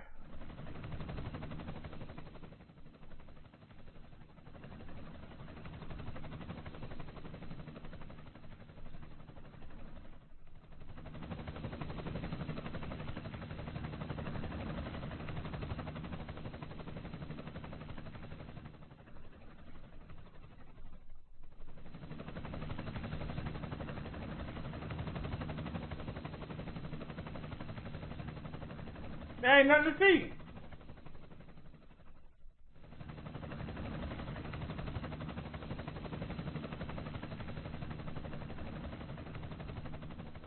That was weak. You better not flag me for that. That was weak. You didn't see nothing, and man, that was weak. What?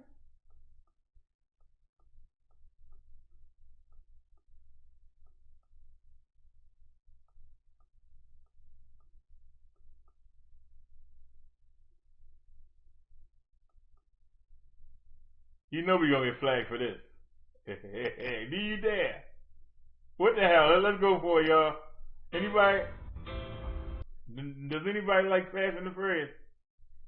Let's go for it. All right.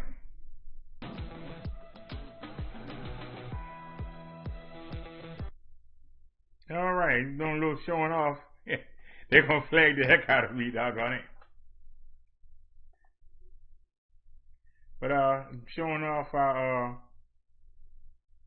Dolby Digital Atmos. Even if you only got headphones like I'm wearing right now.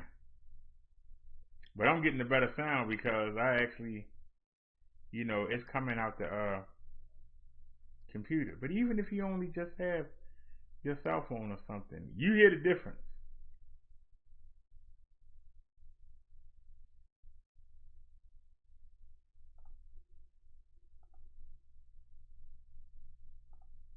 This is the app we were using. And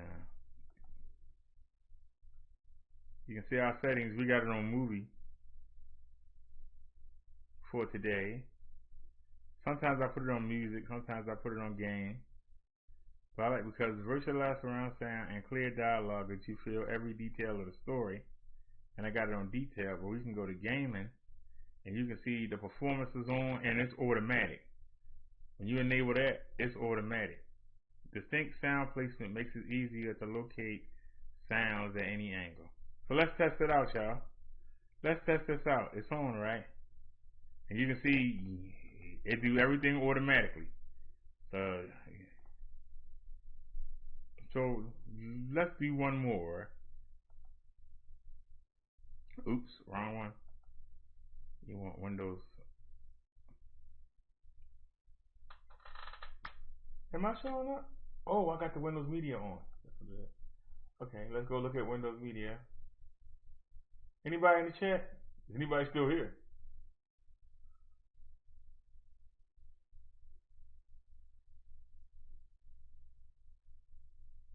Mudduck says, well, bar's closed, so she can't have her time. He is stuck at home instead of with the boys. Nia says domestic violence is on the rise. Hopefully they can tolerate one another till the numbers drop. Mother said it kind of shows how shallow their relationship is. Both need to work through bad times and enjoy the good times too.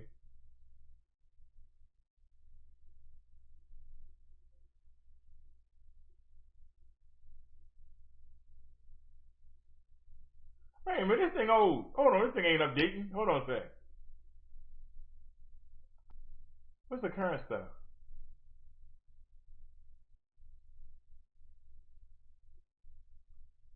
Nia ain't said nothing in a while. Alright, y'all. I put it on gaming, so let's try to find some gaming. We were looking yesterday on the app, but I didn't see nothing there. So let's see if we can find something on gaming. Go to Dolby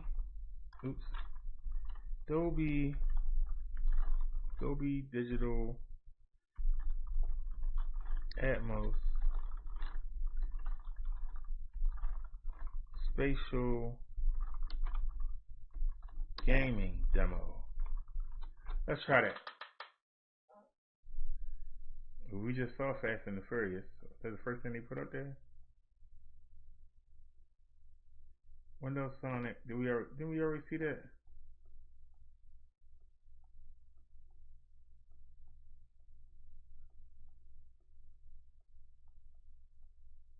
Where's the why can't we find a video game? Alright. Call of Duty. Or Call for One or Battlefield. Let's try this. Look at all their defenses. Alright, here we go, y'all. Make sure y'all can see it. We have the Dreadnought this time. Plug your ears, kid. It's gonna be loud. I still want a gaming. That's not gaming. Is it a game? Yeah, it is a game. Send these coordinates.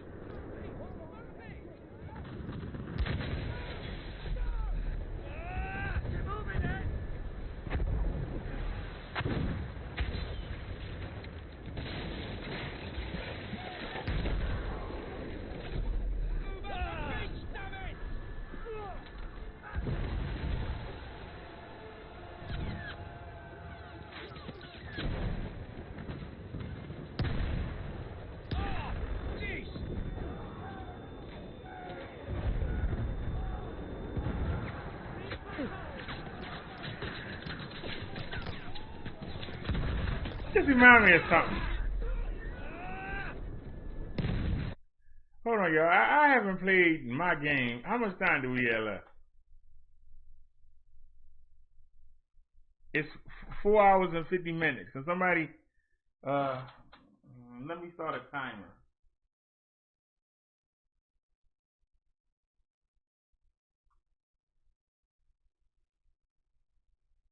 Nah, still no donation came in. Yeah, whatever. Where's the clock at?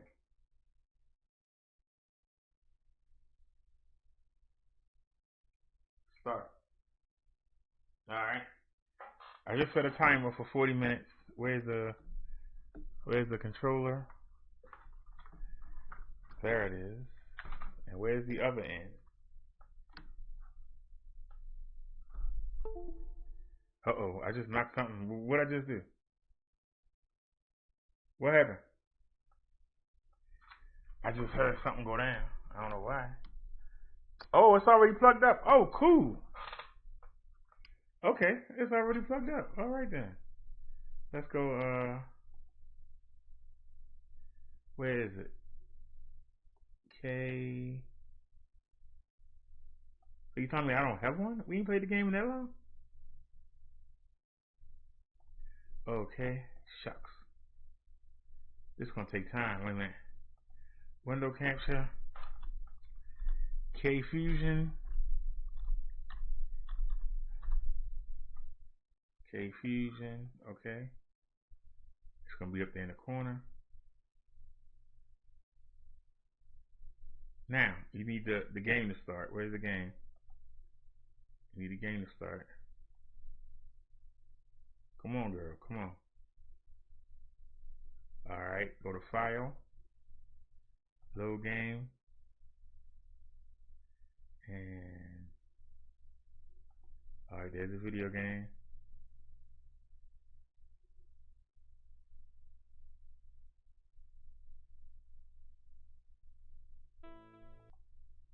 Alright, set the configuration, controllers, define, up, down, left, right. How do we do it?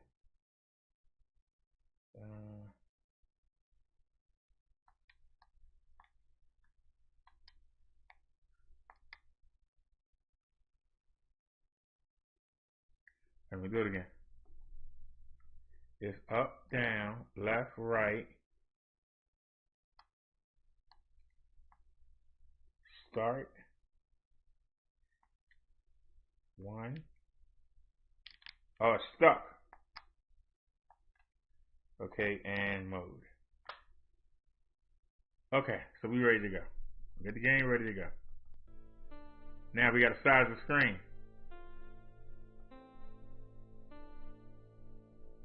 And then we got to change the screen. Hold on. Cancel. And then go back. Shucks. Go up top. Go to K Fusion. Alright. You found it? Okay. Now, transform. Stretch the screen. And do I got to resize it? Yeah, we got to resize it.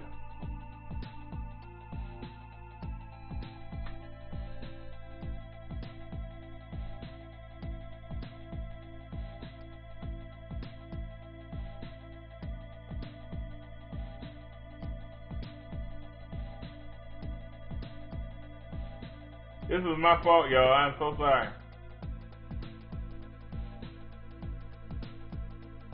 Alright.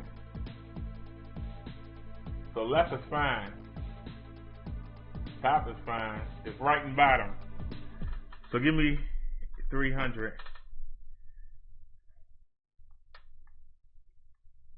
Give me 300. That's not enough. Give me 400. So 400 is too much.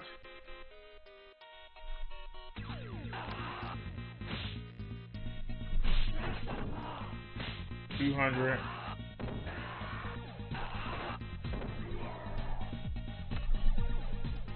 What about 260?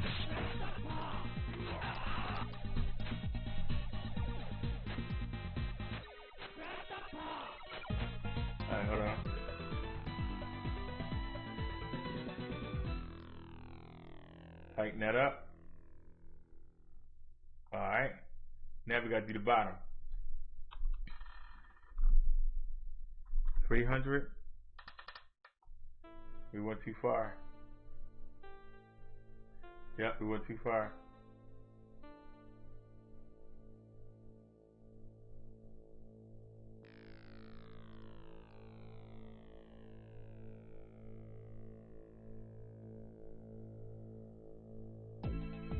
Got it. Now. Hello.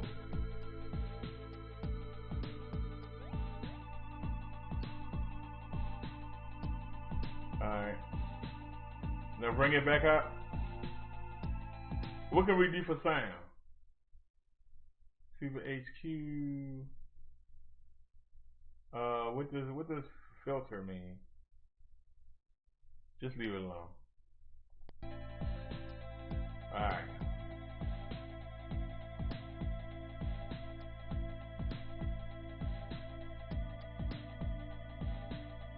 Alright. And let's see if this actually helps. How much time we got? 34 minutes? Alright, so we can really rock on. I'm watching other people play games. Let me beat some people up.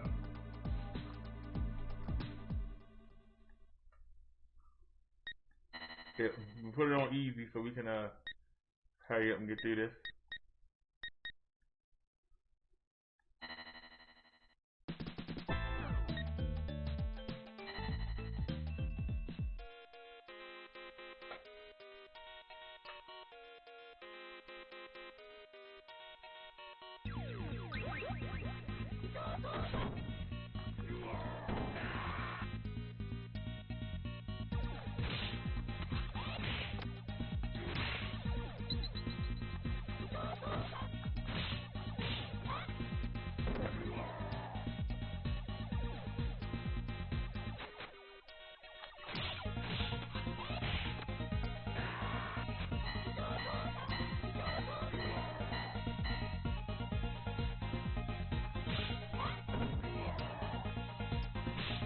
Break that back.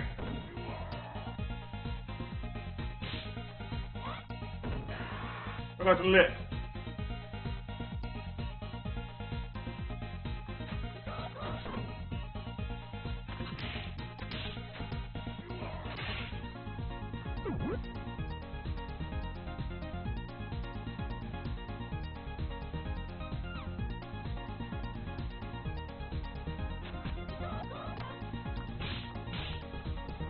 Break that back.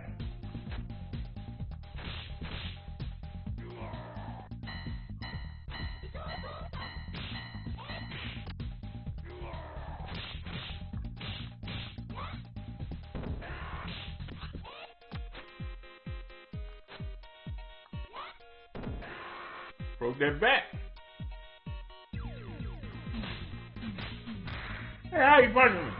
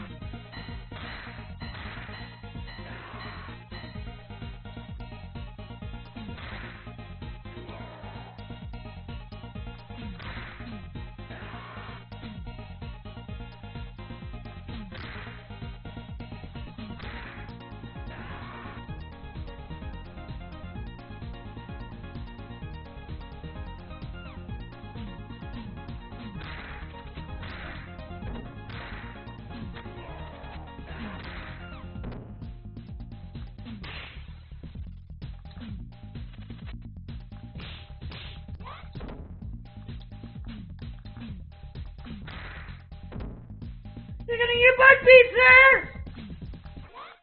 Ah! You still alive? I get my turkey? Nope. Don't need it.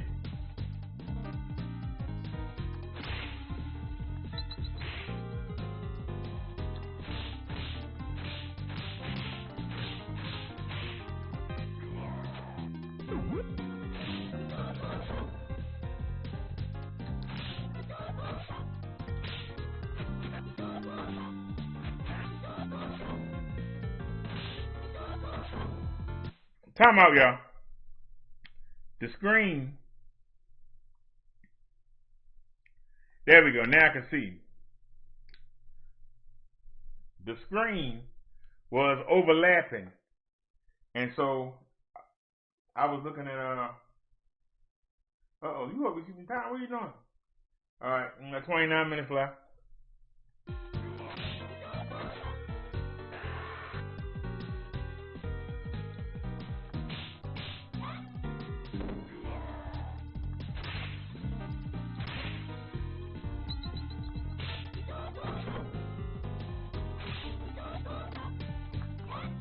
Ha-ha!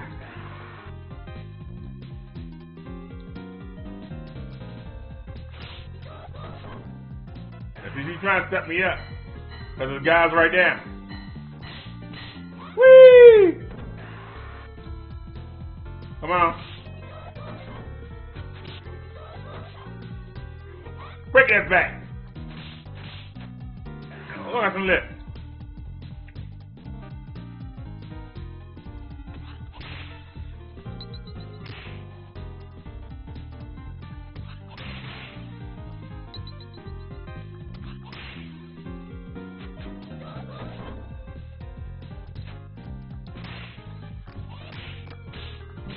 Whee!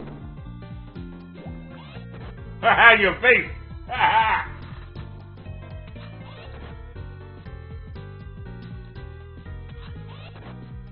I'm in the wrong button, but it's okay.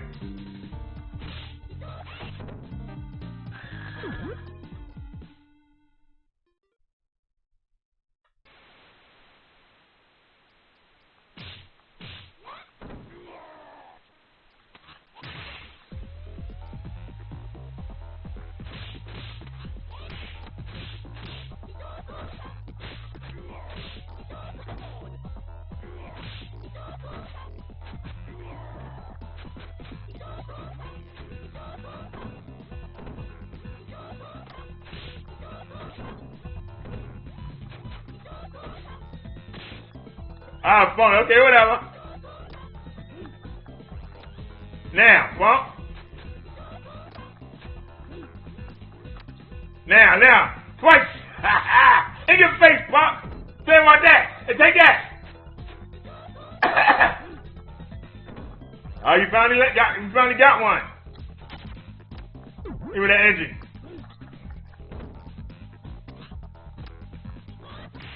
Bump. Good night.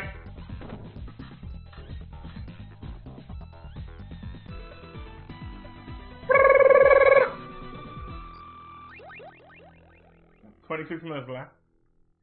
It feels different playing this on headphones, y'all. I mean, I feel the bass.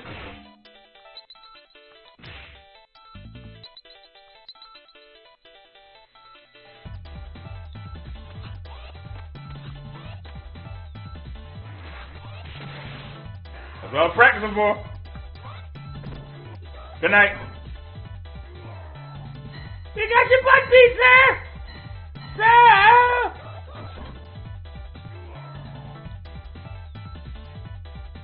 Sir!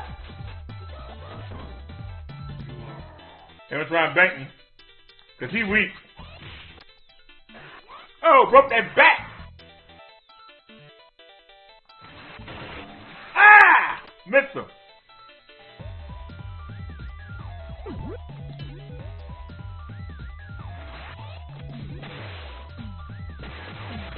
Bump.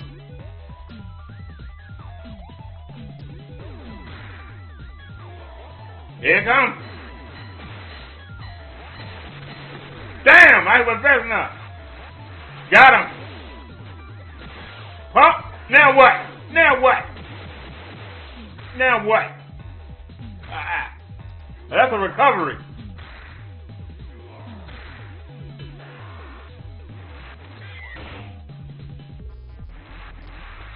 Huh?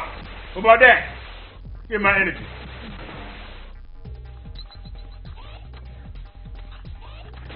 I hit the A button. That's alright. I ain't gonna cry about it. We ain't gonna cry about it. And that's it. Bye-bye. Y'all get to live another day. Go home to your mama.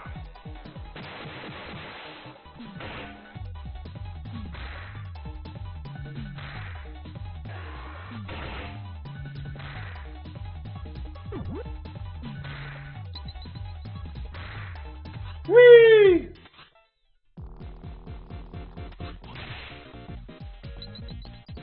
In case we need it. Hey, cheating! I ain't getting on the side of me again.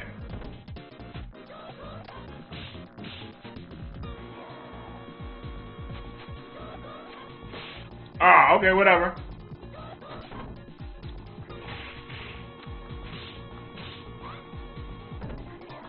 How you put the stick up? I want to get the energy. I can't get the energy. I ain't gonna cheat.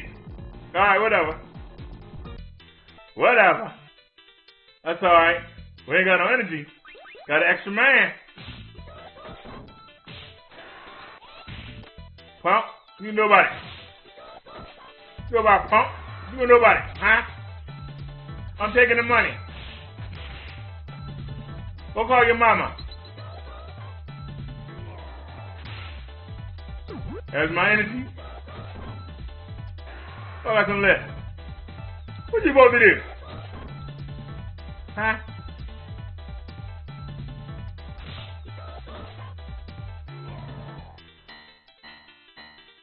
I'm about to get banked. Whee! Break his back. In your face, punk. Whee! Give me that money. Right over here and get him. Punk.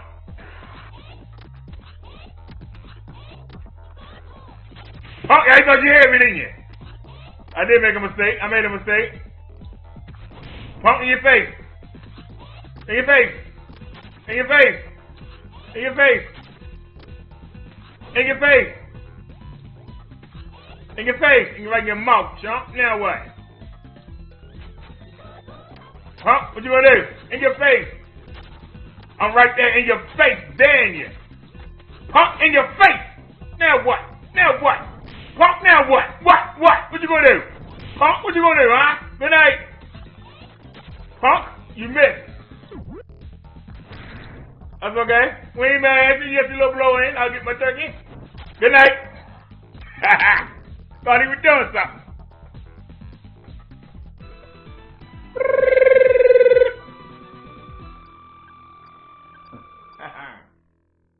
All right, we got 21 minutes left.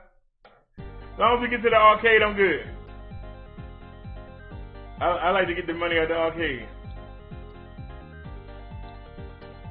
Makes me feel rich. They got people on the job. Sidewalk slam.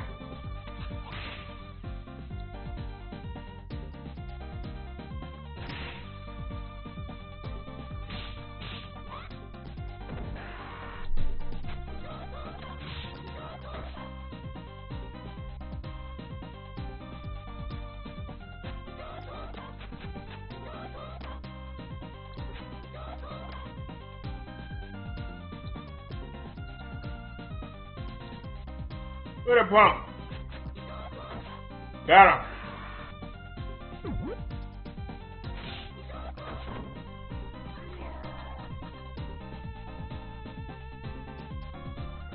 Hey, time to get the money. I'm taking the money. What you gonna do, sir? What you gonna do? Punk, you ain't gonna do nothing. I'm taking the money. Now what? Huh? You got something to say? What about you? I'm taking all the money. You gotta say, boy, give me that money. Take them somebody else. I'm getting that money. I'm getting the gold. I done it.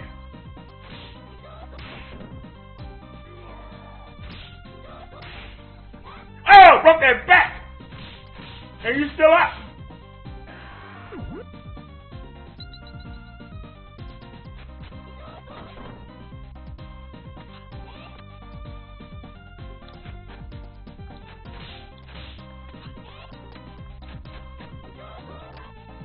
David, get off me. What are you doing? Sit down. Well, that would do anything. Just the cat to come jump on me. Jump. That's 1. 2. Whee! Whee! Ha ha! Get up. I dare you. Come on.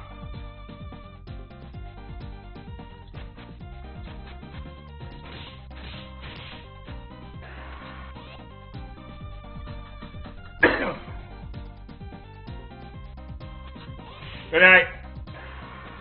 Good night.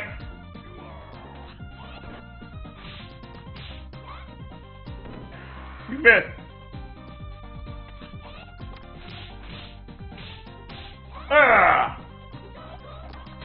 Cheating.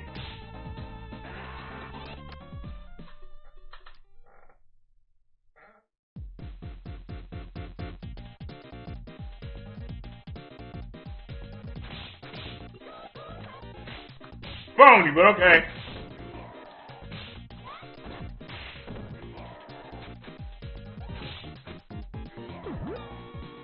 Come on, Baldy.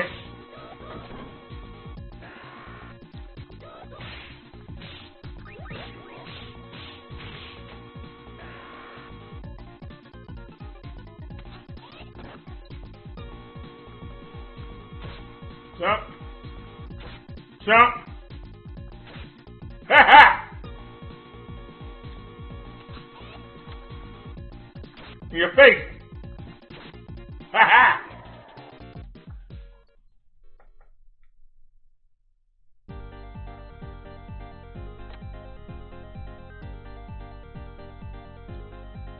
People on the job. Break that back. Break his back too. In your face.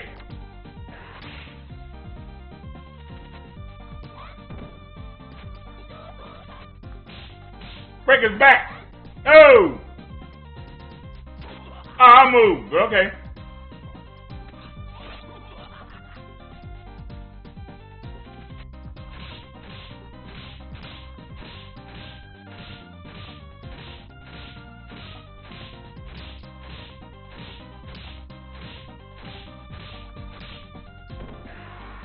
Got it. What's all I had to do? You wasn't scare nobody.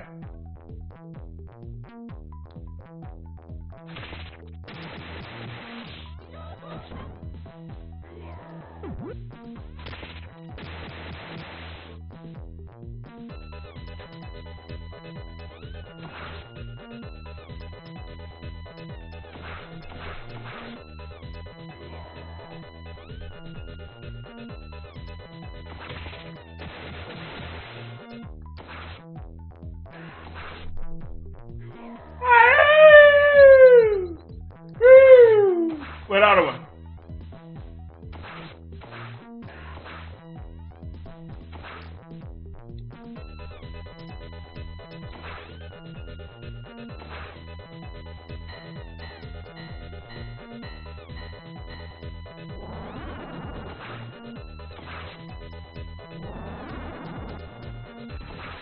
Got him. One more to go. Where you at?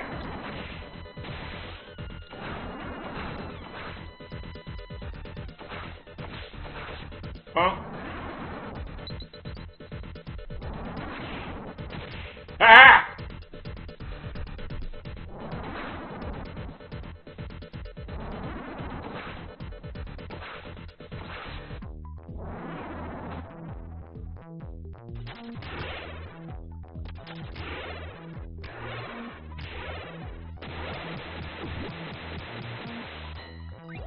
Got the extra man, y'all here. Got him. Got him. Yeah.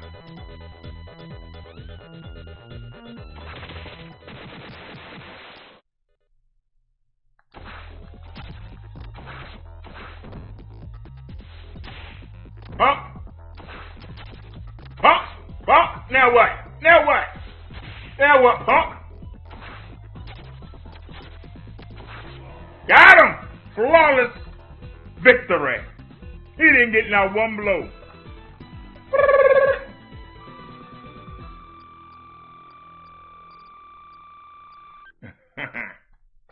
Flawless victory.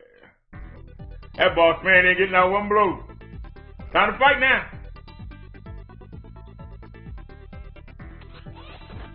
Now we're doing new. Huh?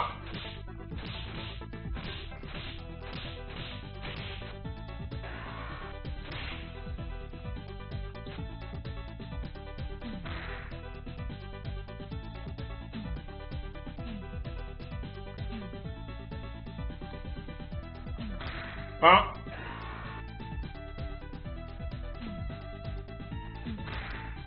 Man with a knife coming.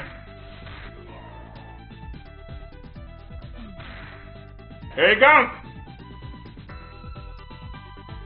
Bang in your mouth, punk.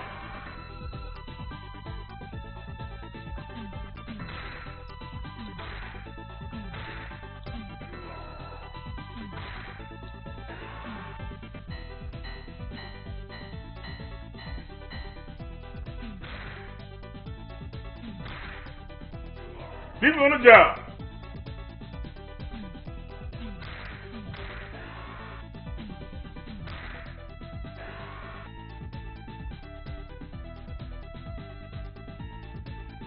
In your face, punk.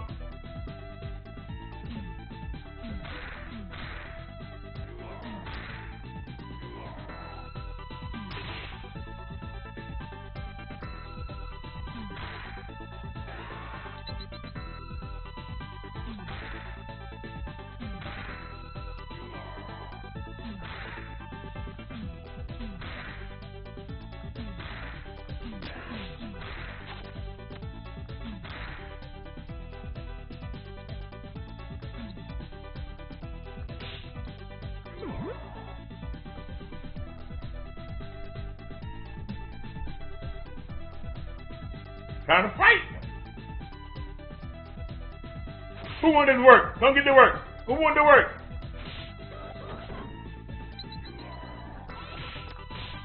Break her back. Ah, get out of here.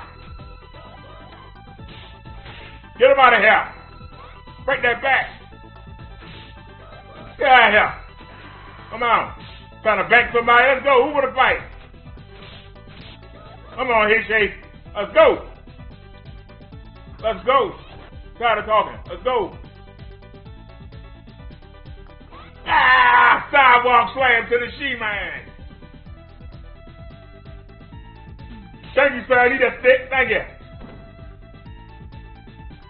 In your face, punk. As soon as I pick it up, here comes somebody.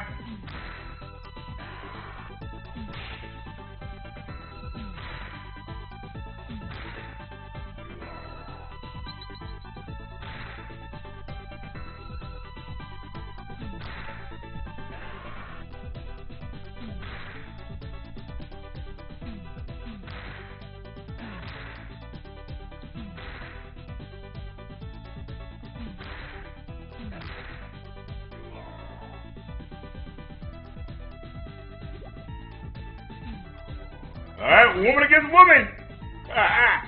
She got an electric whip. I got a pole.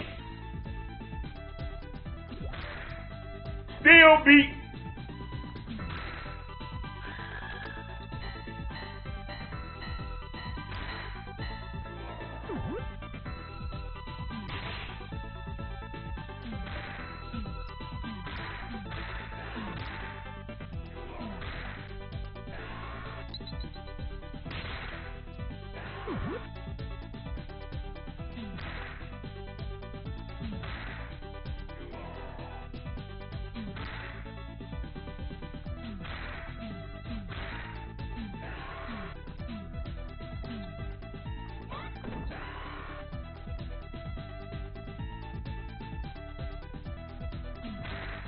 Hey, Fetty!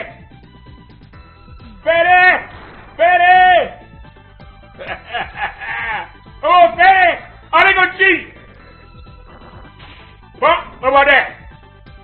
Now, fatty. You got me now, fatty. Fatty. You got me now, fat boy. Fatty.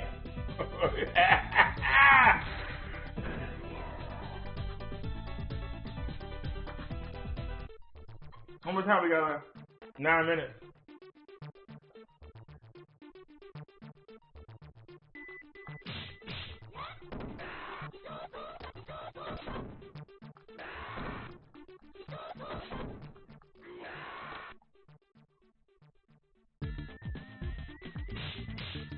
Whee! She doing that?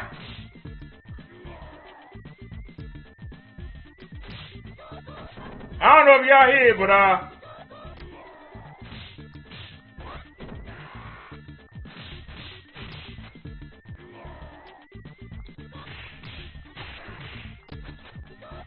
pump, pump. Now what you gonna do? Huh?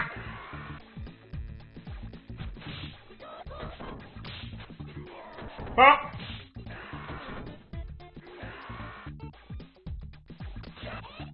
All right, there you button, you gonna cheat. All right, whatever.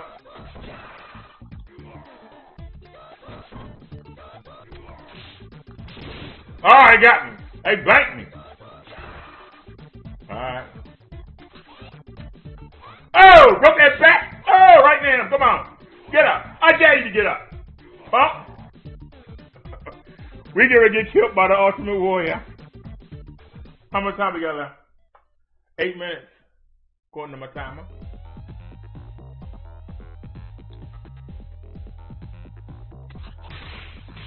Hey, buddy. How you hit me?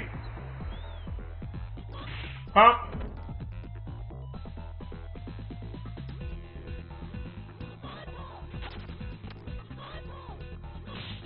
Hey, got me. And the energy right there. Huh? Should grip it over here. We don't need it. Pump. Pump. Got him. Didn't need a turkey. But the man got lucky. I kept missing him. Used my energy up. He didn't beat me. I beat myself. I missed him 4 times. And that took that much energy each time. But that's all good. How much time we got up now? 6 minutes.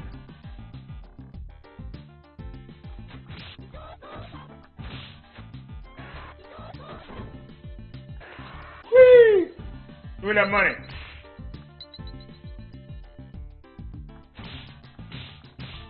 Whee!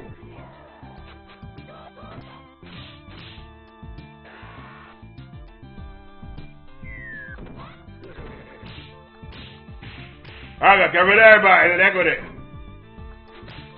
What? He slapped me around. Pimp slapped me. He pimp slapped me. What?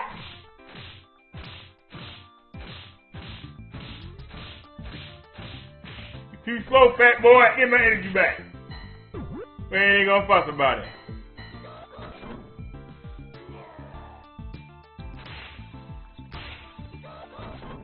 Give me that money. Break his back.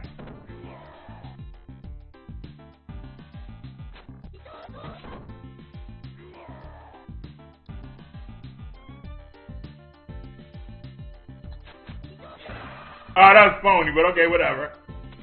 Yeah! Ah! Feel that sidewalk slam. Walk. Ah! Ah! Break his back. Oh!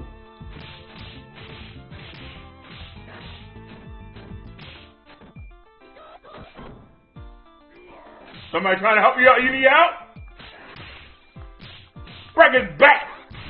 You will never fight again while I'm around. You're dead. Pump. Pump. I ain't gonna cheat.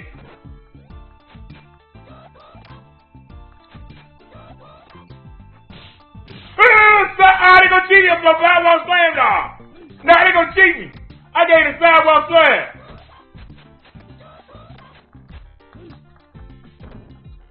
Whatever. Pump. Pump. Now what you gotta say, boy? Pump. What you gotta say?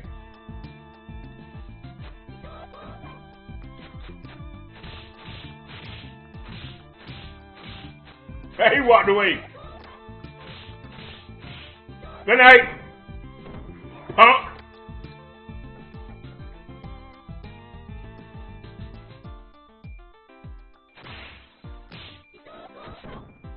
Flip that back.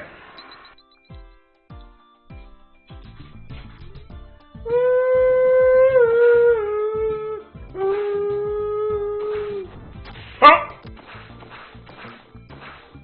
Pump.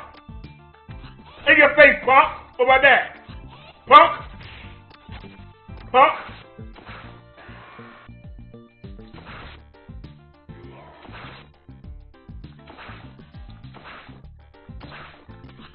Pump in your face.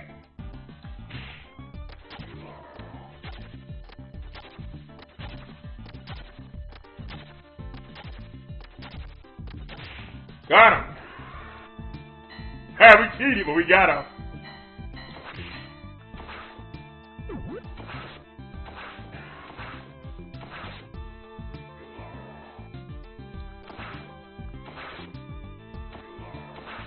Where's he at? Come on, you Kyle. Where you at? You know you there? Where you at, Kyle? There he is. Told you he was there.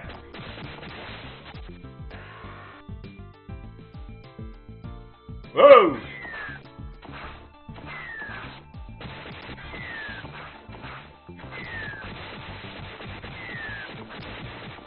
Got him.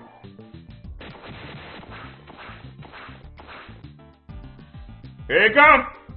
Slice him up. Oh, look at that.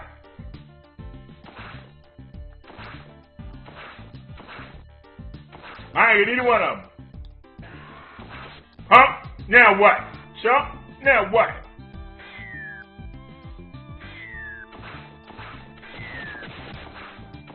How we got? 2 minutes.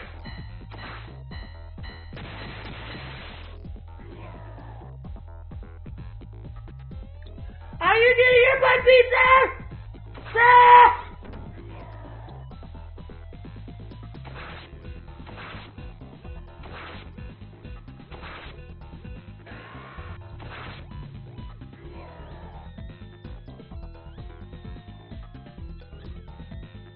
Come on, fatty.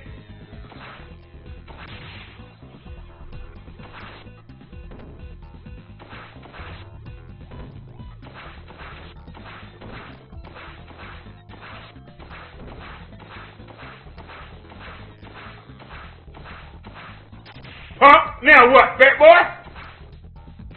Now what, fatty? Fatty! Ha ha! Flawless victory! He ain't getting out one blow in.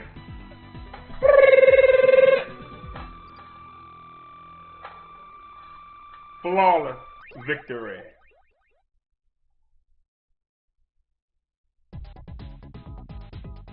That's damn shame. Wait a minute.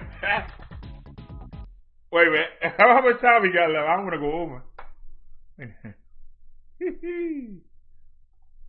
Come on, mouse. I know I ain't easy. Got an automatic turn off on you. Where are we at?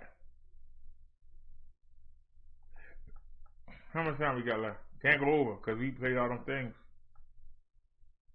You want to take all the time? Let me know. 5 hours and 33 minutes. Is there anybody still here?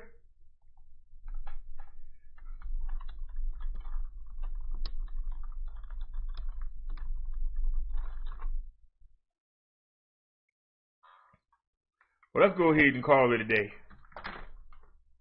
I got something I plugged up. How's that? There's a timer. All right, good job. Good job. Look in real quick. It's 5 in the morning. All right, then let's just go ahead and get ready to get out of here.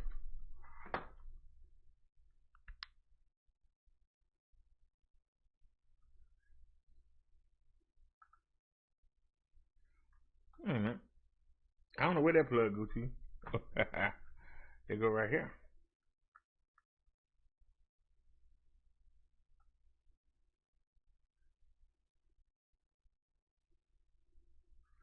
So what is it, 5:34?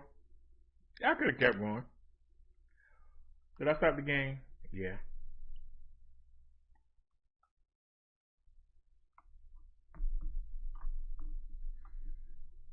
All right. Anybody got any questions about any of the things we looked at tonight? I showed everything, right? Anything I didn't show?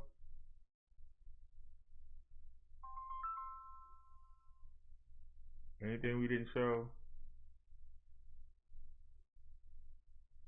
Oh, we ain't show Big Nick. Wait a minute. We ain't take care of our boy Big Nick. What's your name and your badge number? What's your name and your badge number?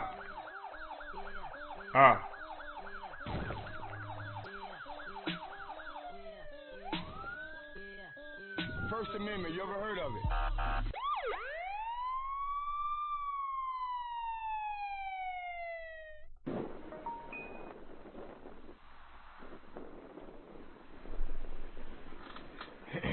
Big Nick, South Florida Accountability, in the city of Tamarack at City Hall, coming out to conduct the First Amendment audit.